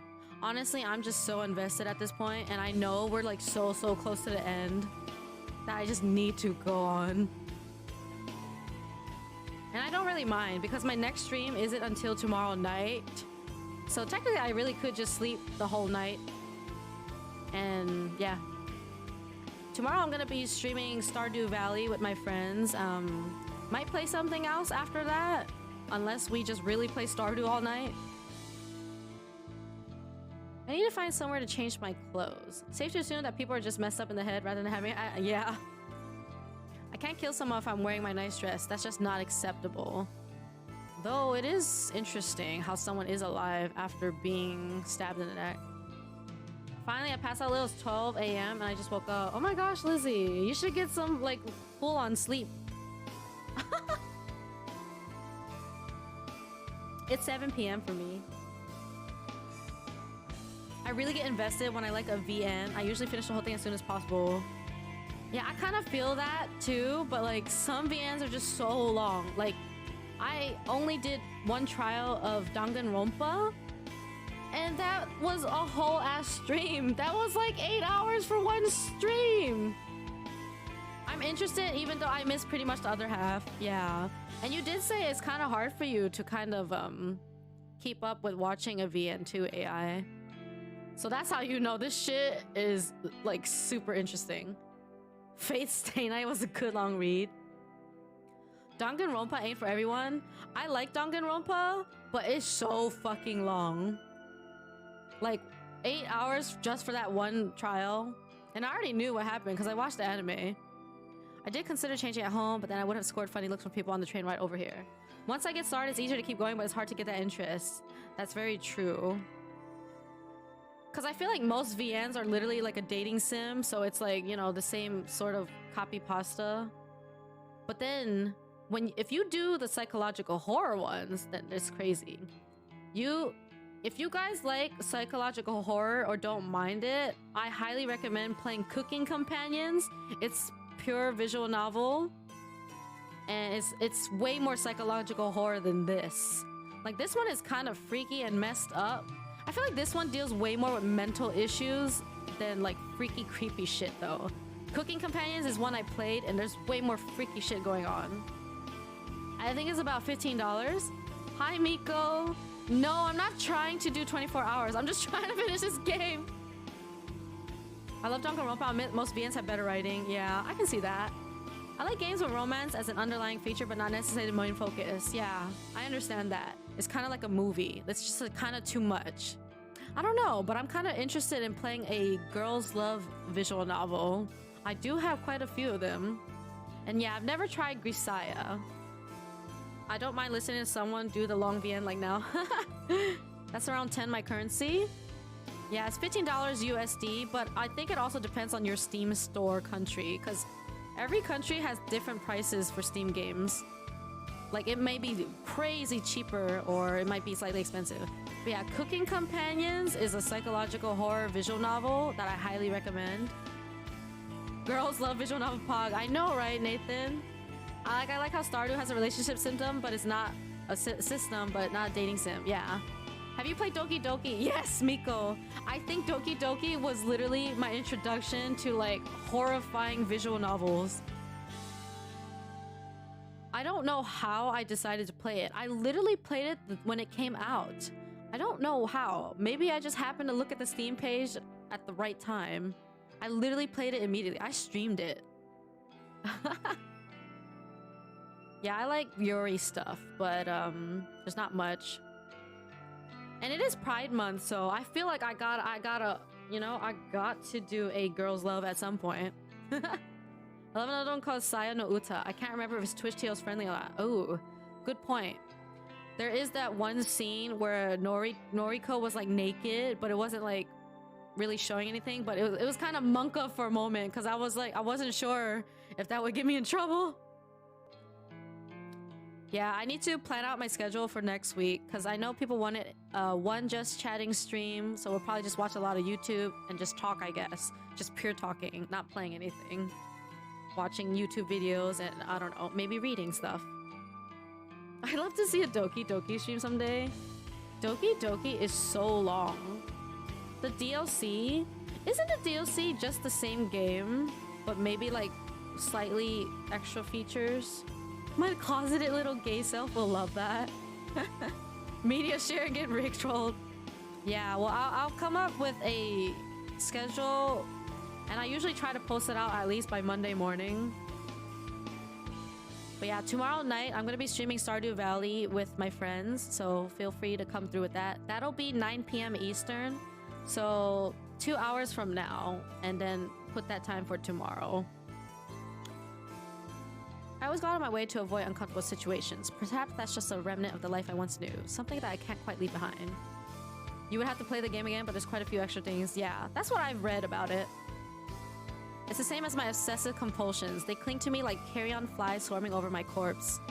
I shouldn't be worried about any of those things, but dead or not, my mind can't just discard the anxieties that shape my entire life. Yeah. Isn't DDLC one of those games with limited replayability due to its reliance on surprises and twists? Yeah, I think so. The true ending, I think so. It's hard to say without spoiling. But does it really matter to spoil something that's kind of old? I don't even know. Wait, what am I doing? Why am I trapping myself in pointless thoughts? My goal is right in front of me. Noriko is on the other side of that brick wall, completely unaware of what is about to happen. But yeah, another reminder, if you guys want to keep on track of like when I plan to stream, Discord is technically the best because even if I post my visual schedule, sometimes I'll end up sleeping longer or something may come up. So I usually inform people in Discord if there's changes, or you could check the Discord event to see if it gets delayed. But yeah, Twitter and Discord will be where I post my visual schedules. What time is it now? It's 7 p.m. Hello, Jellyfishin. Spoilers make me want more. Someone across the Japanese language cover. Oh my god. Are you talking about the one that Lily Pichu is part of? Because that is a very good cover. Noriko is on the other side of that brick wall, completely unaware of what's about to happen. Yeah, if you're ever curious what time it is in my time zone or for me, you could do exclamation time in chat at any moment. It'll go right down to the minute or second. Maybe even the day. I'm not sure. But yeah, it's Eastern time zone for me. So it's 7 p.m. right now. Cryson 7:20 a.m. Oh yeah, there you go. It has the time and date. A heavy-handed slap to my face doesn't sting, but it causes me to reevaluate what I'm doing. Yeah, I like that cover. People have been playing instrumentals too. Those are pretty cool. Focus. First, I'll change into the gear provided to me by the human removal service. Cries and tow him. Then I'll shimmy into the factory through an open window. Yo, mama still up? Hi, T-Sticles. What have you been doing? I'll locate Noriko and drive a knife into her chest. I'll pluck her still beating heart from her body like a ripe strawberry, and then I'll carve my name into the pulsating, blood-spurting organ. Noriko's life will be over and I'll be reborn. I'll baptize myself in her lifeblood and become the girl I've always wanted to be. Girl, you freaky. And I'll be happy. I was at my friend's. Oh. Well, as long as you have fun. Happy just like Noriko. That smiling, carefree girl that I spent my youth with. Yeah, I'm trying to finish this VN, T-Sticles. People here have weird definitions of love. I don't know if that's love. The girl that faced her mother's attempted suicide with a stoic smile. The girl that didn't flinch when her father walked out. The girl that stayed inside day after day when the outside world just became too scary to face. Alright, I'm off to bed. I'm actually falling asleep. I'd like to say, but I gotta wake up at 6 a.m. make the most of the weekend. Yes, Lizzie, have a great sleep and take care. And once again, thank you so much for the Discord Nitro boost. Is it like a 15-hour game? Yeah. But you know what? I think we're in Act 3 now, so there's probably only a couple hours left. But it's okay. You get to hang out here. The happy, carefree girl without a single real problem. It is 7:20 in my land. Yeah, so yeah, that's Asia time zone. Asia time zone is pretty... If it's 12 hours ahead of me, I know it's Asia. Yep, well, you get to hang out here with me for the rest of the stream. However long it is. She never knew how good her life was. She wouldn't have lasted a day in my shoes. Happy to help you reach your goal. Thank you so much, Lizzie. Because I know people come and go with their boosts, so it really makes me happy to keep up the tier 3. Thank you for your great company. Have a great sleep. I hate her so much. I'm going to become her. My backpack hits the ground with a dull impact. Genshin Impact? Dull Blade Impact? Hey, yo? 1:20 a.m. Dej. But you don't sleep for a while, huh? Testicles. I tear my yellow sundress from my shoulders and let it fall to the ground, just like a snake sheds its skin. See, I would try to keep up a high-pitched voice for Ioi, but that will hurt my throat.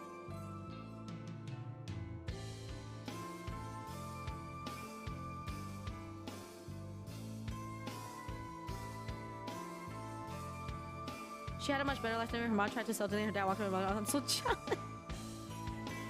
Imagine sleeping. Yeah, testicles, imagine sleeping. Haven't you been passing out at these hours lately and missed 2 birthday streams?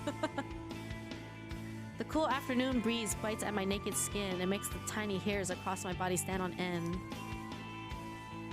Keep the low voice is pleasing to the ears. Oh no, don't worry, I'm keeping it. That's basically my natural voice because trying to do the high-pitched Aoi voice is too much. It hurts. It actually hurts.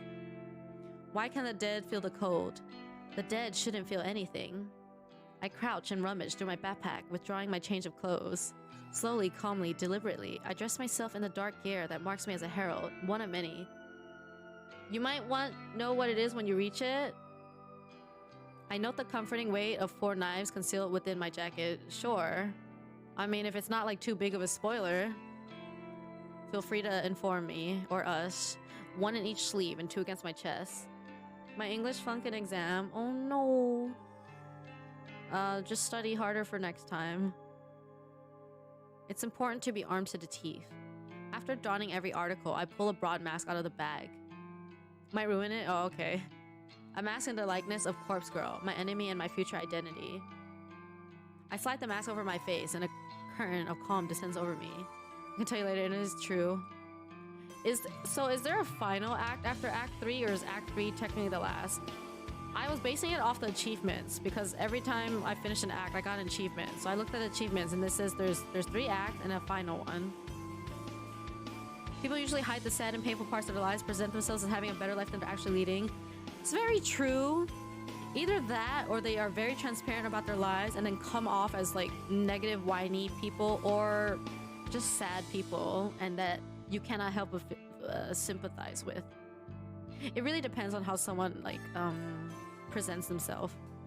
Like for me, I'm quite transparent about like the tragedies in my life, or like the unfortunate things in my life, but not at the cost of like coming off as like someone who's complaining necessarily.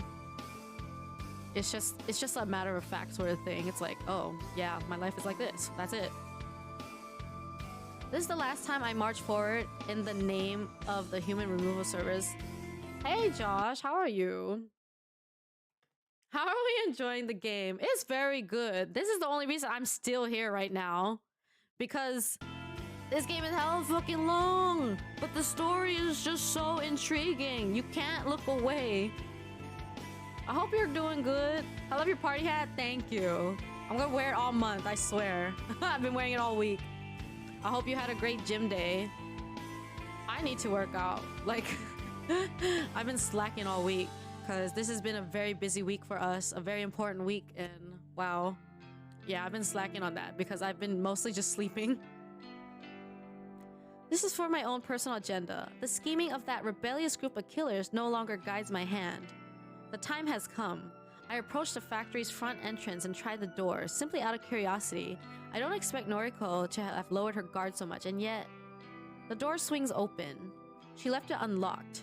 A mistake I never would have made thanks to my overbearing compulsions. I mean, also you stream for 13 hours? Exactly! That's what I'm saying, because I didn't know this game was so fucking long. This is my second day streaming it. I streamed it like 2 days ago, and I thought I would finish it that day, and I was like, oh, never mind. I guess I'm only like 3 hours in out of like 15 plus. And today I thought I would finish already by now, but still no. Apparently I finished Act 1, and I was like, what do you mean Act 1? There's more? But it's okay. I am committed to finishing this today in this stream. We are all too invested to stop now. And we are close enough. I can last a few more hours. You know, I'll sleep good. This place reeks of death. If I wasn't so accustomed to the smell, I'd probably vomit.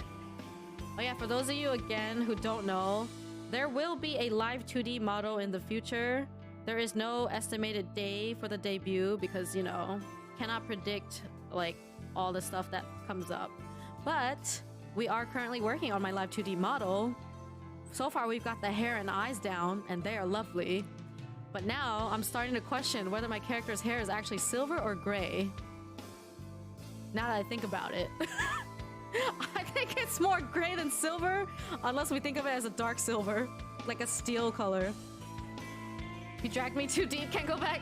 The day I stumbled in here, I was in and out of falling asleep. I did various things, thinking about buying this game, started playing at night, played it before work, worked, stayed up till 6 a.m., slept 6 hours, finished the game. That brings us to the present. Yeah, if I wasn't streaming, I would have been done with the game already. Like, I won't even pretend like I didn't want to keep playing after the stream, but I am committed to finishing on stream if I start on stream. Like, a visual novel just has to be finished.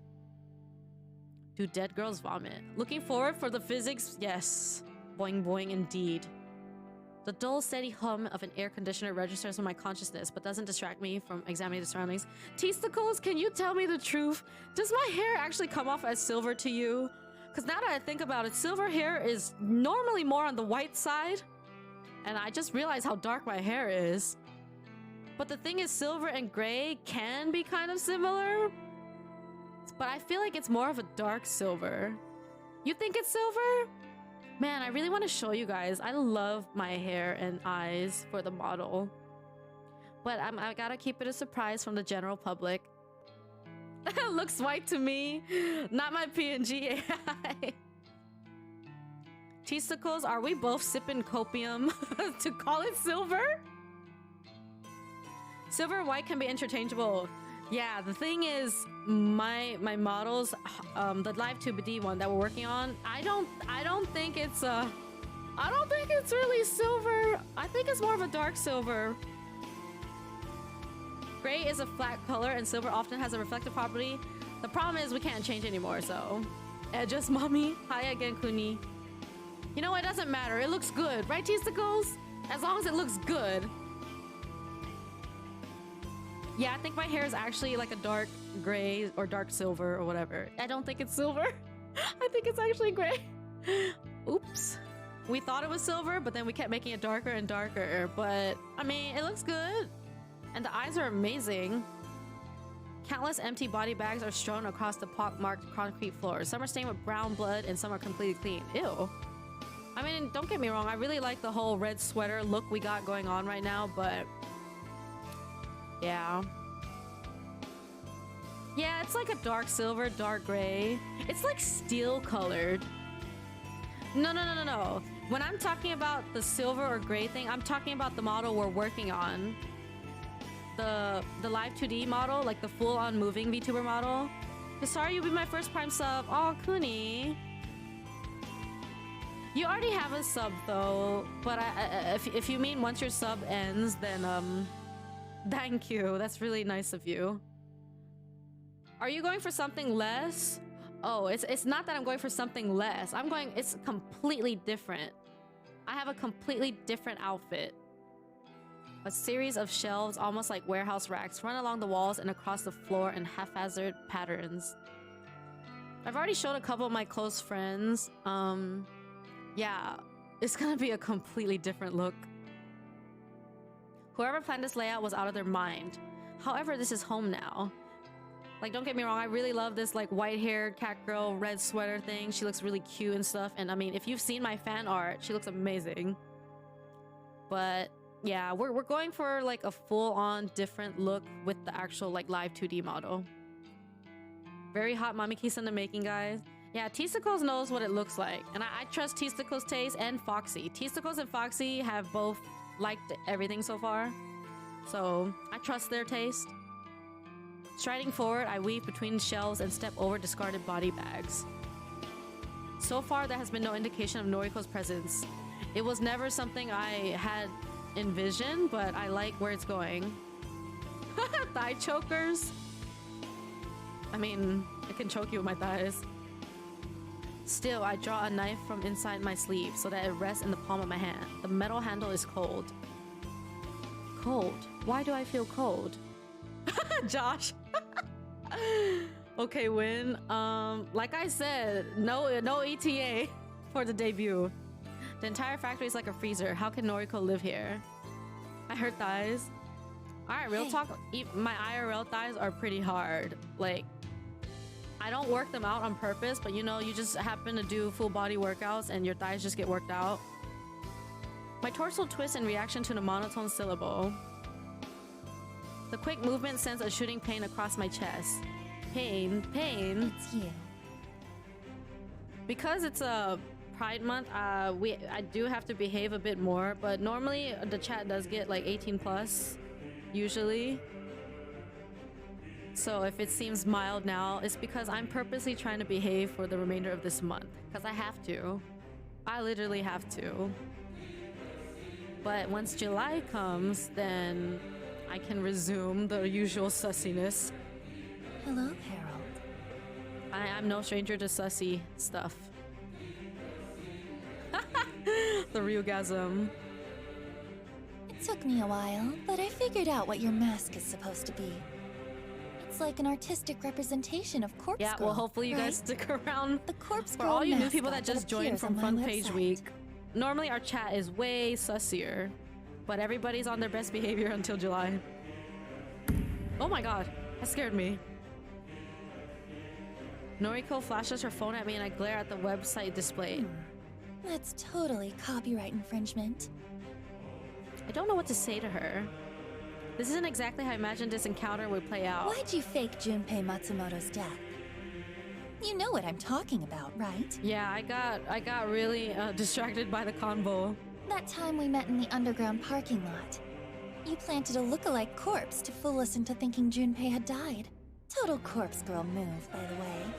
Guess you stole that strategy from me Eggy too. with the sussy stuff. I sense a lawsuit. I love the music. Yeah, the music's hella good. She steps forward with a hand outstretched. What the f— I instinctively lash out with my knife and slash her wrist.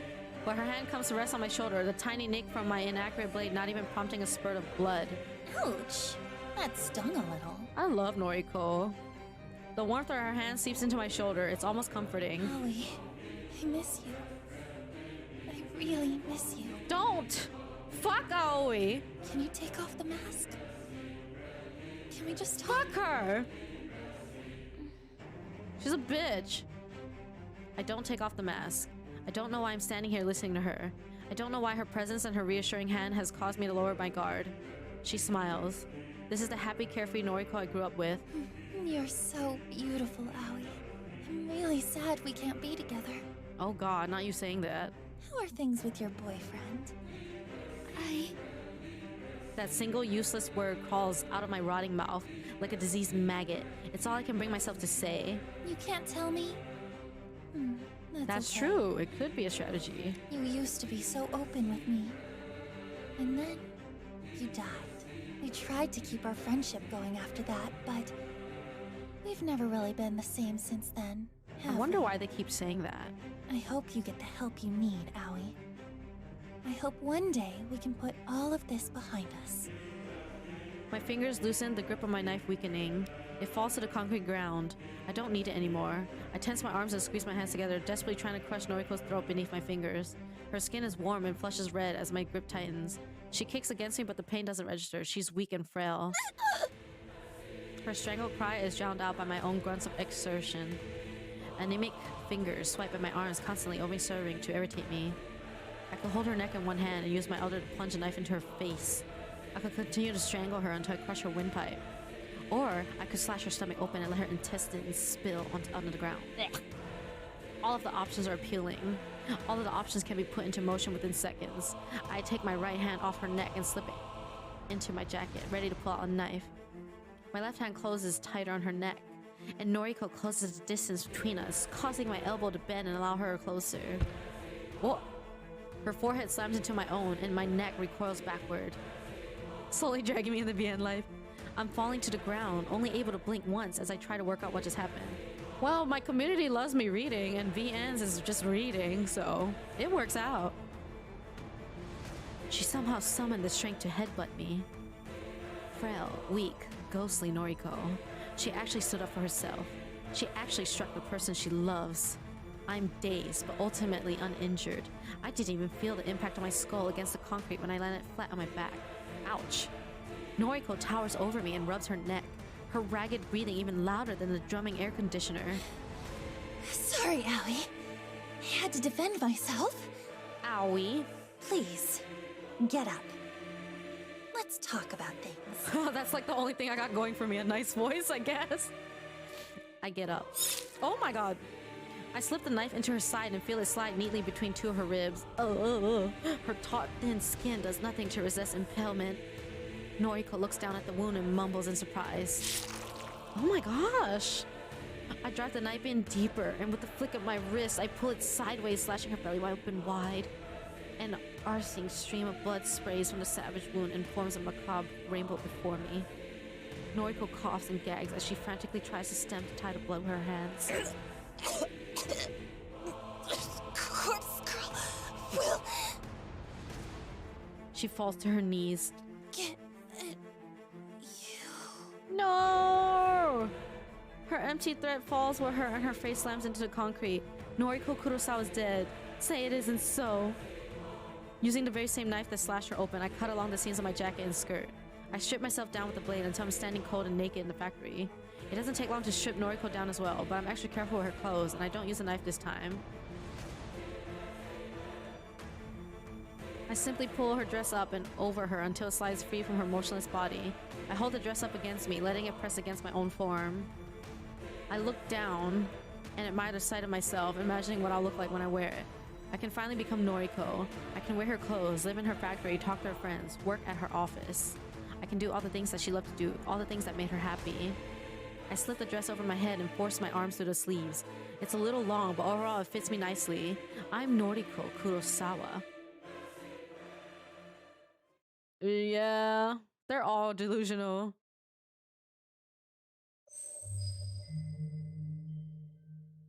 Final act, let's go. When Mother killed herself, she didn't die. Well, she died, but not really. It's a funny thought. Everything that she was, everything that made her Asuna Kurosawa, left this planet on that day. Not the only Aoi. Her body remained, but her soul had departed. She got sent away to a care facility, and I didn't see her very often after that. On the rare occasions I visited her, I would always notice that her eyes no longer looked like mine. I hate her for what she did to our family. Yuriko and I were only children at the time, but Mother hung herself up from the ceiling and made us watch. She encouraged us to kick the chair out from underneath her. We didn't understand what she was doing. She told us it was a game. So we kicked the chair and we laughed. And Mother laughed, and then her neck snapped, and she stopped laughing, and that light in her eyes that I once shared with her was extinguished instantly. Yuriko screamed, and I screamed, and Mother just wouldn't move, and we couldn't get her down from the ceiling, and eventually Yuriko remembered how to call for an ambulance, and the paramedics arrived, and we were taken away. And after that, I was completely fucked up, because you don't just walk away from something like that and act like nothing happened. I spent years trying to force the painful memories of her attempted suicide out of my mind, but I didn't exactly cope with it very well. How could I? I became terrified of the world and became used to locking myself inside and wasting away. Yuriko dealt with it a little better than me. I can't say her rebellious behavior was the right way to cope, but I had to have been healthier than staying inside for weeks at a time. By the time I reached senior high school, I think I had mostly gotten past everything. The vision of Mother hanging from the ceiling in front of me didn't haunt my dreams. The sound of our laughter intermingled with screaming didn't always ring in my ears. Aoi helped me through a lot of it. She shared all of her problems with me, and it made me feel a bit better, like maybe my life wasn't so bad. Yeah, this is Noriko. Aoi's life was kind of messed up. Her father was arrested for various crimes and didn't spend much time in her life. When we were about ready to graduate, he came back to town and violently attacked her. She called me and told me that he killed her. But she killed him too, so it was all going to be okay. Her words, not mine. I never understood what she meant when she said she was dead. I think graduating put some distance between us, so I never truly tried to figure out her words. My own problems came back to haunt me once I moved out of home. I became completely distracted and almost forgot about Aoi. The apartment I moved into. I should have known that the smell of mold wasn't normal. I should have paid attention to the shoddy repair work that had been performed on the wall. I should have just walked away and found somewhere else to live. But that apartment, I suppose that's where I started to lose control of my life. And that's exactly the reason why I need to return there. The corpse in the wall or something. Looks the same as always. I'm not looking forward to climbing the rest of the stairs up to the apartment. I can hardly walk at all, even on flat ground. But I have to do this. I can't let stitches and bandages and painkillers distract me from getting inside. I don't know how long I was in the hospital for. None of my personal effects were with me when I woke up. I had no phone, no purse, no handbag. But the doctors monitored me for a few days and then let me go, even though I told them I had nowhere to return to. They just threw me onto the street. They couldn't even tell me what happened to the girl who attacked me. They had no idea if she had been arrested or not. I have a feeling she's still out there. Regardless, I'm here now. My wound is apparently on the mend, and I don't have any signs of infection. All I have to focus on is the ascent in front of me. Yeah, I guess she survived. Each step I climb is more difficult to conquer than the last. Each time I raise my leg, I experience a tearing, searing agony along the length of my stomach. More than once, I have to stop and check that my stitches haven't torn wide open. When I'm sure my flesh is more or less intact, I continue scaling the mountain. My head throbs and beads of sweat drip down my face. When I hit the landing on the level below my own apartment, I spy a familiar face. Noriko? Momo Ogawa, the daughter of Kenji Ogawa, the man I framed in order to maintain my innocence. Hey, Momo. I don't even know if I could root for anyone in this story. Yeah, I mean, they are all crazy, but I think everybody's favorite is still Noriko. I don't know, I feel like Noriko, like, wasn't really purposely trying to do bad things. Like, she always felt nauseated when she saw things. I don't know what possessed her to, like, start Corpse Girl, but I think that's where it all went wrong. Her panic cry isn't the reaction I was suspecting. Like, I don't think Noriko ever wanted to do bad things to people or wish for bad things. But she kind of got off on it for some reason. Her father is exiting their apartment just as Momo cries out. He does a double take before glaring at me. Noriko, surprised to see you here. I can't quite get a grasp of his tone. Is he happy to see me or angry? Does he even know that I'm the reason he was arrested? Well, I'm assuming that the police let him go fairly quickly. After all, he's here at his home and not rotting in his cell. Hello. Your landlord said you disappeared. Yeah, kind of. Are you okay? You look like... His gaze turns to the hospital tags adorning my wrists and the package of spare bandages I have slung over my shoulder. You know, you disappeared right around the time the police... Huh? Forget it. It's nothing. I have a bad feeling that he's beginning to piece something together. If he works out that I'm behind his false arrest, then... Sorry, I should go. Yeah. Come on, Momo. Bye-bye, Noriko! Bye, Momo. The girl waves excitedly as her father leads her downstairs. I should feel relieved that he's safe, but honestly, I just feel guilty. My actions, Corpse Girl's actions, put a lot of strain on that little family. I have to keep going. The last flight of stairs is torture on my battered body, but I persevere and reach the front door of my apartment. It's at this moment that I remember I don't have any keys to get in. Shit. Out of desperation, I try turning the handle and the door opens. Either I left the place unlocked or the landlord has been inside and forgot to lock up. Aoi, I'm just thankful that I can keep moving forward.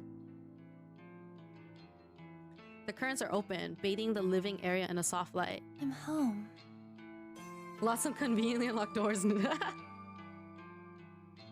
No, that's not right. This isn't my home. This isn't Noriko's home. This is Corpse Girl's home. I never really lived here. I simply existed within these walls. The real Noriko was held hostage by an omnipotent presence sealed in this home. The things here are just as I left them so long ago.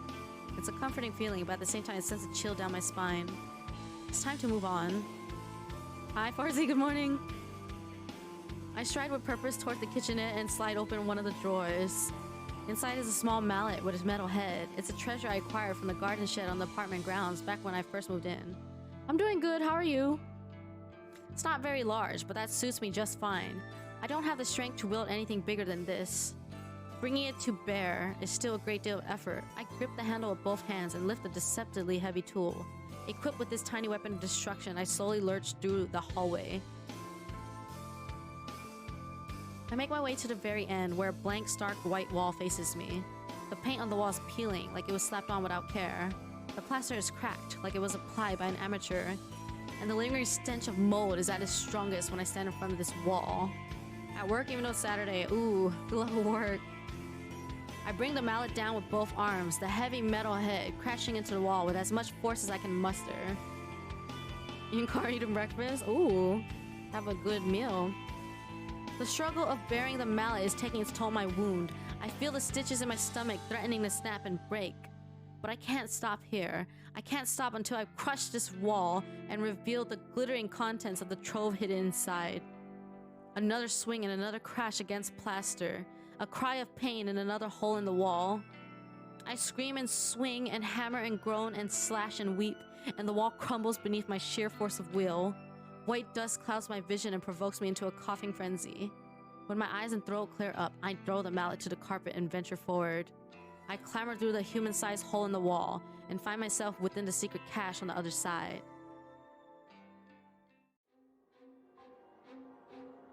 God. The stench assaulting my nostril no longer disguises itself as mold. It's the fetid malodor of rotten decay, the inimitable trademark of a decomposing corpse. I spent so long fooling myself into believing it was nothing concerning. I spent so long pretending that a corpse did not live within the walls of this apartment. The truth is, this corpse pinned to the wall is the root of all evil.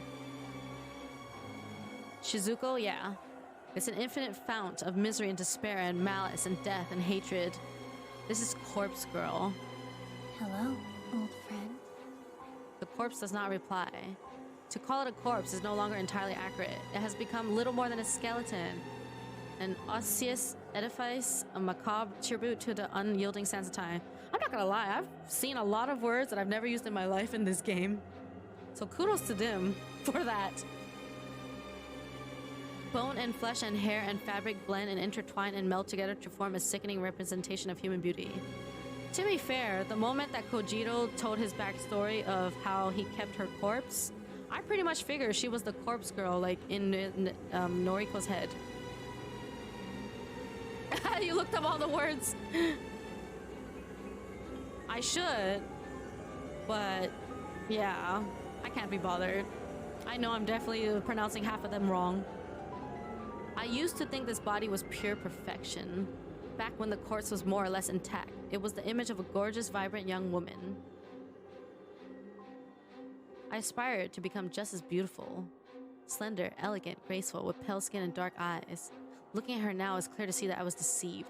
The form before me is not beautiful. It's revolting. I shaped myself in the image of death, truly believing I was transcending mortal beauty. This corpse controlled me for so long. This corpse manipulated me and made me want to become just like it. Somewhere along the way, my own identity began to dissolve, and I started to believe that I had become this rotting carcass, this pallid bag of flesh. The spell has been broken. I don't know if it's because of my near-death experience or the clarity of mind inspired by an intoxicating cocktail of painkillers, but I no longer want to associate myself with Corpse Girl. I want to be myself, just Noriko. I no longer want to kill in the name of this blasphemous effigy. Corpse Girl, I found you here, trapped in this storage closet, just over a year ago. So this bitch knew like all year and really just left that? She wasn't like afraid or freaked out? And you stole my life from me. Looking at her now, I can't help but wonder what the hell went through my mind when I let her possess me. Why did discovering this corpse have such a profound, lasting effect on my psyche? I shut my eyes as a wave of dizziness threatens to overcome me. That's what I'm saying. Like, how did you just not freak out and decide, hello, let me get the fuck out of here? Staggering in the near darkness, I struggled to regain my balance. I had blocked out the memory of discovering this corpse for so long. I refused to acknowledge it ever happened. But the crystallized fragments of that forgotten memory have finally breached the surface of my consciousness. I can finally recall the event thanks to the clarity brought about my current state of mind.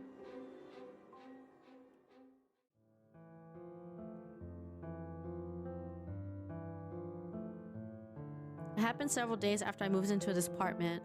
The musty smell of mold lured me to the wall at the end of the corridor, the wall that had been hastily patched up and covered with plaster and paint. I wondered about the source of the smell. I figured it might be a leak, a busted pipe that needed repair. Instead of calling upon the landlord for assistance, I took matters into my own hands. Perhaps I was inspired by my newfound independence. I had just become a free young woman, living on my own for the first time. Looks like A with more mass. Perhaps I was just stupid. I located a mallet in the garden shed. I tore down the wall. I found Corpse Girl, and in that moment I fell to my knees. Someone had hung this corpse upon the wall and decorated the storage room with books and photographs. The sight of the dead woman bearing down on me instantly unearthed the buried memories of my mother's attempted suicide. Hey Shino, the pain and despair that I had repressed for so long found its way out of my mouth and formed an unholy scream. I think the fear of that discovery and the subsequent revival of subdued memories caused me to slip in and out of consciousness. I was paralyzed by fear, and my entire body was racked with pain. Looking back now, I feel like I must have spent days lying in a heap on the floor of the storage closet. Days spent within a dreary haze of dread and depression and distress. Days spent at the feet of that hanging corpse that form I began to look up and idolize. Hi, Vermilio. This is really good writing. I know, I really like this. Days spent in a lull, a fever dream, surrounded by photographs on the wall of all manner of corpses. Days and days of my soul and identity slipping between my fingers. Something must have eventually cracked inside me, because I remember getting to my feet and repairing the wall. I don't know how I did it, but I patched it up and painted over it and vacuumed up all the dust and debris from the carpet. And then the memory of the entire incident just vanished from my mind. The only relic I retrieved from that storage space was a single book, a heavy tome that must have tumbled out of the closet during my delirium. Faux photography. A comprehensive history of photo manipulation. Dear God. Now, Corpse Girl doesn't look the way she used to. Uncovering her today hasn't shocked me into submission like it did all that time ago. Am I stronger now? No, not really. But I was prepared to face her this time. And now I'm here to bury her. As I calmly assess how difficult it will be to retrieve her from her position, my eyes fall upon the dozens of photos plastered haphazardly across the walls. Photographs of nameless bodies printed with an instant camera. There must be 10 or 20 or 30 corpses across the entire series of images. I don't recognize any of them.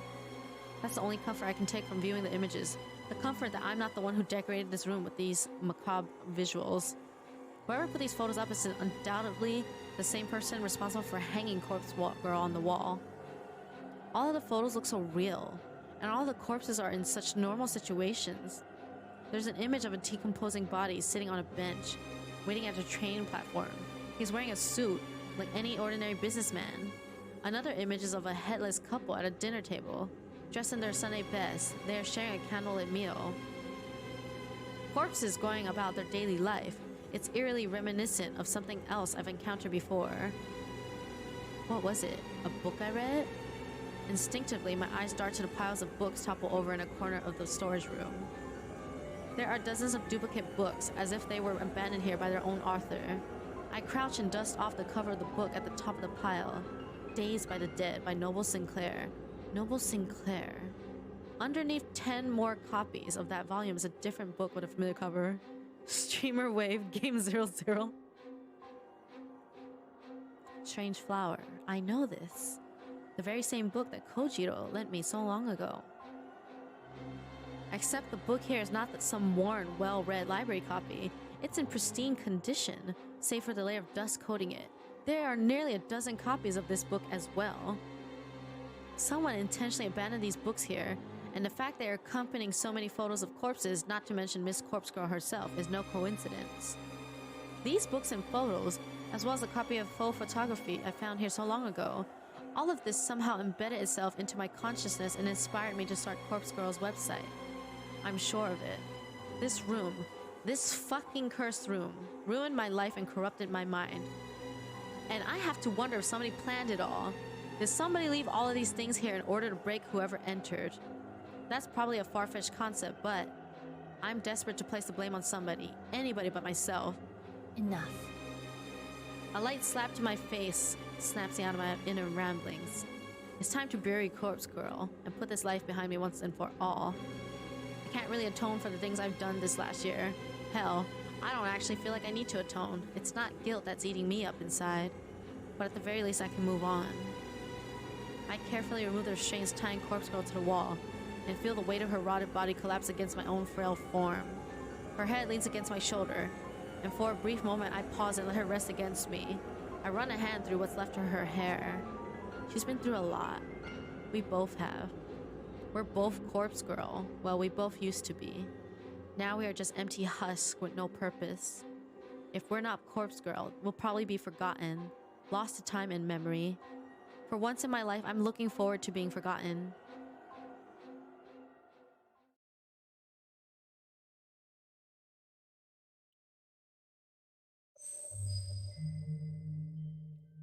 Ooh, a bonus ending.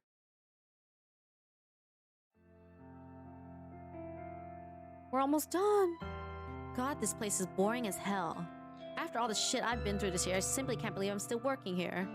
If it weren't for Shinya, I probably wouldn't bother coming in every day. Boneless. But I want to patch things up with him. If I keep talking to him in the office, surely I'll call my way to forgiveness. Speaking of that son of a bitch, here he comes now. Look at him. He walks past my desk and doesn't even acknowledge my existence. How can he ignore me after all the time we spent together? Tch, fucking hell. No, it's not Aoi, bitch! He irritates the shit out of me sometimes. I'll just have to take matters into my own hands. If he won't talk to me, I'll just make him talk. I leave my desk and stride over to him. My heavy footsteps aren't exactly elegant or befitting a lady, as my mother used to always say, but I don't really give a flying fuck. Hey, what's going on? The slurred, drawling words that drip from my mouth don't come out the way I want. That always seems to be the case. Everyone treats me like some dumbass dipshit because of the way I speak. They don't understand that's the way somebody thinks that really matters. I can't help it if I was brought up to speak like a fucking imbecile. Blame my father, not me. Oh. Hello, Tomoe. Hello yourself. What's a gal gotta do to get a conversation out of you these days? Huh? What do you mean? Come on. You know we don't speak like we used to. Well, we broke up. You dumped me. What exactly do you expect from me now? Oh, please. You know I'm sorry for that. I told you 1,000 times that breaking it off with you was the stupidest thing I've ever done. So come on! Get back together with me, will ya? Tomoe, you broke my heart. Yeah, I know. Shinya, I really love you. I need you. I'm not normally one to get embarrassed, but letting my feelings hang in the air between us really makes me uncomfortable. Did you hear about my father? Eh? I wasn't expecting him to shrug off my confession with a swift change of topic. He's tracked down an important member of the Human Removal Service. Jeez, not this shit again. Can't you just let it all go? No, I can never do that. I'm going to get to the bottom of it. I could use a hand, if you're willing to assist. Having someone by my side with insider information would be rather handy. Don't you agree? I'm kind of blindsided by his requests. I know that he knows everything. I'd be stupid to pretend he hasn't figured it all out by now. He knows of my involvement with Noriko. He knows that I hand a hand, however indirect, in the suicide cases that Corpse Girl painted across the city. I'm not going to judge you for working with Noriko. If you can help me bring the greater perpetrator to justice, the head of the Human Removal Service, then Taco Bell? then I think it may have been a good thing that you did what you did. That's so. You'd forgive me for getting involved with such stupid shit? Yes. I'd have no choice but to forgive you. Is there an MC in this game? Well, I feel like Noriko was, but every act made us be in the point of view of somebody else. But ultimately, like, the main person of the whole story is Noriko. And maybe we can even move further forward. Like, everybody basically revolves around her. I know he's just saying what I want to hear. He can be manipulative in his own way. But if there's a chance I can make up for the shit I've done and win Shinya over again, then I have to go for it. Right. Sign me up then, or whatever. I'll help out. Thank you, Tomoe. I'm going to interview the individual involved with the human removal service. Are you allowed to do that? Of course. Father said I'm an Yeah. important member of the investigation team now. Everybody is still involved with Noriko, so I would say she's still main character, even if you're not always talking from her point of view. I'd like you to come with me. You might be able to point out any inconsistencies in his testimony. Yeah, I don't know about that, So but I'll do patch my an best. apartment finder? What the heck? For the first time in a long time, Shinya smiles at me. Yeah, I don't control ads. Twitch will automatically play Shit, ads, man. which sucks. I told you, I don't know. Can you just Fuck this leave me guy. alone? This guy's pathetic. Every time I open my mouth, he flinches and recoils in terror, like he thinks I'm gonna hit him or stab him. Listen here, you little shit. Does the bot say If you bro don't every spill time the we do? deets, Yeah, my man here pretty will much. crush your fat skull into dust. That's a command. Whenever someone says bro, the bot responds with the bruh. You got Disney Plus? Man, I barely use my Disney Plus. Tomoe, maybe you should let me do the talking from here on out. Whatever. Farzi. I back off and let Shinya take my place. I talked him up, so I thought he'd be pleased, but maybe I just annoyed him. Mr. Matsumoto. Please, just call me Not the June. Tinder. Hey, nice try, mister. I ain't your friend. You can address me formally. Thank you very much.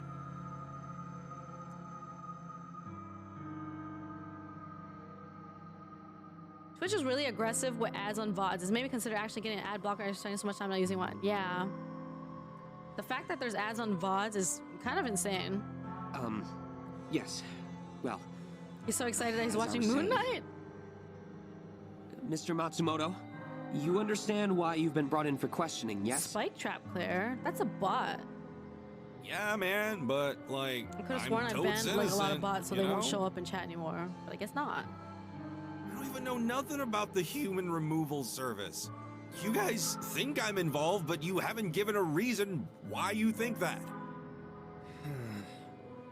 Shinya retrieves a small pocket notebook from somewhere and flips through the pages. After a moment's silence, he clears his throat. Several witnesses, plus a security camera, placed you at the scene of a murder just 2 days ago. Spike Trap is just a bot. Sometimes there's random bots in Twitch chats. I don't know what they really do. They probably just collect data or something. Now, it's apparent you weren't the culprit. I usually ban However, bots so they don't show up your in the user activities list. at the time of the incident were questionable at best. Oh, what activities are you referring to, Detective What happened to Man? PP? What do you mean? You were cheering, and I quote, "Kill him dead. Kill him dead." Yo, that don't sound like something I'd say.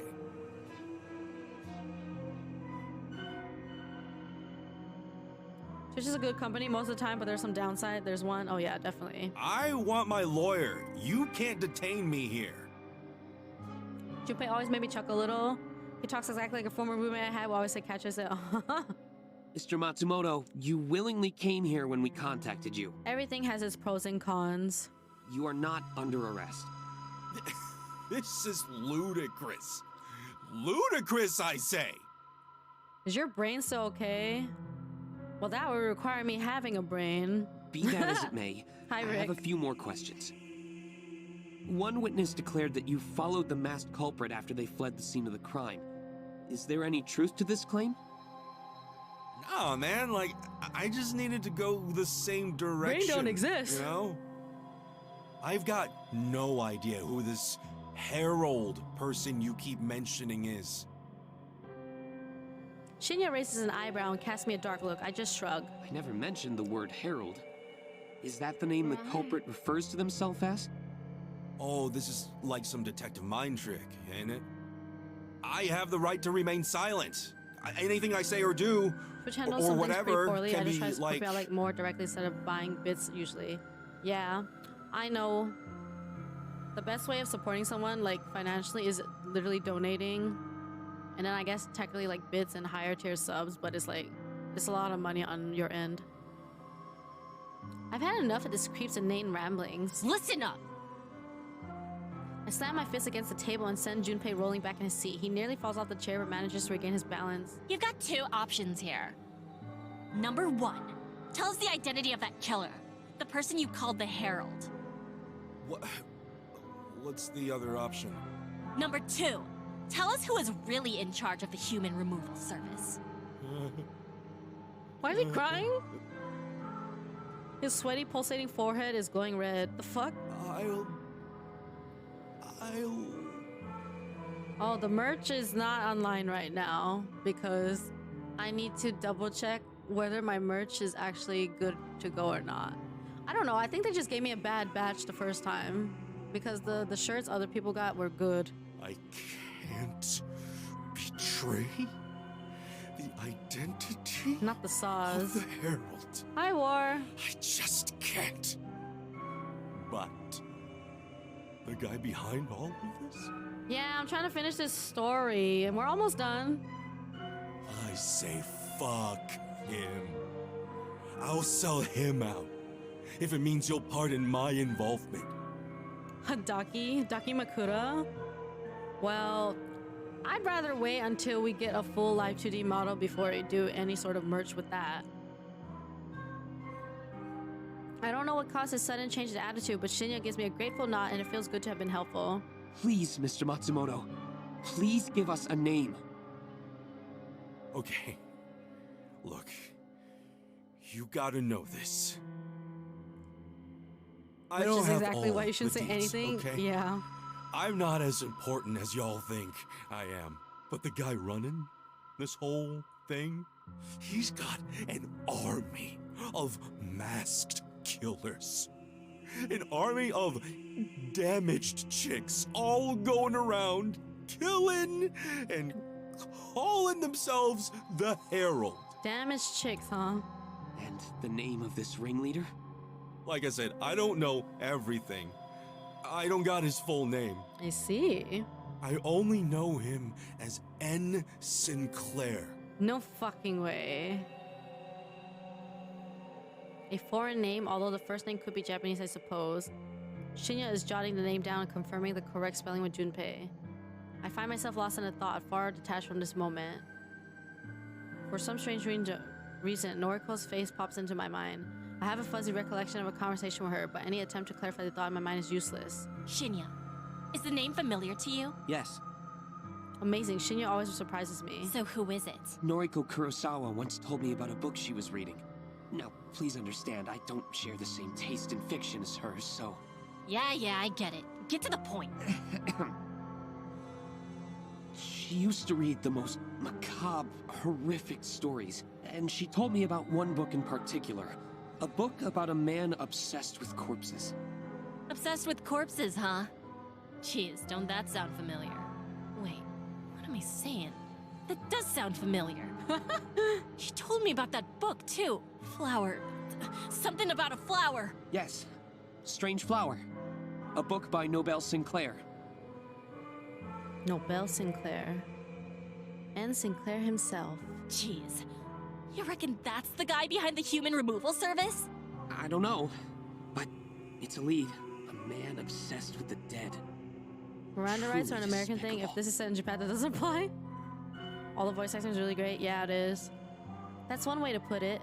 I've done my time with sickles like that, had enough of it, and put it all behind me. Oh, Detective Man. Can I, go now? Absolutely not. Shinya turns away from Junpei and beckons for one of the armed police officers standing guard at the room's entrance. The officer walks over and awaits Shinya's command. Arrest this man. Yo, that's whack. What are you doing? The police officer cuffs Junpei and yanks him out of his chair. Damn. Shinya, that was cold. It had to be done. Junpei is dragged away, kicking and screaming. Silence falls upon the room after the door closes in the police officer's wake.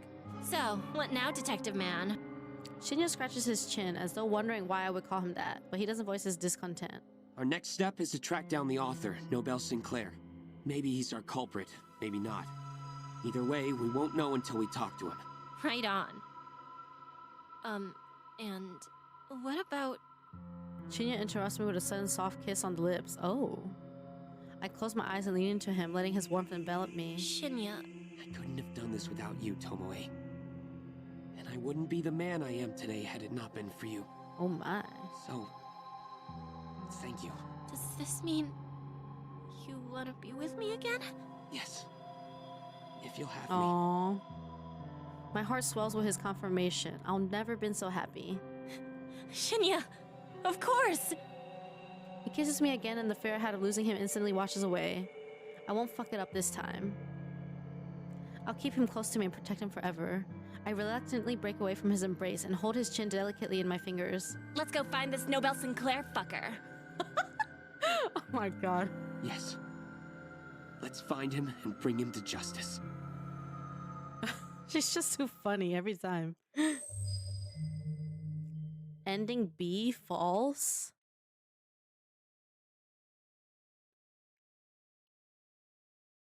Have a chicken tendy?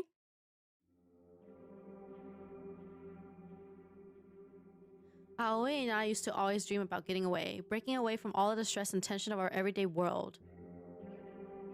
She dreamt of going somewhere cold for a winter getaway, somewhere she could snuggle up by a warm fireplace and drink hot cocoa and feel at peace.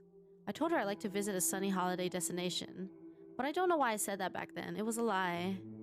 I hated the sun, the harsh light, and the warmth always used to leave my skin feeling prickly and scorched.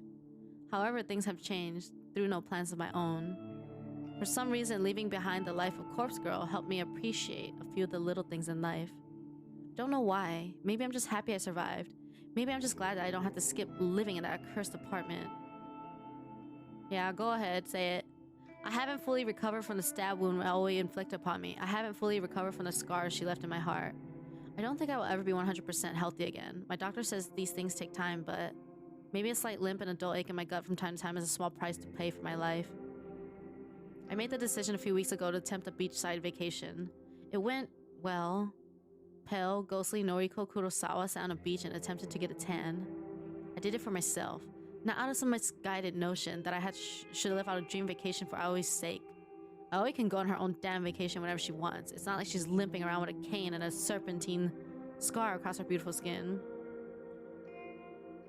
You can view the under endings if you want after this. You don't have to play through the game to unlock them. Okay.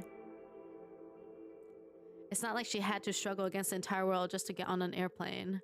The beach was gorgeous, the water was pristine. I'd never seen anything like it in all my life, but those moments of sunshine and relaxation were fleeting. Sitting alone now in this apartment makes that painfully clear. I had to return to Tokyo eventually, it was inevitable. But it feels like there's nothing here for me anymore. Maybe I'll move once more, go to Osaka or Nagoya. No one in Tokyo for me. Aoi, Kojiro, they're either dead or dead to me. Tomoe doesn't call me, doesn't answer messages. Shinya, nothing, no one in Tokyo for me. My eyelids close gently and the sweet embrace of sleep takes me.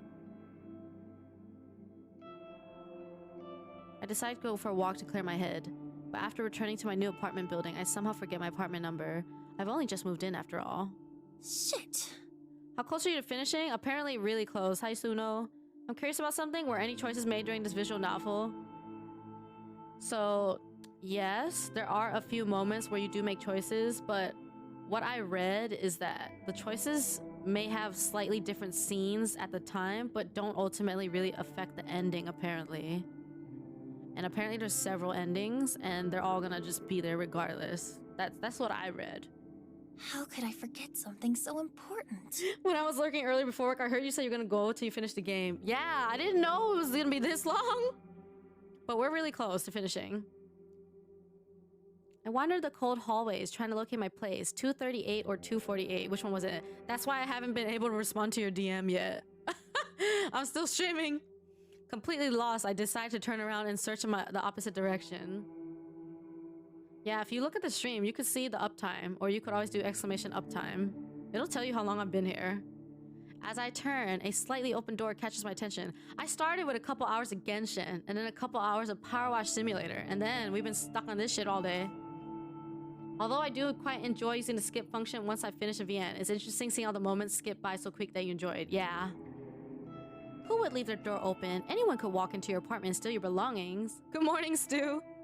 This thought quickly scampers off as I find myself pushing the door ever so gently. It swings open slowly, revealing a room lit only by the flickering light of a television. Hello? Yeah, you don't left your worry, door I'm open. going to sleep when I'm done. Is anyone in there? Also, you probably could have figured out the ending thing yourself. I guess I didn't need to tell you. You never know. I'm quite Pepega. Don't overestimate me. Sometimes I just don't think. I can't, you know? No brains. Have you ever played Detroit Become Human? No, I haven't. But my friend Yami did. I don't know if she finished. I forgot.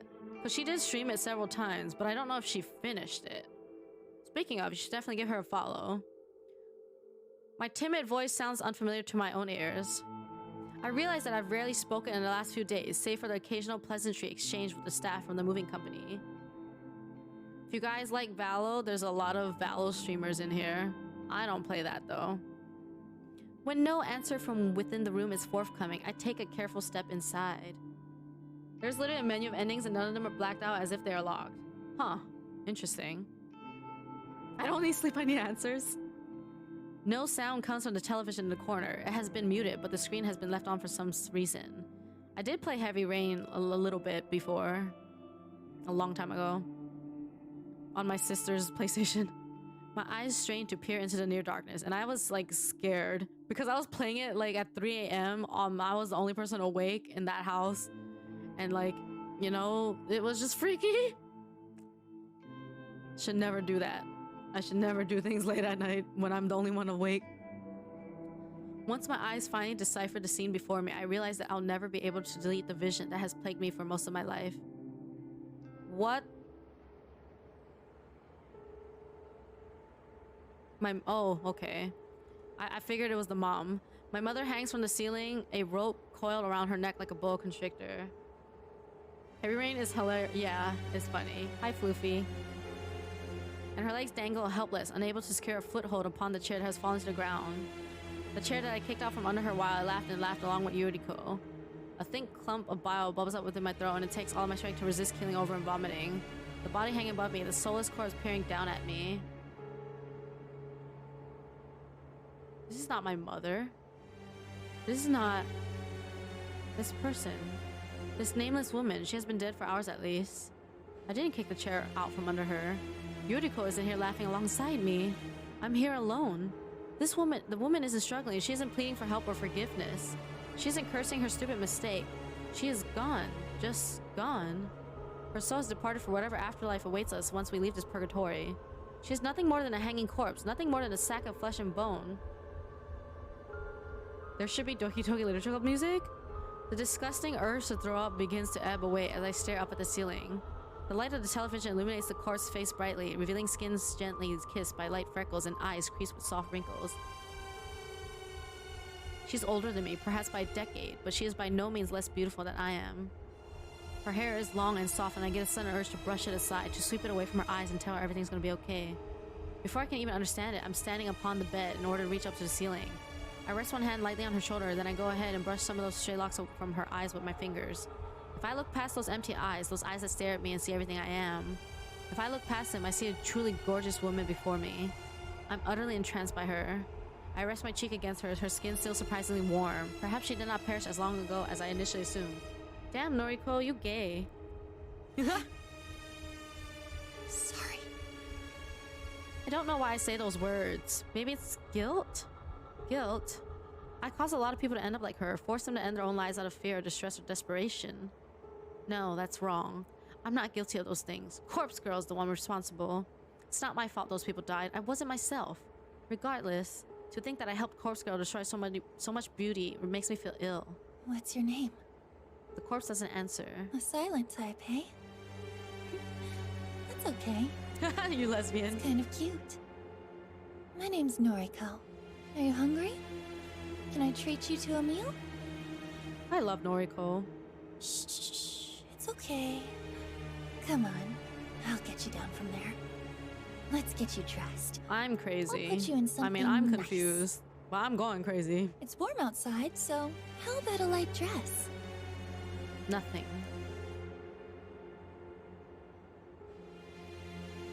It takes some time to unloop the rope from her neck and return her to the floor safely. Some part of my subconscious knows exactly how to move her carefully, to dress her, to apply her makeup and bring out her inner beauty. I can't recall if I've done something like this before. Have I taken a corpse out to dinner before?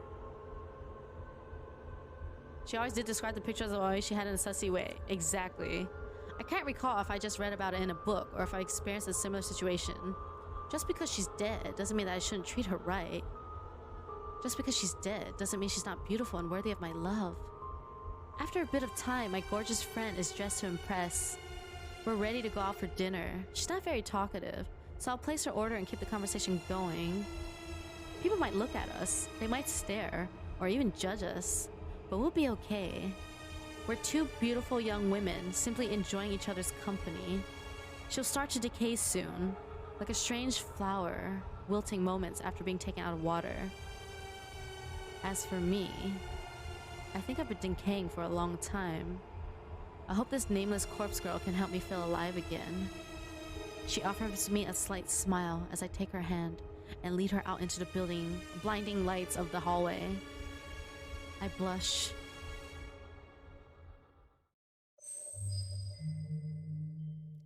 Epilogue. 1 year later.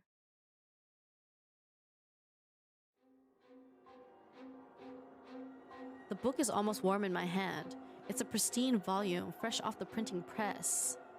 Paperback, though I would have preferred hardback. Been a while since I last published a book. Years. The few fans I have probably thought I disappeared off the face of the planet. I did, in a way. Not my fault. Death is death. Nobel Sinclair died in a fire inside his family home. That was a long time ago. Even though my name burned to ash, my body survived. Had to pick up a new name after that. Can't wander this planet without one. This body went on living for quite a while with the new name. I even grew to like it. Then the strangest thing happened. Another fired. Inside a morgue, this time, the new name went up in flames. My body survived. Again. Fate. Don't know. Felt a bit lost after that. Felt a bit unlike anybody.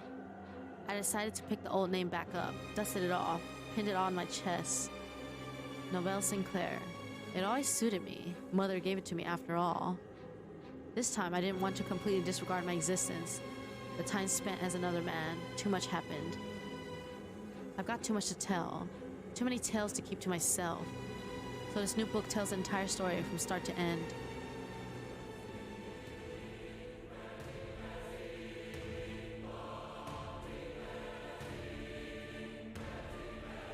Wasn't easy typing page after page with only one arm. One of the most taxing and challenging things I've ever attempted. But now it's done. Soon this new volume will hit store shelves across the country. The world will know everything. I used pseudonyms throughout the book to protect the identities of the guilty. Didn't print Noriko Kurosawa's real name even once. Didn't identify Junpei Matsumoto or Aoi Sato. Didn't call Tomoe Watanabe, or even that wannabe detective that always chases me, Shinya Fujikawa. Thank you for the follow, Weather Wolf. And most importantly, I didn't print my previous name. Not that name, anyway. I confess a lot of things within this text. I even confess my involvement with the Human Removal Service.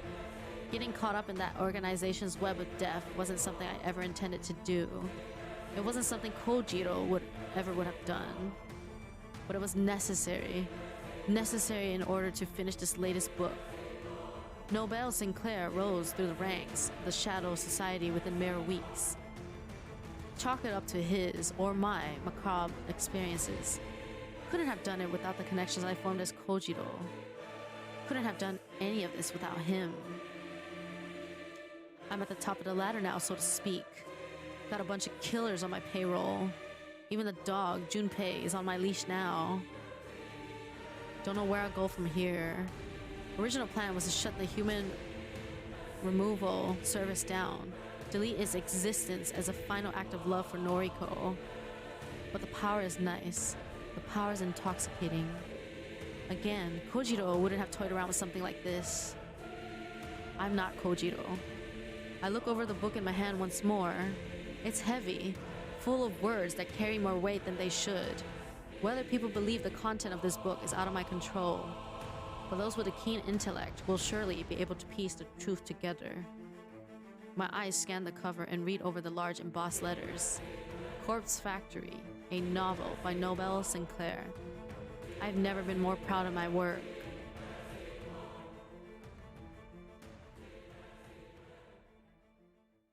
I had my suspicions about you, Kojiro. Wait, so are there actually more endings that we have to look at? Well, honestly, all those plot twists, sheesh. He loves Noriko? Oh yeah, he's loved her like forever. There's 2 more?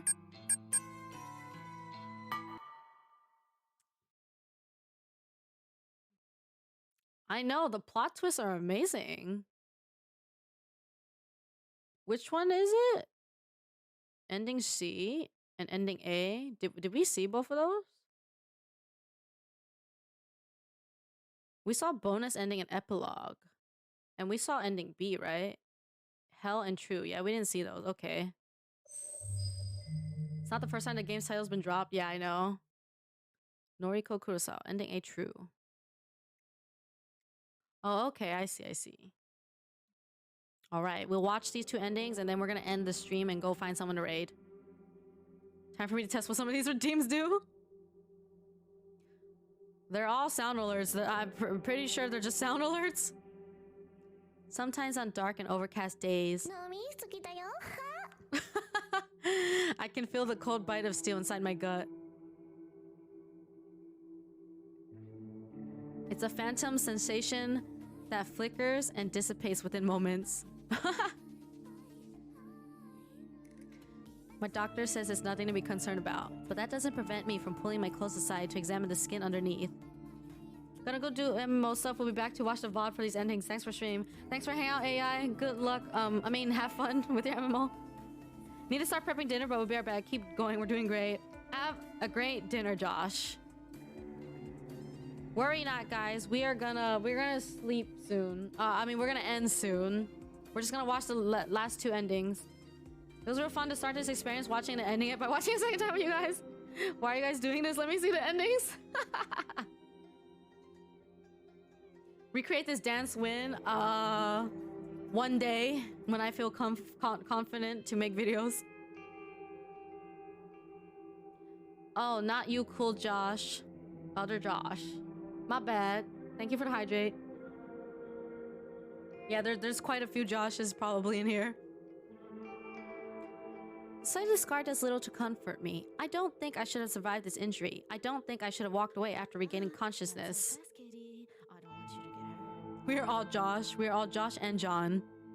But somehow I survived that encounter with Aoi. In the darkest recesses of my memory, I can vaguely recall the warmth of strong arms carrying me from that factory, carrying me to safety. Once again, guys, feel free to follow me on all the other social platforms if you want. I cannot promise that I'm very active on like the ones with videos like YouTube and TikTok, but they do exist. I am most active on Discord and Twitter. Which ending did you go to? This is the first one. A or True or yeah. I'm a Josh, you're a Josh, he's a Josh, we're all Josh. No, you're totally a Josh or John. We're all Josh Johns, John Joshes. Somebody saved me on that fateful day, but I don't know who. Regardless, I owe them my life. My new life, a life that is actually worth something. A life that doesn't consist of skulking in the shadows and pretending to be a beautiful corpse. I look down at the empty plate before me and smile. I'm still not accustomed to the sight of a finished meal, but I'm still learning to love it. Well, worst case scenario, if you ever miss something, you can just watch the VOD. My stomach feels full, truly full, not just full enough like I used to force myself to believe. I've put on 4 pounds recently. 4 good, healthy pounds. My cheeks glow with vitality, and my skin is no longer the sickly color of ghastly flesh. The waiters at this restaurant are probably getting sick of seeing me in here every other day, but I don't mind. I eat well here, and I've learned to cook at home too. Tomoe, of all people, taught me how to prepare dinner. I never expected to study the culinary arts under someone like her. But she has a knack for bringing out the flavor in food. She says she picked up a few things from years of caring for her kids' siblings. I'm learning a lot from her. I push my plate to the side and take a sip of water. Time to pay the bill and get going. There are things to do tonight after all.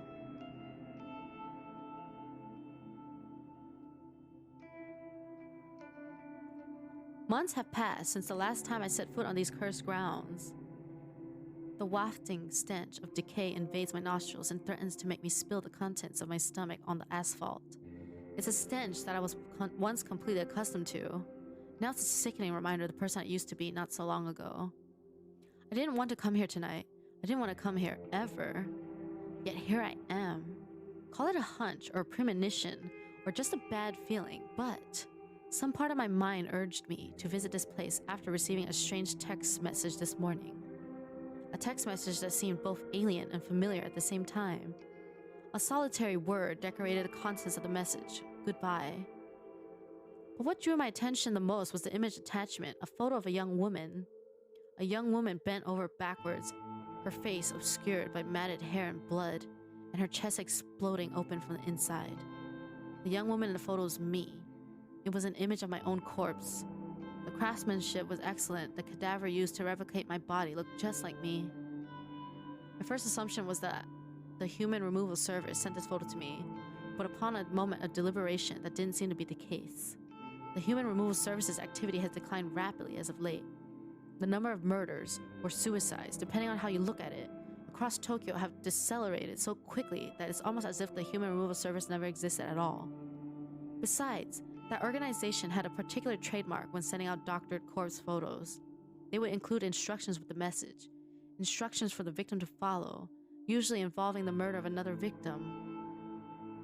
The message I received simply said goodbye. My corpse photo feels personal. It's typical of the work I used to perform. It's almost as if somebody took over the identity of Corpse Girl, the role that I once filled. But that's crazy, isn't it? I take a deep breath and stride toward the factory's entrance.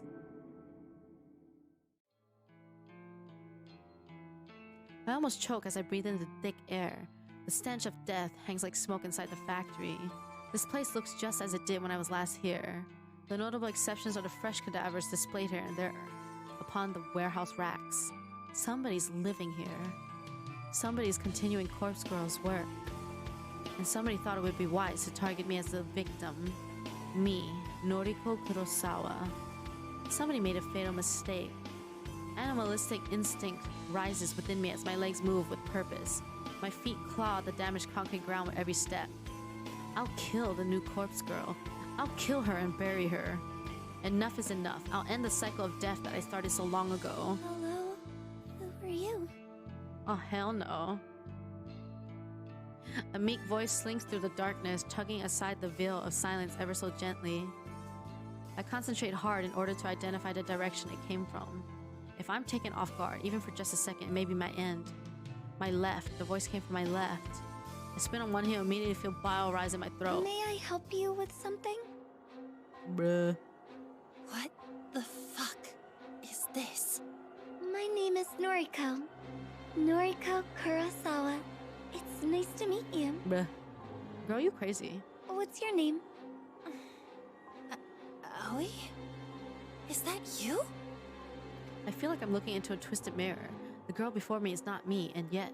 Are you here to buy a corpse? I have plenty on display. You can browse as much as you like. But that one on the end of the rack is reserved. Sorry.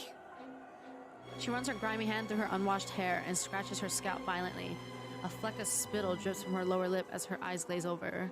This is Aoi Sato. Despite the hair and the makeup and the clothes, my old clothes, her voice is the same as I remember. Aoi, knock it off. You're scaring me. Who is Aoi? Is that your name? Well, it's nice to meet you, Aoi. My name is Noriko. A moment of clarity brings immediate understanding.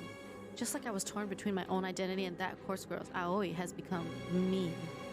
But her transformation hasn't been kind to her. Any recognition of her previous self has vanished. She doesn't even know her real name. After everything I've been through, I should be more forgiving to someone struggling with their identity. I should be understanding and sympathetic. Aoi, Noriko gasped for air as my fingers clenched her throat. Oh! I ran my knee into her stomach and smashed her into the warehouse racking, causing several stiff cadavers to crash into the ground around us. Stop! Aoi has lost herself. She has discarded all remnants of who she once was. I'm fine with that. I can almost relate to it. But I am Noriko Kurosawa. I have reclaimed my true self, and I won't let her become me. Are you okay? I am Noriko Kurosawa. And this bitch that stabbed me and left me for dead will not take my life away from me. Die! Die! I press Aoi against the steel racks and feel something within her frail body either bend or break. Her dull, tired eyes begin to droop, and the hands scratching at my wrist suddenly give up the fight. I realize I'm panting heavily as I clutch her neck. Her own ragged breathing synchronizes with mine, and it's almost as though we are one person. No, she's not me. You are not me! I scream and feel my fingernails puncture her skin. Oh! My fingers pierce her neck and drill into her flesh, stopping only when they clasp tightly around her spinal column. With all the strength I can pull from within me, I twist my arm and throw Aoi to the blood-spattered concrete. Kono Aoi-da. She hits the ground unceremoniously, her lightweight body barely making a sound as her vacant, dead eyes stare up at the cracked ceiling. Oh my lord. Sheesh. Oh my. I never imagined I'd have to dig up this grave for a second time. When I buried Corpse Girl in the gardens below our former apartment, I didn't predict I'd have to see her again so soon. But here she is, still rotten and miserable. I thought her burial was going to be the end of it all, a symbolic gesture to help me leave behind the person I had become. It was a way to reclaim my former self and bury the past. Corpse Girl doesn't say anything when she sees me lift the dirt from her resting place. She doesn't give any indication that she even notices my presence. Fine, be that way. I couldn't care less. I've brought a friend for you. Nimble's attending nervously. Someone to keep you company. Oh my. With a great deal of effort, I haul the body of of Aoi, into the narrow pit and let it collapse beside Corpse Girl. The girl in my old clothes seems to cuddle up to her new companion. That was a loud thud. It's almost fitting that the person who became me should rest eternally beside the person I tried to become. I think I can rest easy knowing that they're both in the ground. I think nothing further can prevent me from being Noriko. Suppose I should say a few words. Yeah, but if you like psychological horror visual novels, I highly recommend you play Cooking Companions. You were my best friend, Aoi. And I'm sorry I couldn't save you. I'm sorry that I only ever wanted to save myself.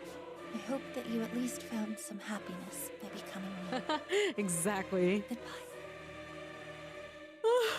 I clutch a small shovel in my hands and begin to fill in the makeshift grave. Dirt and rocks pile into the pit slowly. I mistake the faint howl of the wind as a final moan from the girl I once knew as Aoi. I never sympathized with Aoi. Cooking Companions sounds cute and looks cute. I might still have my VOD of it up.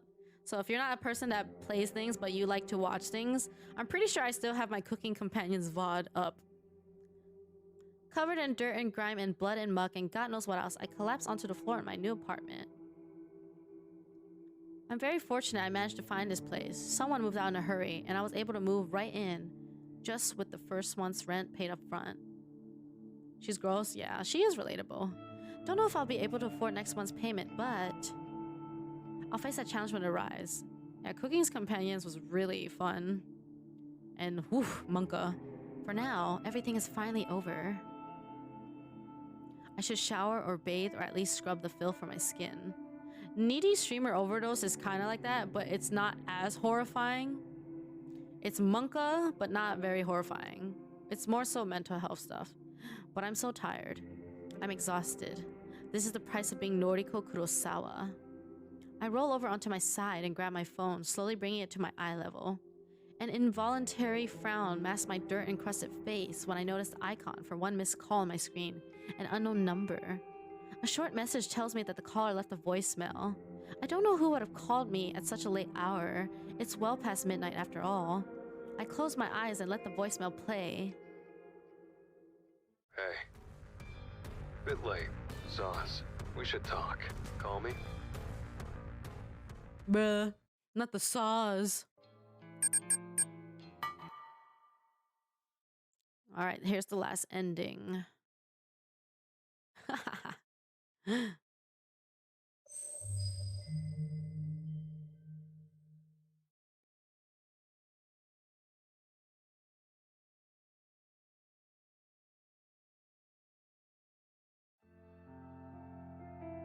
Good morning. Sorry I'm late.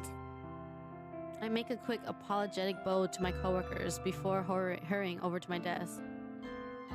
Yeah, it kills me too. No one seems too bothered about my tardiness. A few people offer a raised eyebrow, but they quickly return to their own work. I take a seat at my workstation and switch my computer on. It whirs to life as I organize my belongings. From my handbag, I retrieve some key items. First is my canned coffee, still ice cold thanks to the convenience store's powerful refrigeration. Second is my headphones. I can't complete a day of tedious data entry without just listening to music. Last but not least is my phone. The screen is a little cracked, and the protective case has seen better days, but it's invaluable to me. I wonder if the creator knew people don't say that shit out loud. They probably do. It's probably for comedic effect. This is a ride that I'm willing to push the cart against the finish line. Something feels slightly off as I look at the screen. There's a nagging feeling in my mind, some small voice telling me that this isn't my phone, but I know it's mine. The familiar red case, the spider web fractures inching across the glass. It's my phone, no doubt about it. Pushing the strange thoughts from my mind, I turn my attention to my computer. It doesn't take long to read over the day's list of tasks. I'll be continuing what I started yesterday. Easy. Noriko? Saws is how people type sorry online, but you're not supposed to literally say it out loud.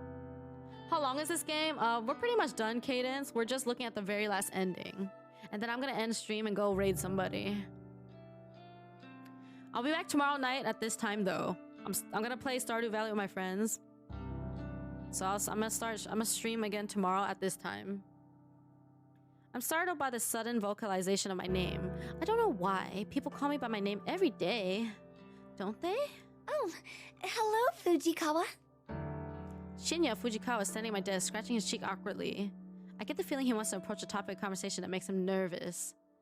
You better have water and snacks, don't worry. I definitely do. I'm taking my ass to sleep after this. I wanted to apologize. Well, maybe I might go on been Genshin real in the office quick of late. and do my condensing, and then I will go sleep. But I'm gonna end stream after we finish this ending. I wanted to apologize. Oh, okay, wait, he read Was that. there anything you needed to discuss with me during Thank my you absence? for the stretch. Do you play a lot of Genshin? Do you do a lot of stuff? Well, I primarily play Genshin, but I do play variety too. Like, I have nothing against playing other games, especially when Genshin doesn't really have much to do sometimes, or I don't feel like it.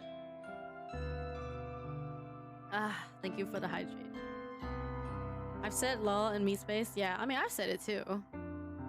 But I've never said saws.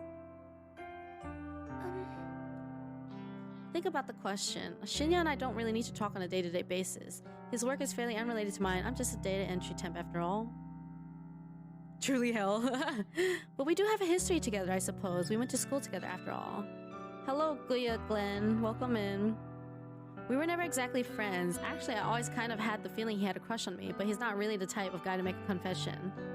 I always used to joke about how he and I would make a cute couple, but I could never see it. He was, and still is, far too dull to my taste. Hold up. She's saying the exact same things that Noriko was saying in the beginning. Aoi. Why does that name sound so distant? I don't play, but I have one other person I watch play because I enjoy their company. Reckon that's the same here. Yeah. I mean, I've been playing a way more variety lately because it's way more fun playing other stuff. I just don't really have a lot of things lined up, so I typically just kind of play Genshin and then just wing it. Never even heard of Saws before watching. Honestly, Saws is not very common. But normally it's used, like, in text to say sorry. I try to put a face to the name, but my mind draws a blank. She was my best friend, and yet... Noriko? Oh, sorry. I get lost in my own head sometimes. Yes, I see. Well, if there's nothing you need, then I'll be on my way.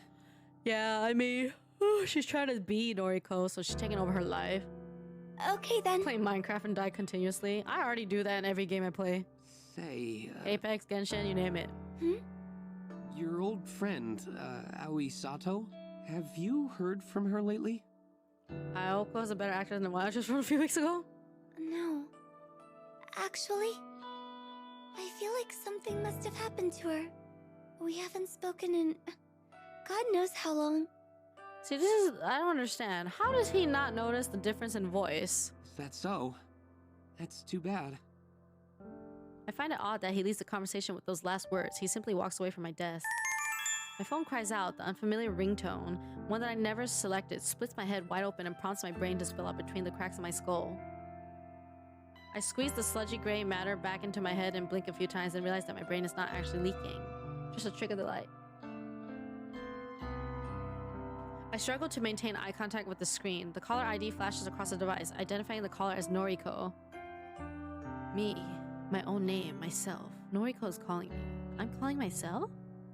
A dull ache still throbs within my head as though it had been recently emptied. I answer the call. Hello? Oh my.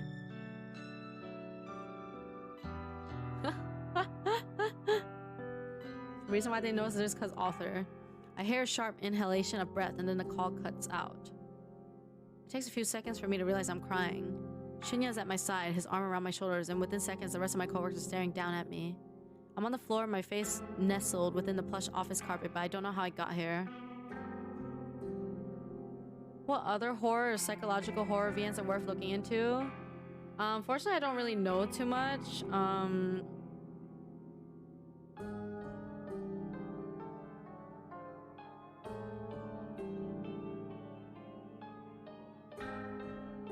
I think people, there's a lot of Japanese titles. I don't remember the names because I remember trying to look up some myself. And there's like, they got lists. Is that the third ending? Yes. Yeah, the way he said mad was funny. It's like he was being hipster for no reason. I'm supposed to be stoic, unflinching. It's my ideology, my entire identity. So much for stoic, unflinching Noriko. Remember stoic, unflinching Noriko? Maybe if I just close my eyes, I can make everything return to normal and start this day over again. The fuck?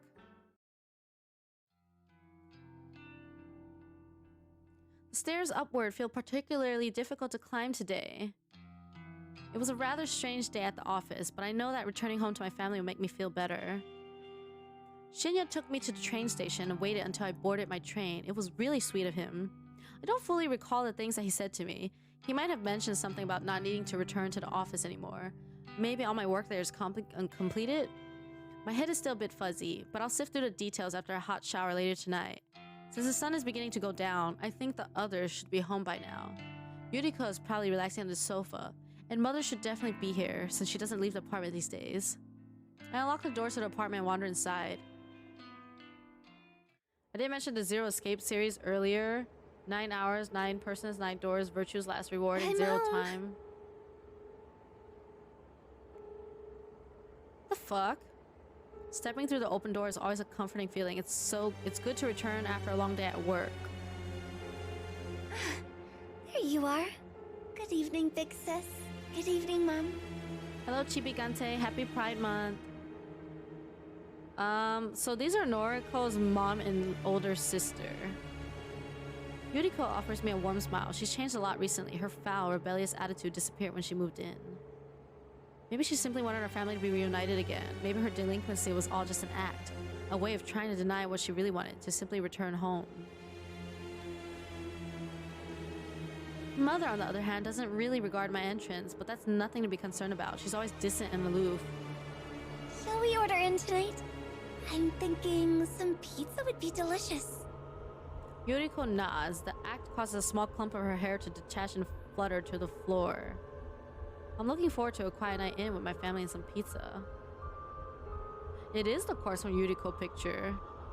I never had the opportunity to enjoy these moments when I was growing up. In those days, I was simply grateful for the nights I could go to bed without a new bruise or gash to cover up. Mother used to kick me and slap me, but hang on. I look at her now, slumped on the couch, completely lost in her own world. That's not the mother that used to abuse me. That's not the mother that was married to my father.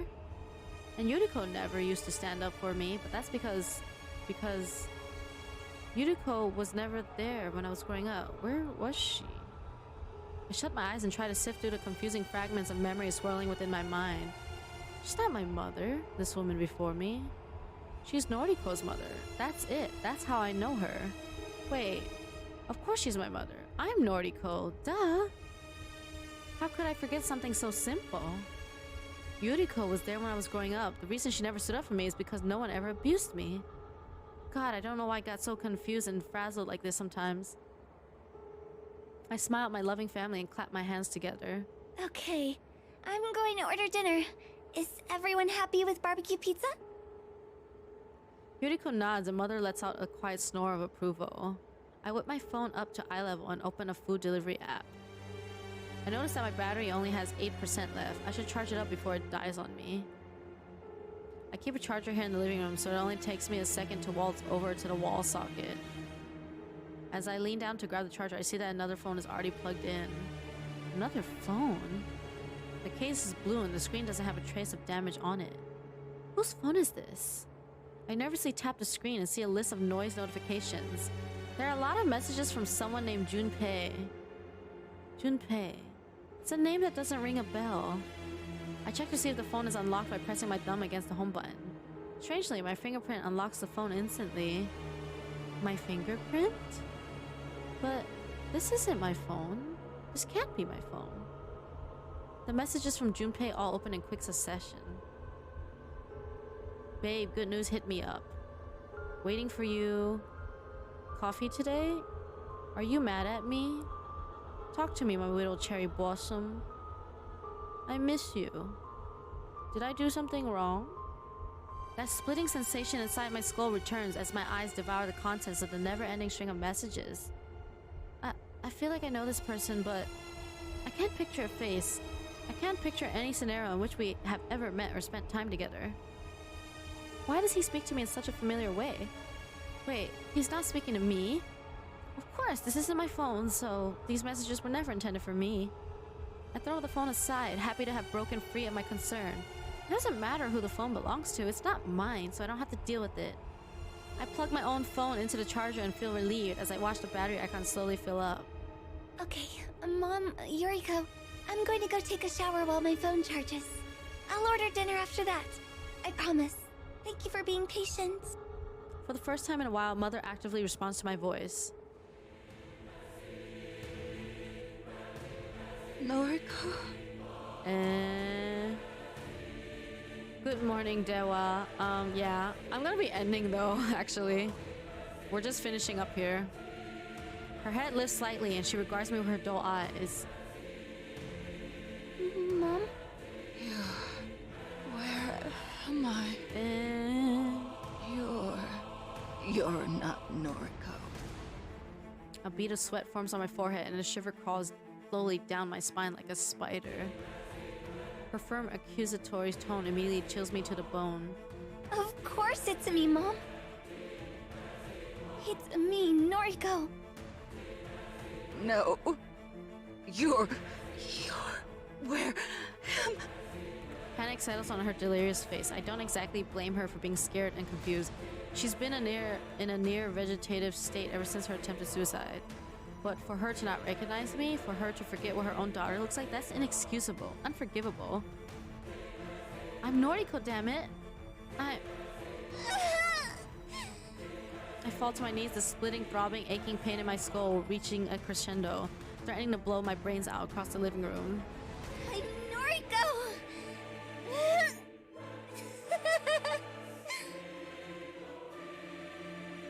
Noriko Kurosawa! Look at me, Mom! Look at me! Mother's eyes widen and she looks like she's going to vomit. She turns to see Yuriko, white and ghastly, in the seat next to her, and a tear forms in her eye. What have you done? What is this? Just shut up! Just shut up and be a part of my perfect family! Look at us! All three of us! We're the Kurosawa family, and we're finally back together! We're happy, right? I panic. happy? Yeah, I'm gonna be ending stream after this, guys. I've been here all day. And we're finally finished. Still on my knees, I slowly lower my head to the ground and let it rest on the soft carpet. I barely register the sound of the door behind me opening slowly. After the creaking hinges come to a rest, a strong voice floods my ears. Yo, Harold. You're Noriko no longer. Got work for you. The source of the voice wanders toward me and towers above my face-down form. He said I'm no longer Noriko. Can my identity just slip away so easily? Can it vanish into thin air like it was never truly a part of me? No. I will always be. I am Noriko!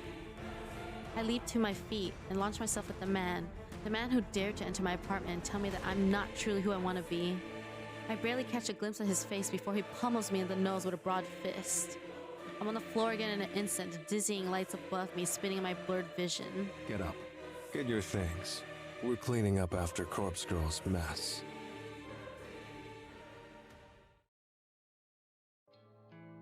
Sheesh. What's Crow Factory? No, just kidding. Labu, have a great rest after this. Wait, what? What did you say, Stu? Did you say something weird? Which was the best ending? To be honest, I only care about Noriko. I kind of forgot what happened in the false ending. But I only care about Noriko. What the fuck is this? I've always liked the shape of my wings, Ka. I can be critical about other parts of my body, but I'll never complain about my wings, Ka. With or without feathers, I think they look great, Ka. Mother used to tell me I inherited her wings, and my big sister inherited father's wings. What the fuck is this? To be honest, I don't see any of father's feathers in myself or my mother, Ka. But I do agree that my wings are exact replicas of mother's. Mother doesn't fly too well anymore, and that might be something I have to also worry about in the future. But for now, my wings are perfect, and I couldn't be happier with them.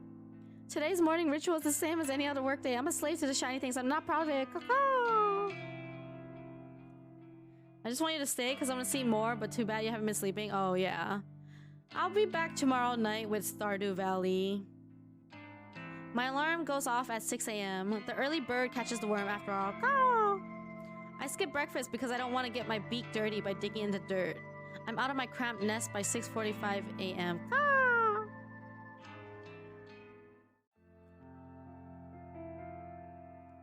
The static drone of workspace noise fills my ear holes. Chirping, ringing phones, feathers tapping against keyboards, photocopiers, even the steady low hum of the air conditioner contributes to the overall din. Before I can take a step toward my desk, a mocking trill whispers behind me. You look like bird shit, scree. Oh my god, they didn't do voice acting for that. Looks like you've been sleeping in a tree. It suits you, scree. I don't know what she's talking about. I can't really focus on what she's saying. You know I'm talking here. It's rude to ignore the eldest bird in this nest. Scree. I swallow an attempt to moisten my parched throat before speaking in a cracked voice. Do you need something, Kaka? Now I'm done with you, skank. Scree. Chromoe turns tail and walks away. I sigh and sit down in my office chair. Why do I feel so exhausted? I need to calm down and focus on Crow Girl's work. I can't let things like exhaustion or social anxiety stand in my way. I take a deep breath. I'm in control now. I'm myself again. I'm Nori Crow, stoic and unflinching. I'm Crow Girl, successful and feared. I can kill people as easily as I can manipulate simple tools in order to obtain food. People like Chromoe should be scared of me. People like Chromoe shouldn't mess with me. I'm in control now. What the fuck? I decided to visit an old favorite hangout today. An old perch, if you will. No, there's not gonna be a call redeem. Public libraries don't get the credit they deserve in this age. They're quiet, calm, soothing. I can sit here for hours for free and just get lost in different worlds. Thank you for the hydrate. I don't feel judged here. Nobody looks at me and mocks my feathers or my beak. Nobody looks at me and asks if I've eaten enough worms lately. Nobody makes fun of me, that lonely bird in the corner, reading Lovecraft and calmly preening her feathers. Cthulhu, huh? You a Lovecraft nerd? Oh my god. I blink twice and look up at the strange bird standing over me. Huh? Saz, didn't mean to interrupt. Coo! Notice you're reading Lovecraft, huh? In Japanese too. Didn't know this book had been translated. Coo! Yeah, my English isn't great, so I read the translated versions. That's mad. Do they translate esoteric names? Can't imagine Cthulhu being easy to write in kanji. Coo! Well, it's written in katakana, so... Course, Krojiro. Coo! The bird extends a wing, and I can't tell if he wants me to shake it or pass him my book. What? I'm Krojiro. You? Noriko. Kurosawa. Ka! Nice. Just Krojiro for me. Coo. No last name. Call me Kroji. You don't have a last name? Used to. Lost it. Fell out of the nest, you know. I'm just Krojiro now. This guy is weird. His feathers smell like they've been dragged through the dirt. His face is unshaven. Writer's note, I've got no bird joke for unshaven, sorry, plucked. Ugh. And his eyes are scarily clear, unfocused, despite being masked by a pair of thick...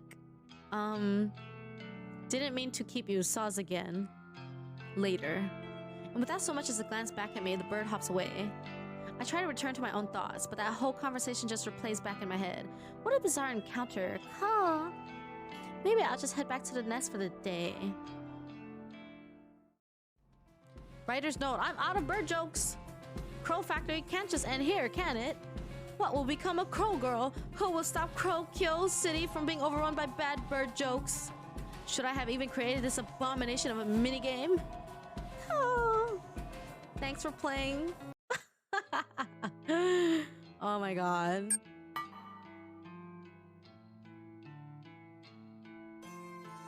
Oh man, they even have like the horrifying scenes. Sheesh.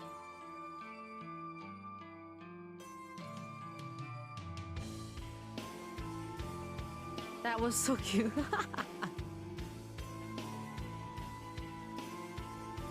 Thank you, this is a roller coaster, indeed.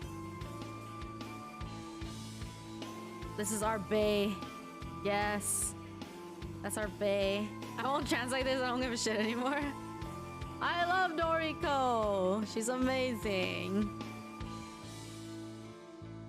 This was my favorite scene ever. Reading this was the most fun all game for me. The first time she's down in the bathroom and just going crazy. Blonde ponytail is hot. Noriko is so yes. She's so pretty.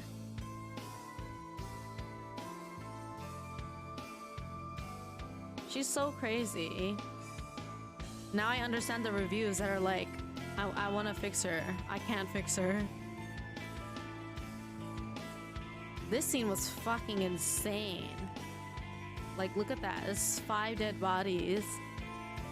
It's fucking scary. Like, look at her eyes. Her eyes are horrifying. It's like she's wearing a mask or something. Like, the hell happened there?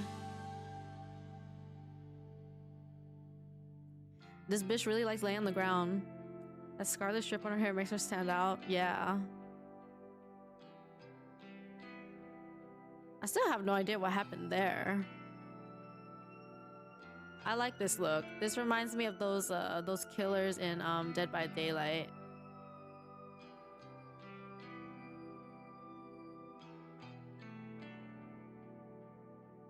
This crazy ass motherfucker.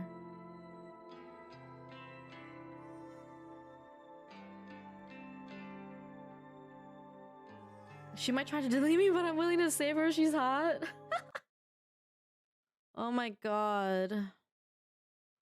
Now I need to find someone to raid. And I don't know who to raid. You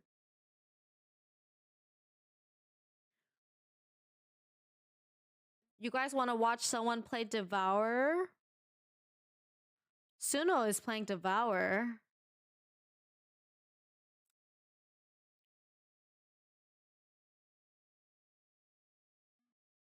I want more Kasari. I just woke up. I'm sorry. I gotta end so I have energy for tomorrow. You know, I was joking about never ending stream. Hey, go sleep. Would you guys like to watch someone play Devour? One of my friends is streaming Devour right now.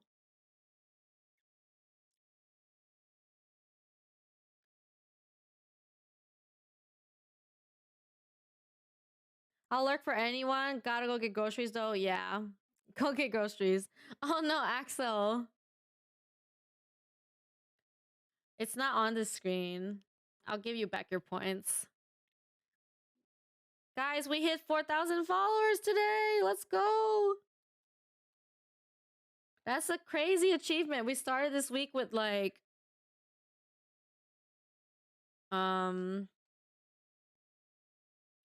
started this week with like 3,400. So we gained like 100 every day of front page week. I really wanted to see the end of your playthrough. Super fun. Yeah. Thank you guys so much for hanging out. Hey, RC, my twin, my B-Day twin. Okay, you know what? Suno was here earlier, and he is streaming Devour right now. We all love spoopy shit, right? So let's take you guys over to go watch spoopy shit. Don't leave just yet. Okay, one reminder. If you haven't yet, follow me on my socials and Discord and all things.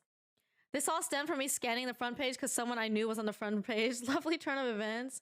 You knew someone on the front page?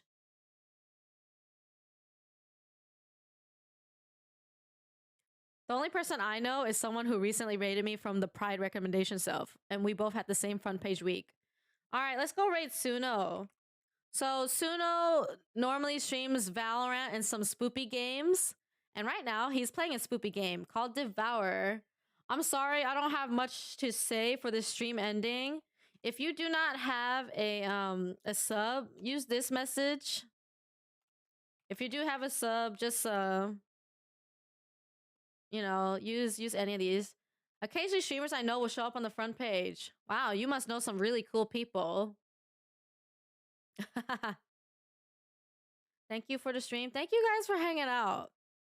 I know that was one hell of a long ride. Like, I didn't expect it to be that long, man. Oh my god, Paladin, you're still awake. Okay, guys, if you don't have a sub, copy paste that first message. If you do have a sub, just use one of the sub messages. Yeah, I hope I get to see most of you in future streams. I do primarily stream Genshin, but I am a variety streamer too. I will be back tomorrow at this time exactly, playing Stardew with my friends. All right, guys. The raid, thank you. Okay, I hope you guys all have a wonderful rest of your day and night. Remember to eat some good food, hydrate with water, and get plenty of rest. Don't be like me. And once again, follow me like on Twitter and YouTube and join my Discord and all these things. All right, I'll see you guys tomorrow for Stardew. Please go come along with the raid and go send some support and love to somebody else with